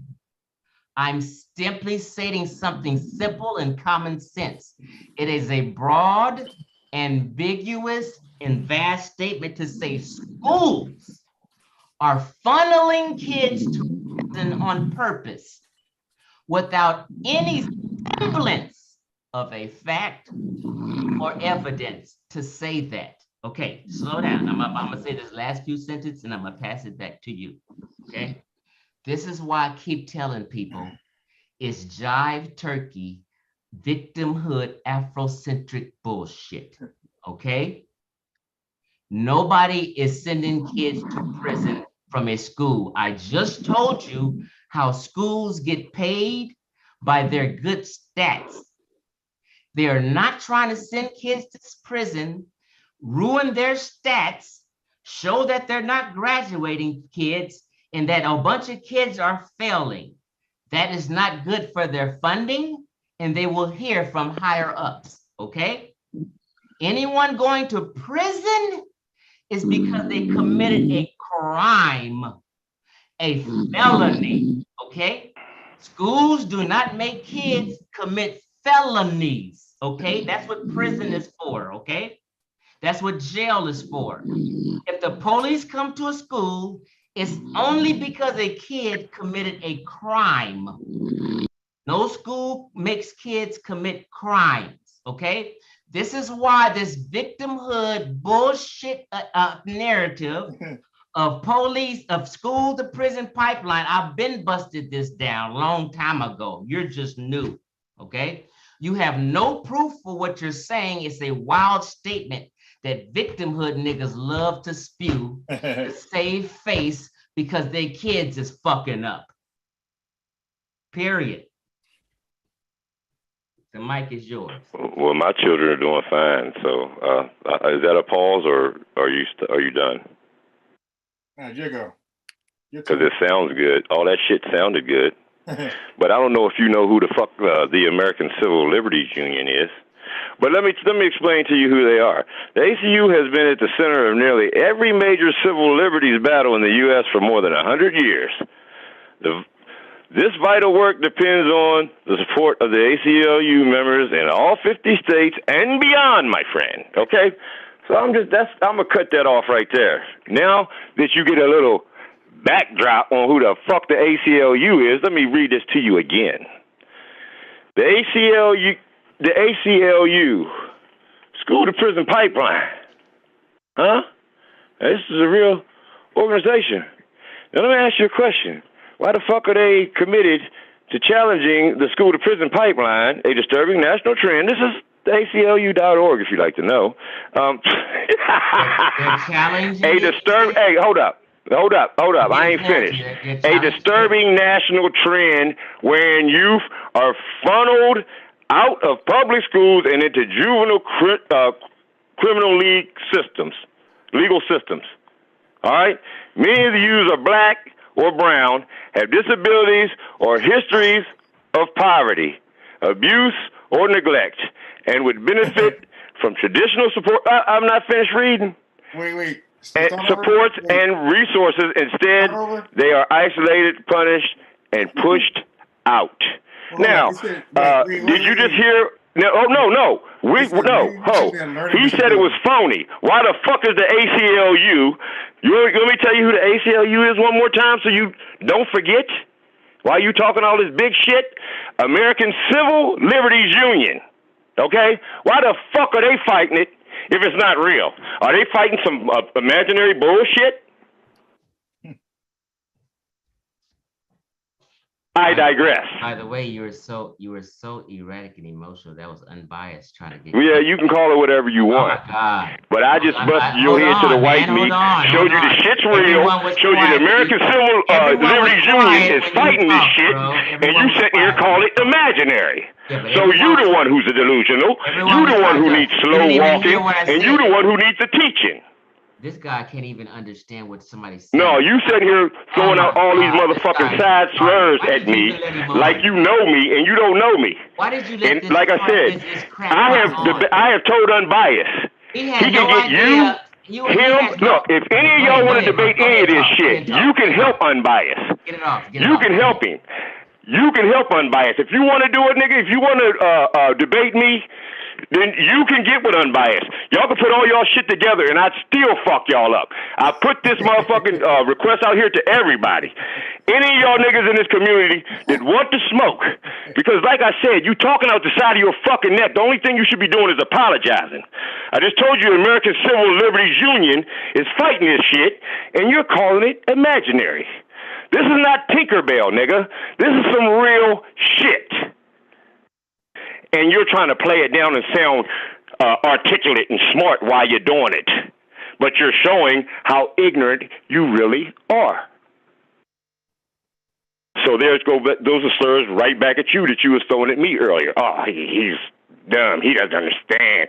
He needs to be slow walked. You got the wrong one. I'm not the one that needs to be slow walked. I'm the needs to be walked around and left alone. Okay. Can we say something now? So there you go. Can we get a sentence out now?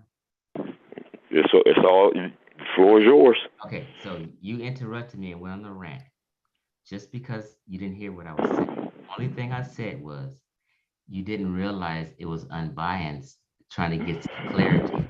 The host was just asking a question while you were talking, and you were so erratic and emotional you didn't even understand it was him trying to get clarity. That's all I was saying. Okay. And you just went on this 5-minute rant because you're unable to communicate. Unbiased, I always said, you know what I mean? Oh my God, we let you talk without interrupting you. We didn't interrupt you. I sent you a link, Unbiased. I'm not now, Unbiased, I always tell you, I will never go back and forth with people with mental health issues. So I'm done conversating with him. This is that I already can tell. I'm not gonna waste another minute, and I will go back and forth. This guy cannot communicate. I mean, you can say 1 + 1 = 1, and he'll say no, it doesn't. It equals 3. This is the kind of guy right here. So no, that's you, the dumbass who's saying that this guy. I didn't say anything. The school to prison pipeline don't exist. You're the dumbass. You can't allow anybody to talk at all. Yeah, because you keep on throwing slurs. You trying to cover up that you the dumbass who didn't know it existed. I was trying to communicate with him, and just because I wanted to understand what he was saying, and only thing I said was the ACL said who did. I was just trying to get clarity because his voice got muffled, and he can't even understand a good communication and someone trying to interject to get clarity from what he's saying. He is unable to communicate and have a conversation with. I don't know why. Okay. You're just. If you knew he was like this. Okay. You're right. You're right. I'll leave you alone, Chief X. You're so right. Okay. So I need to see proof of a school funneling a child to fucking prison.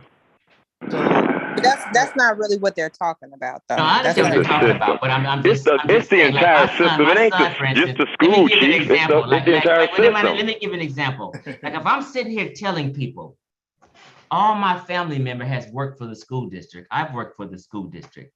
I've been a youth counselor for 10 years. I used to work at Edelman's Children's Court. I'm trying to tell you, I'm very familiar with the system. It's anecdotal. Hold on 1 second. I'm gonna be done real quick. I'm gonna let you go. I'm very familiar with the school system. I was a legal assistant for the Office of the County Council, who are attorneys who work for Child and Family Services for 2 whole years as a legal assistant, in and out of the courtroom. I'm very clear about the system. I'm just trying to lend some help and understanding. Relax, people. Okay. So all I'm saying is, my son right now is at the unit at Northwestern Missouri University playing football on a scholarship. Okay. He had his game today, number 8. Look him up, Rashad Shelton. Okay. My son was prom. Hold on 1 second. I'm gonna be done. My son was prom king. Okay. His girlfriend was prom queen. Big respect, played quarterback and wide receiver all his life. No school ever has fucked with him or tried to harm him or put him in prison because he has good behavior. No kids in school with good behavior are being funneled anywhere. They are being praised, okay, and pushed, okay? I know this. Only a kid who commits a crime will get arrested. It is not the school's job to have a kid psychologically okay before he attends school. That is on the mother and the grandma in most cases in Black America, raising these kids, running around here fucking twerking. Oh, so the fathers don't have and fathers too. Yes, you're right. Excuse me, Amber. And fathers too, being fucking deadbeats. That's why I said it's the parent to prison pipeline more so than anything. You cannot expect the school to be able to control your managed child when you're not able to control your child at home. And we put all these stipulations on the school, but it's the child who's fucked up. And it's a lot of fucked up parenting. It's a lot of mamas who's raising kids. If we want to just be honest right now, 75% at least is raising kids and twerking and going on. These kids is getting bad influence. And there's a lot of bad mamas raising kids. There's a lot of deadbeat dads raising kids in the Black community. We are fucking up. If you want to sit here and blame school, do that shit. But I'm sick of that bullshit, and I'll take responsibility. Our kids are fucking up, and nobody is sending your kid to prison. You have a choice to take your kids out of that school if you thought that was a problem. So if a parent thought a school was harmful to his child, it is that parent's responsibility to take their kid out of that goddamn school then, okay? It all falls back down on the parent. You save your righteous bullshit and lies for somebody else who's stupid, okay? Chief, You just talked about how emotional IBM was. I'm emotional, but straight on point, and I'm not erratic. I'm talking straight facts and clear and coherent. It's a difference. This is passion. This is not emotion. If it was emotion, I would be out of whack. I'm in whack and on point. I gave a source in my hold on. I gave a source in my emotional tirade. I gave a source in my emotional tirade.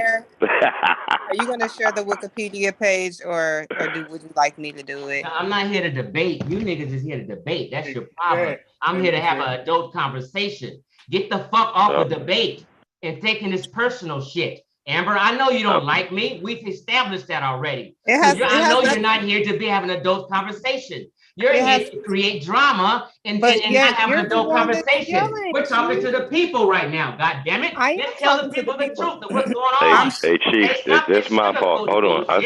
In this personal shit with y'all. I'm sharing y'all have personal issues, but Indigenous black men got personal issues. You niggas been having personal issues for years. I'm not even thinking about you niggas. I'm talking about the goddamn subject. I'm sharing. Hold on, Chief. You need to check yourself. I'm sharing the article for the people because we're talking about it. It's my fault. It's not Amber. I don't care about this. It's not Amber's fault. That was my fault, Chief. Videos on it, and I referred you to the videos. If I can read this for the people, bend the fucking knee. I wouldn't give a fuck. I'm out of here. If I can read this for the people, I'm gonna stick around. In the United States, the school to prison pipeline, also known as the school to prison link, school to prison nexus, or the schoolhouse to jailhouse track, is the disproportionate tendency of minors and young adults from disadvantaged backgrounds to become incarcerated because of increasingly harsh school and municipal policies. Additionally, this is due to educational inequality in the United States. Many experts have credited factors such as school disturbance laws, zero tolerance policies and practices, and an increase in police in schools in creating the pipeline.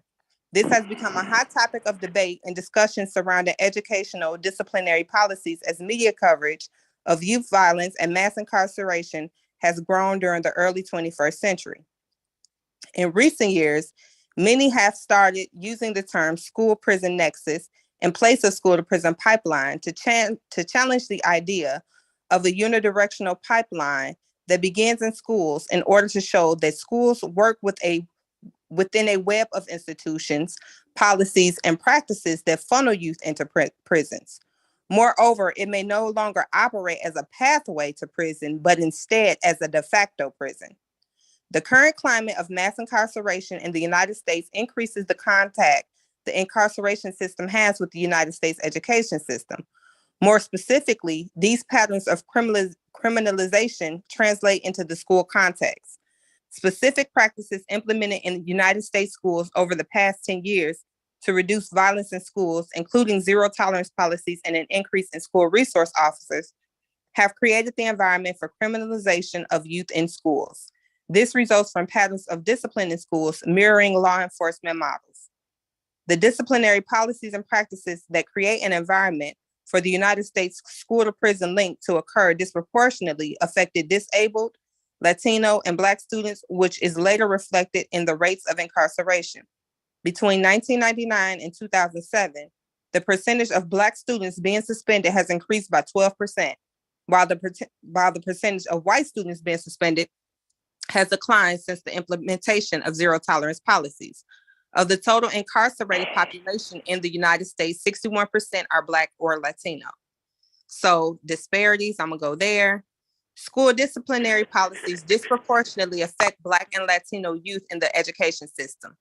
Ultimately, this means that they are more likely to be suspended, expelled, or arrested, a practice known as the discipline gap. This discipline gap is also connected to the achievement gap. The U.S. Department of Education Office for Civil Rights issued a brief in 2014 outlining the current disparities. Okay, I'm gonna read that again. The U.S. Department of Education Office for Civil Rights issued a brief in 2014 outlining the current disparities. Black students are suspended and expelled at a rate 3 times greater than white students. Yep. The Advancement Project found that in 2006 to 2007 school year, there was no state in which African-American students were not suspended more often than white students. All true. On average, 5% of white students are suspended compared to 16% of Black students. Black students represent 16% of student enrollment and represent 27% of students referred to law enforcement and 31% of students subjected to a school-related arrest. Combined, 70% of students involved in in-school arrests or referred to law enforcement are Black or Latino. The majority of these arrests are under zero tolerance policies. Disparities were found in the implementation of zero tolerance policies in relation to minor offenses. In 2010, in North Carolina, Black students were punished for the same minor offenses, specifically cell phone, dress code, disruptive behavior, and display of affection by more than 15% of each category of offense than white students. According to the American Civil Liberties Union, zero tolerance policies criminalize minor infractions of school rules, while cops in school lead to students being criminalized for behavior that should be handled inside the school. Students of color are especially vulnerable to push-out trends and the discriminatory application of discipline.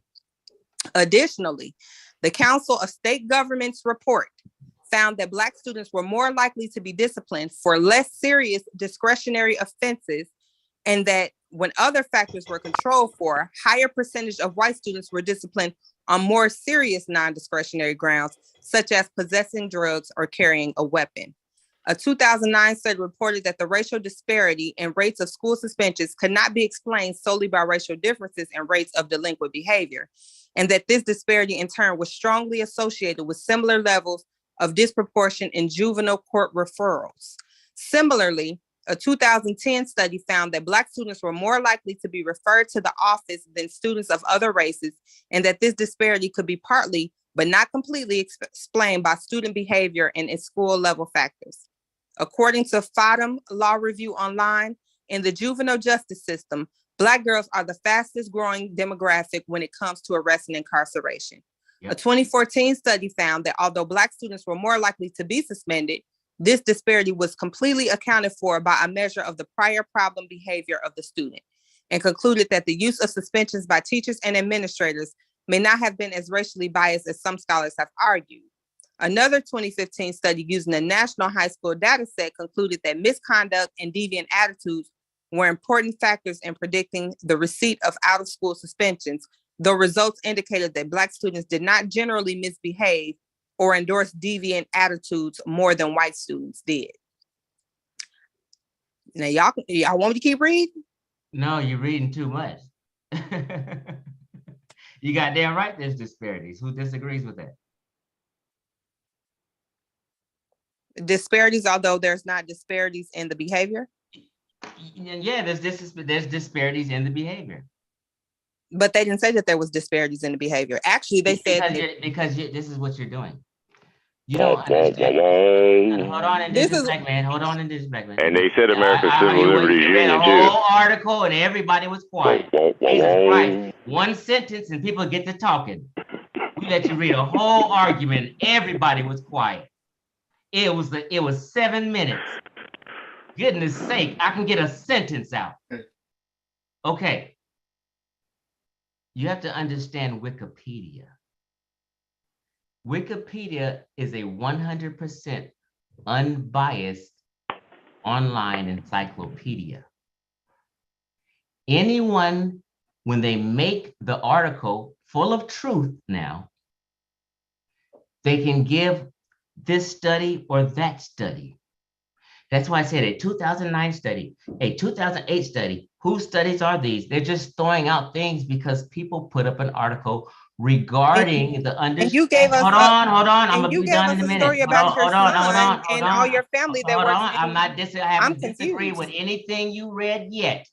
Okay. I'm just explaining something for understanding. Relax. What are you nervous about? Okay. So Wikipedia is forced to be unbiased. They don't go either way. They give the definition of whatever the phrase or word is.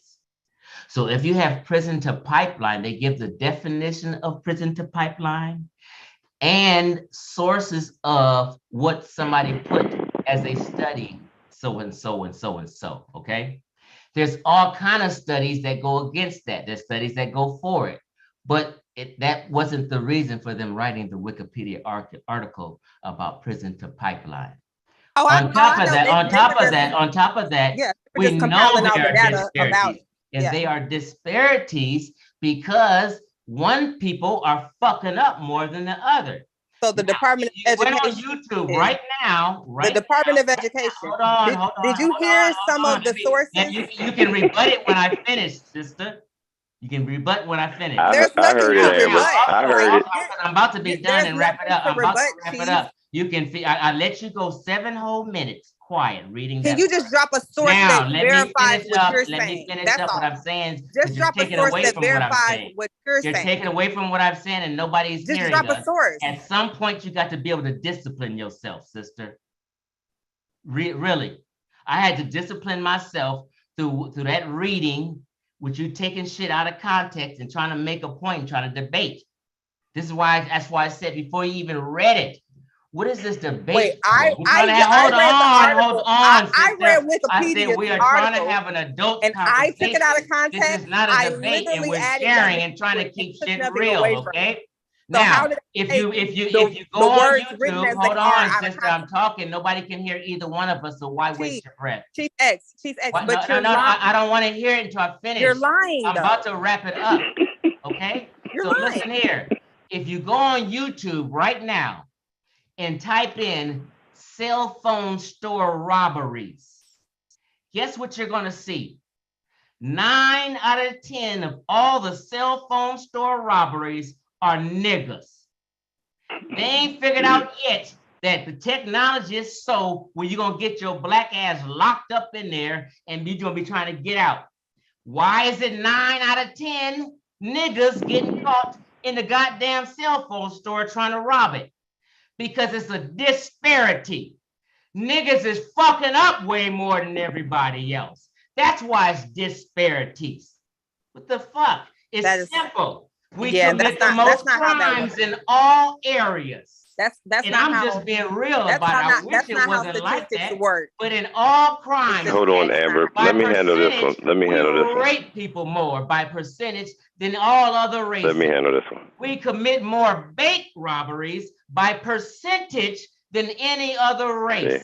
Okay? I knew he was going to go there. I knew he was going to go there. Any other race by percentage. We lead in 90% of all crime stats. Okay? By percentage. Well, but math don't lie, niggas lie. So it's this. By percentage, though, Chief. Niggas is fucking up on a disparaging level more than any other motherfucker. That's why. All right. Can I say something, Chief? Shit. If you got music, every drama you hear about music is with fucking hip hop. Goddamn right, it's disparities. Niggas fucking up 20 times more. Niggas will make a rap song talking about I fucked your mama, your wife, fuck you, I'm gonna kill you, I'm snitching on him, such and such in prison for this. And y'all is fucking up 20 times more. That's why it's disparities. Somebody say all the way 100. It's Gallup. Hey, Chief, can I say something for a second, please? Yeah, I'm done. Say what you want. Oh, hold on. I want to apologize to you for coming in. Like you said, I started this shit. No, I started it. I did. But it gets me upset, Chief. Now, I mean, me and you haven't never built before. But when we talking about something as real as the school to prison pipeline, and we've just gave you plenty of evidence that it exists. I'm not trying to go over that again, okay? I'm not trying to go over that again, brother. What I'm saying is, only thing I'm saying is that I just gave you some reality and told you what to look up. You tell me why 9 out of 10 niggas in cell phone robbery. Listen, Chief, you're going. Listen to me. I was getting ready to, brother. Okay? Listen, I was getting ready to. Say, hey, niggas is robbing more because of this. You tell me why, but you cannot tell me that we ain't committing more crimes by percentage than other people. You can't tell me that. Right. Now, see, there you go. Then let's stop right there. Can we stop right there? Excuses and shit. No, can we stop right there, Chief? What does Stop that have right to there do at with the percentage. pipeline? Let's stop at percentage. Hold on. Let's stop at percentage, all right? Now, this is what they use against us, but they commit more crimes than we do. They commit more rapes than we do. They go to prison more than we do. We're only 13. Listen, hold on, Chief. Just a second, Chief. Just a second. You gave me percentages. You gave me percentages.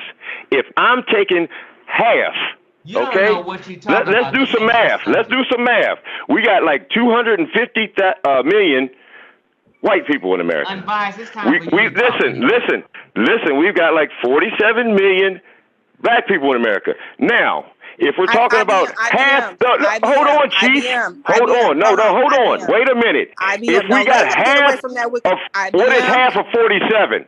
What is half of 47? IBM. Answer my question. What is half of 47? IBM. He don't even know Amber talking to him. 23 and a half. IBM. 23 and a half. Okay, so we at 23 and a half. Now you got 200 million of them. 200 plus million of them. What's half of that? What's half of that? 100 Where you at? million.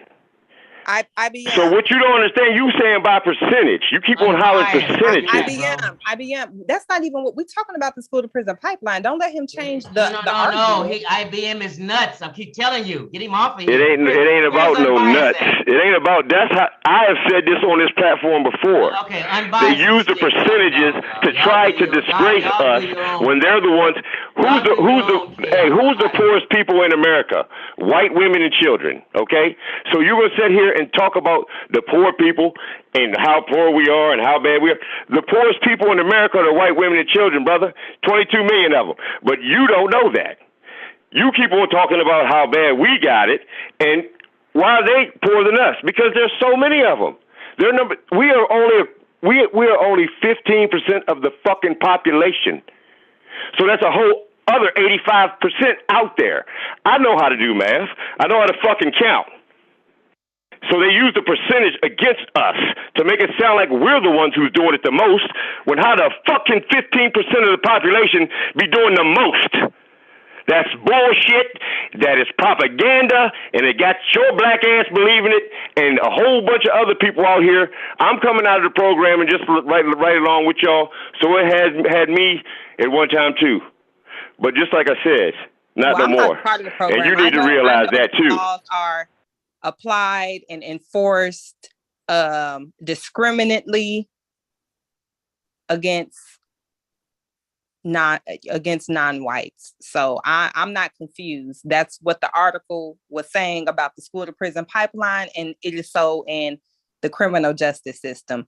It's always going to appear as if we're committing the most crime if we're more likely. Let's wisen up though. How can 15% of the population be doing the most? Just ask yourself that question. That's all you got to do. Don't be fucking fooled and don't be ignorant. How can 15% of the fucking population be doing the most of any fucking thing? And they say I'm crazy. No, you can't handle me. That's the problem. And see, I get excited because this shit pisses me off when you feeding my people this misinformation bullshit. So that's why I get excited. And the people who watch know that. Now, for you to keep on defending the fucking lie that this motherfucker don't exist and try to play it off and use big words and throw slurs, I mean, you did in the water already. You did in the water already, period. So I don't know why you're still arguing. He left. I mean, because I can't even understand why he's still stuck him on the school to prison pipeline. Because I mean, how can you take out of context what I read verbatim? I didn't add anything to it, and I didn't take anything away from it. Exactly. They said so. And I read the ACLU before you read that. I gave him a source right there with the ACLU, and then you know, in your source there was the ACLU again popped its head up. So, what more can I say? Education, Civil Rights Committee, and you threw out all kinds of sources. So they're lying on themselves. They saying they got a problem in the school system. They're saying they're the Board of Education. Like, what are we talking about? It's bananas. It's craziness. But didn't you do anything to win an argument?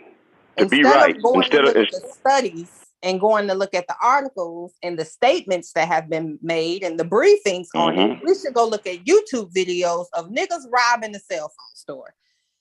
That's where we should go look for Uncle Ruckus shit. You know, because that's, like I said, the percentages. They use that percentage bullshit, man. You know, like I said, if it's 250 million of them, that's 125 million. That's half of them. All right? Whether they use percentages or the raw numbers, the problem is not, I mean, all he's doing is pretty much making the argument. This is exactly what pushing we're their talking propaganda for them. Pushing their propaganda for them. And it's done at the school. It's not even propaganda. Yeah. Yes, Black people are more likely to be arrested. But us being arrested and convicted of crimes does not mean that we're the ones that's offending more.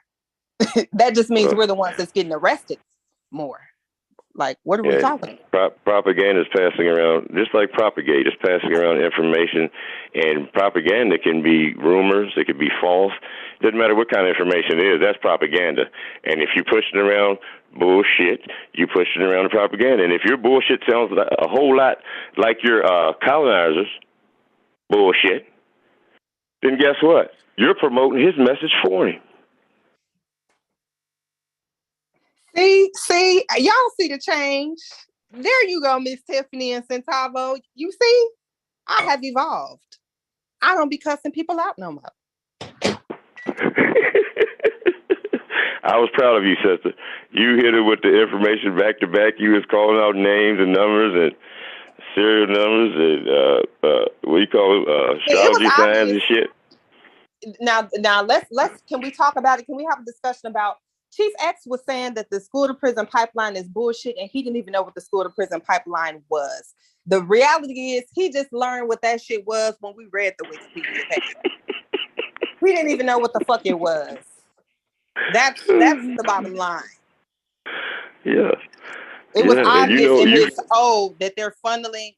He didn't understand the complexity of what was being said and what's being asserted and the evidence behind it. That's right. Chief Fesk, I love you, brother. And I ain't mad at you. You know what I'm saying? You still always gonna be my brother, but you know, I mean, you can't, you know, that's a bad look, man. You can't, you shouldn't have ran off, because see, we should come to some kind of common ground. That's what we try to do over here. And I know Amber has heard me talk about the school to prison pipeline a couple times before. I mean, am I right or am I wrong?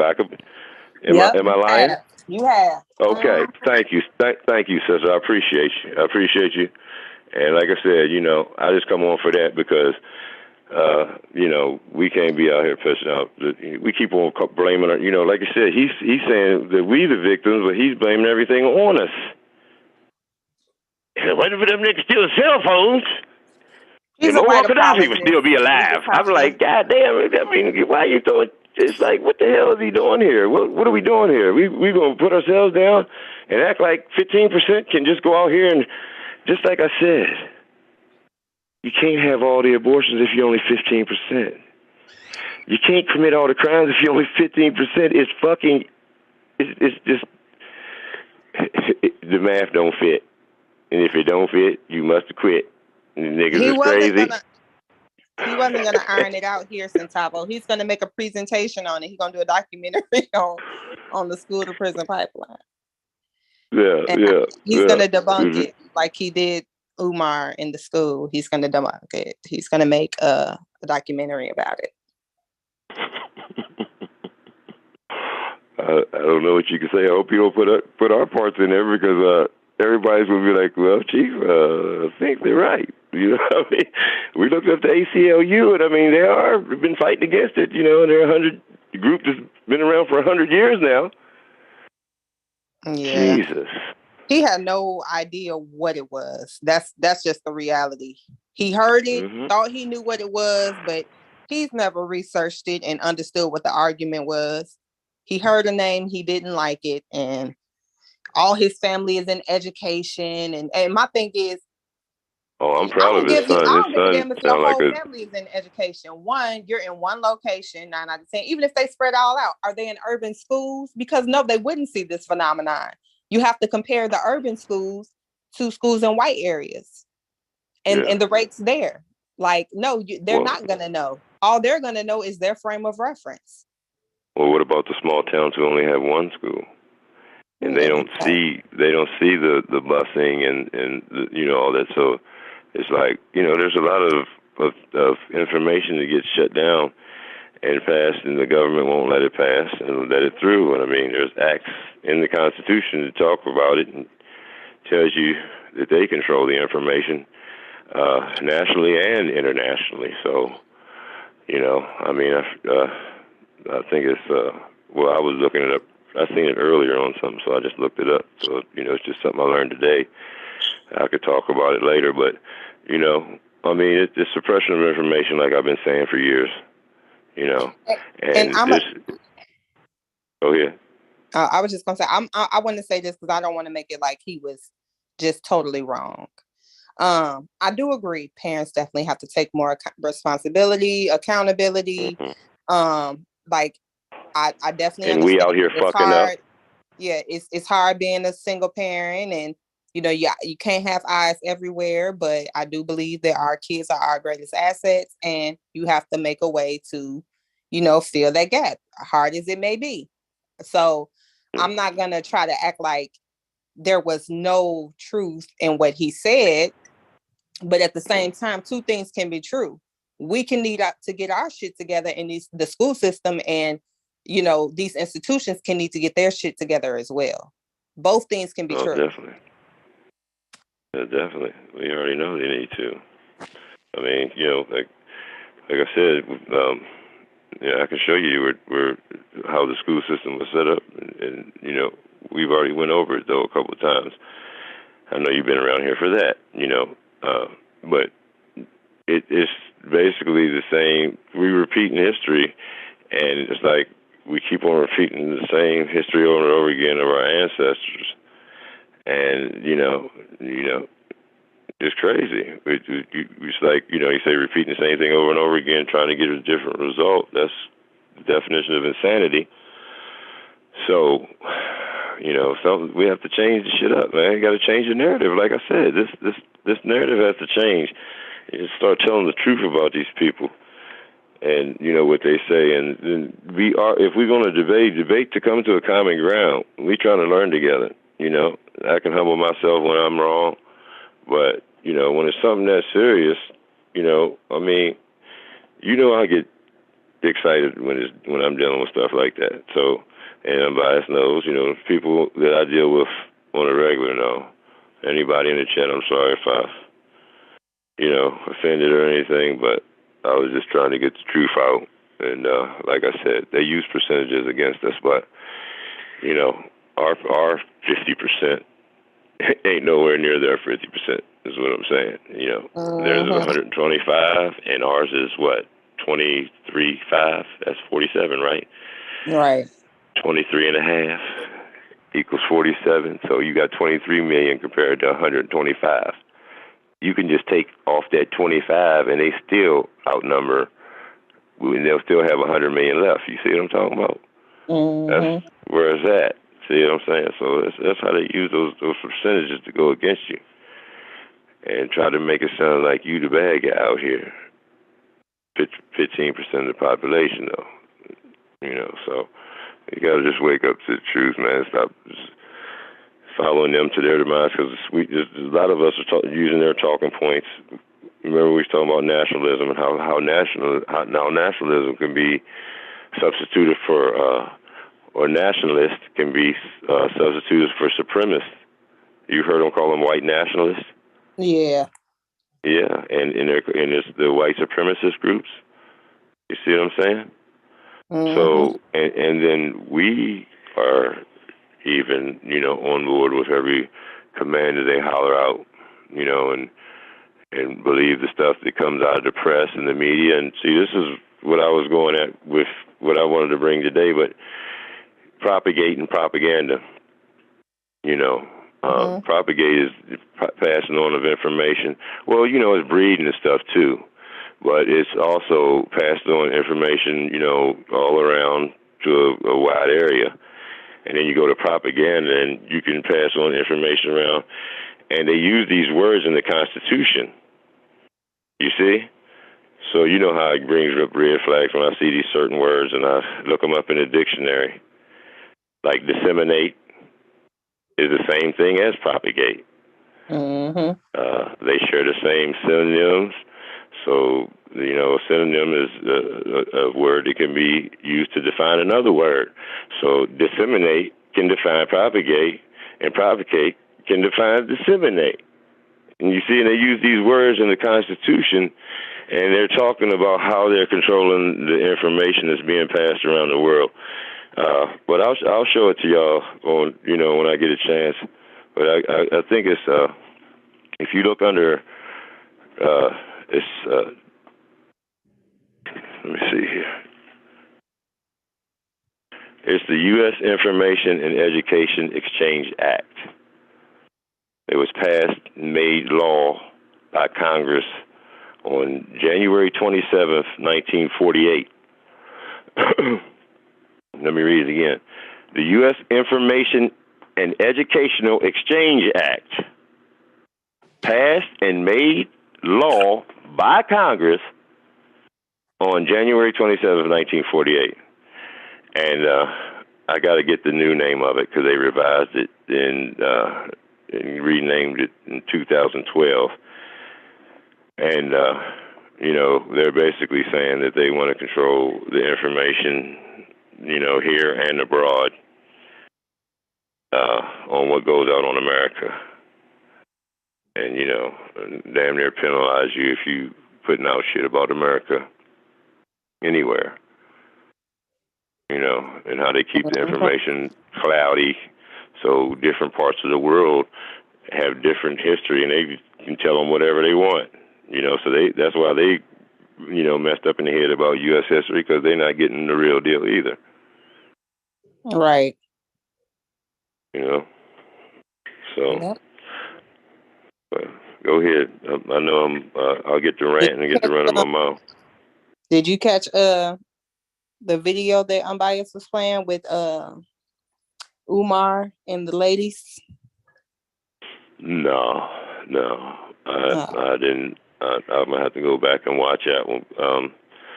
I was doing this research, trying to, you know, finish getting all this stuff down so I could pass it on to y'all. Okay. And where I got it from, I'm a. Well, no, I can't even say nothing. I ain't gonna say nothing until I do it. Yeah. I ain't gonna say that until I do it, because where I got it from, I know your boy's gonna be like, "Oh hell nah!" But you watch. I'm gonna show you. But you know what I'm saying, something like that. You find out acts, you know, and these are sources, okay? So when you asking for a source, pictures, you know, people, what they wrote down in their diaries, and, you know, name some other stuff, Amber, you know,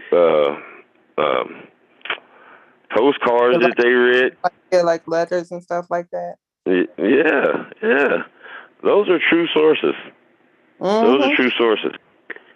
So it's not like you're coming with nothing. They don't let them make you think you are, because if this is something with these people said out their own mouth, that's one of the best sources that you can get. Yeah. And that's what you notice. That's what I try to give you, right? Mm-hmm. I ain't trying to sit here and talk you to death about what I think about something. I'm trying to give you things to look up, but you know, I'm computer challenged, so I get caught up. Not computer challenged. Huh? I said not computer challenged. Yes. Struggle. We call it struggle, computer struggle. It's real. Well, you on YouTube, you gotta look up some YouTube videos so you can get the basics down. Yeah. Well, I mean, you know, like I said, I just wanted to pass this information on, you know, and nobody wants to do it, so I put it out when I can, you know. Yeah. And I know it's getting heard because, like I said, they're using it. You hear them using it, and you know it wasn't them. They using your talking points. That's right. It wasn't even in this community until I said it, and they don't want to admit it. They keep on calling me. They call me a bunch of names, you know, stuff they used to, but now As you rubbing it in their face, they know there ain't much they can say. Unless you're gonna hold on to your bullshit. You know, all this scientific racism, you black and all this shit. Black is a social construct. Yep.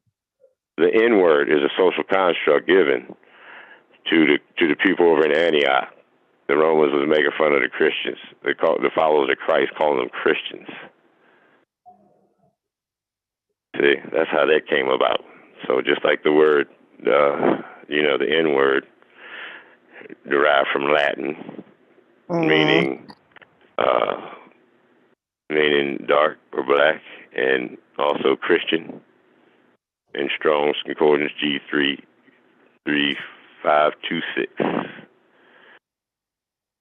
And then, went from negus to, a positive meaning, king and teacher and all that stuff, to the N-word today.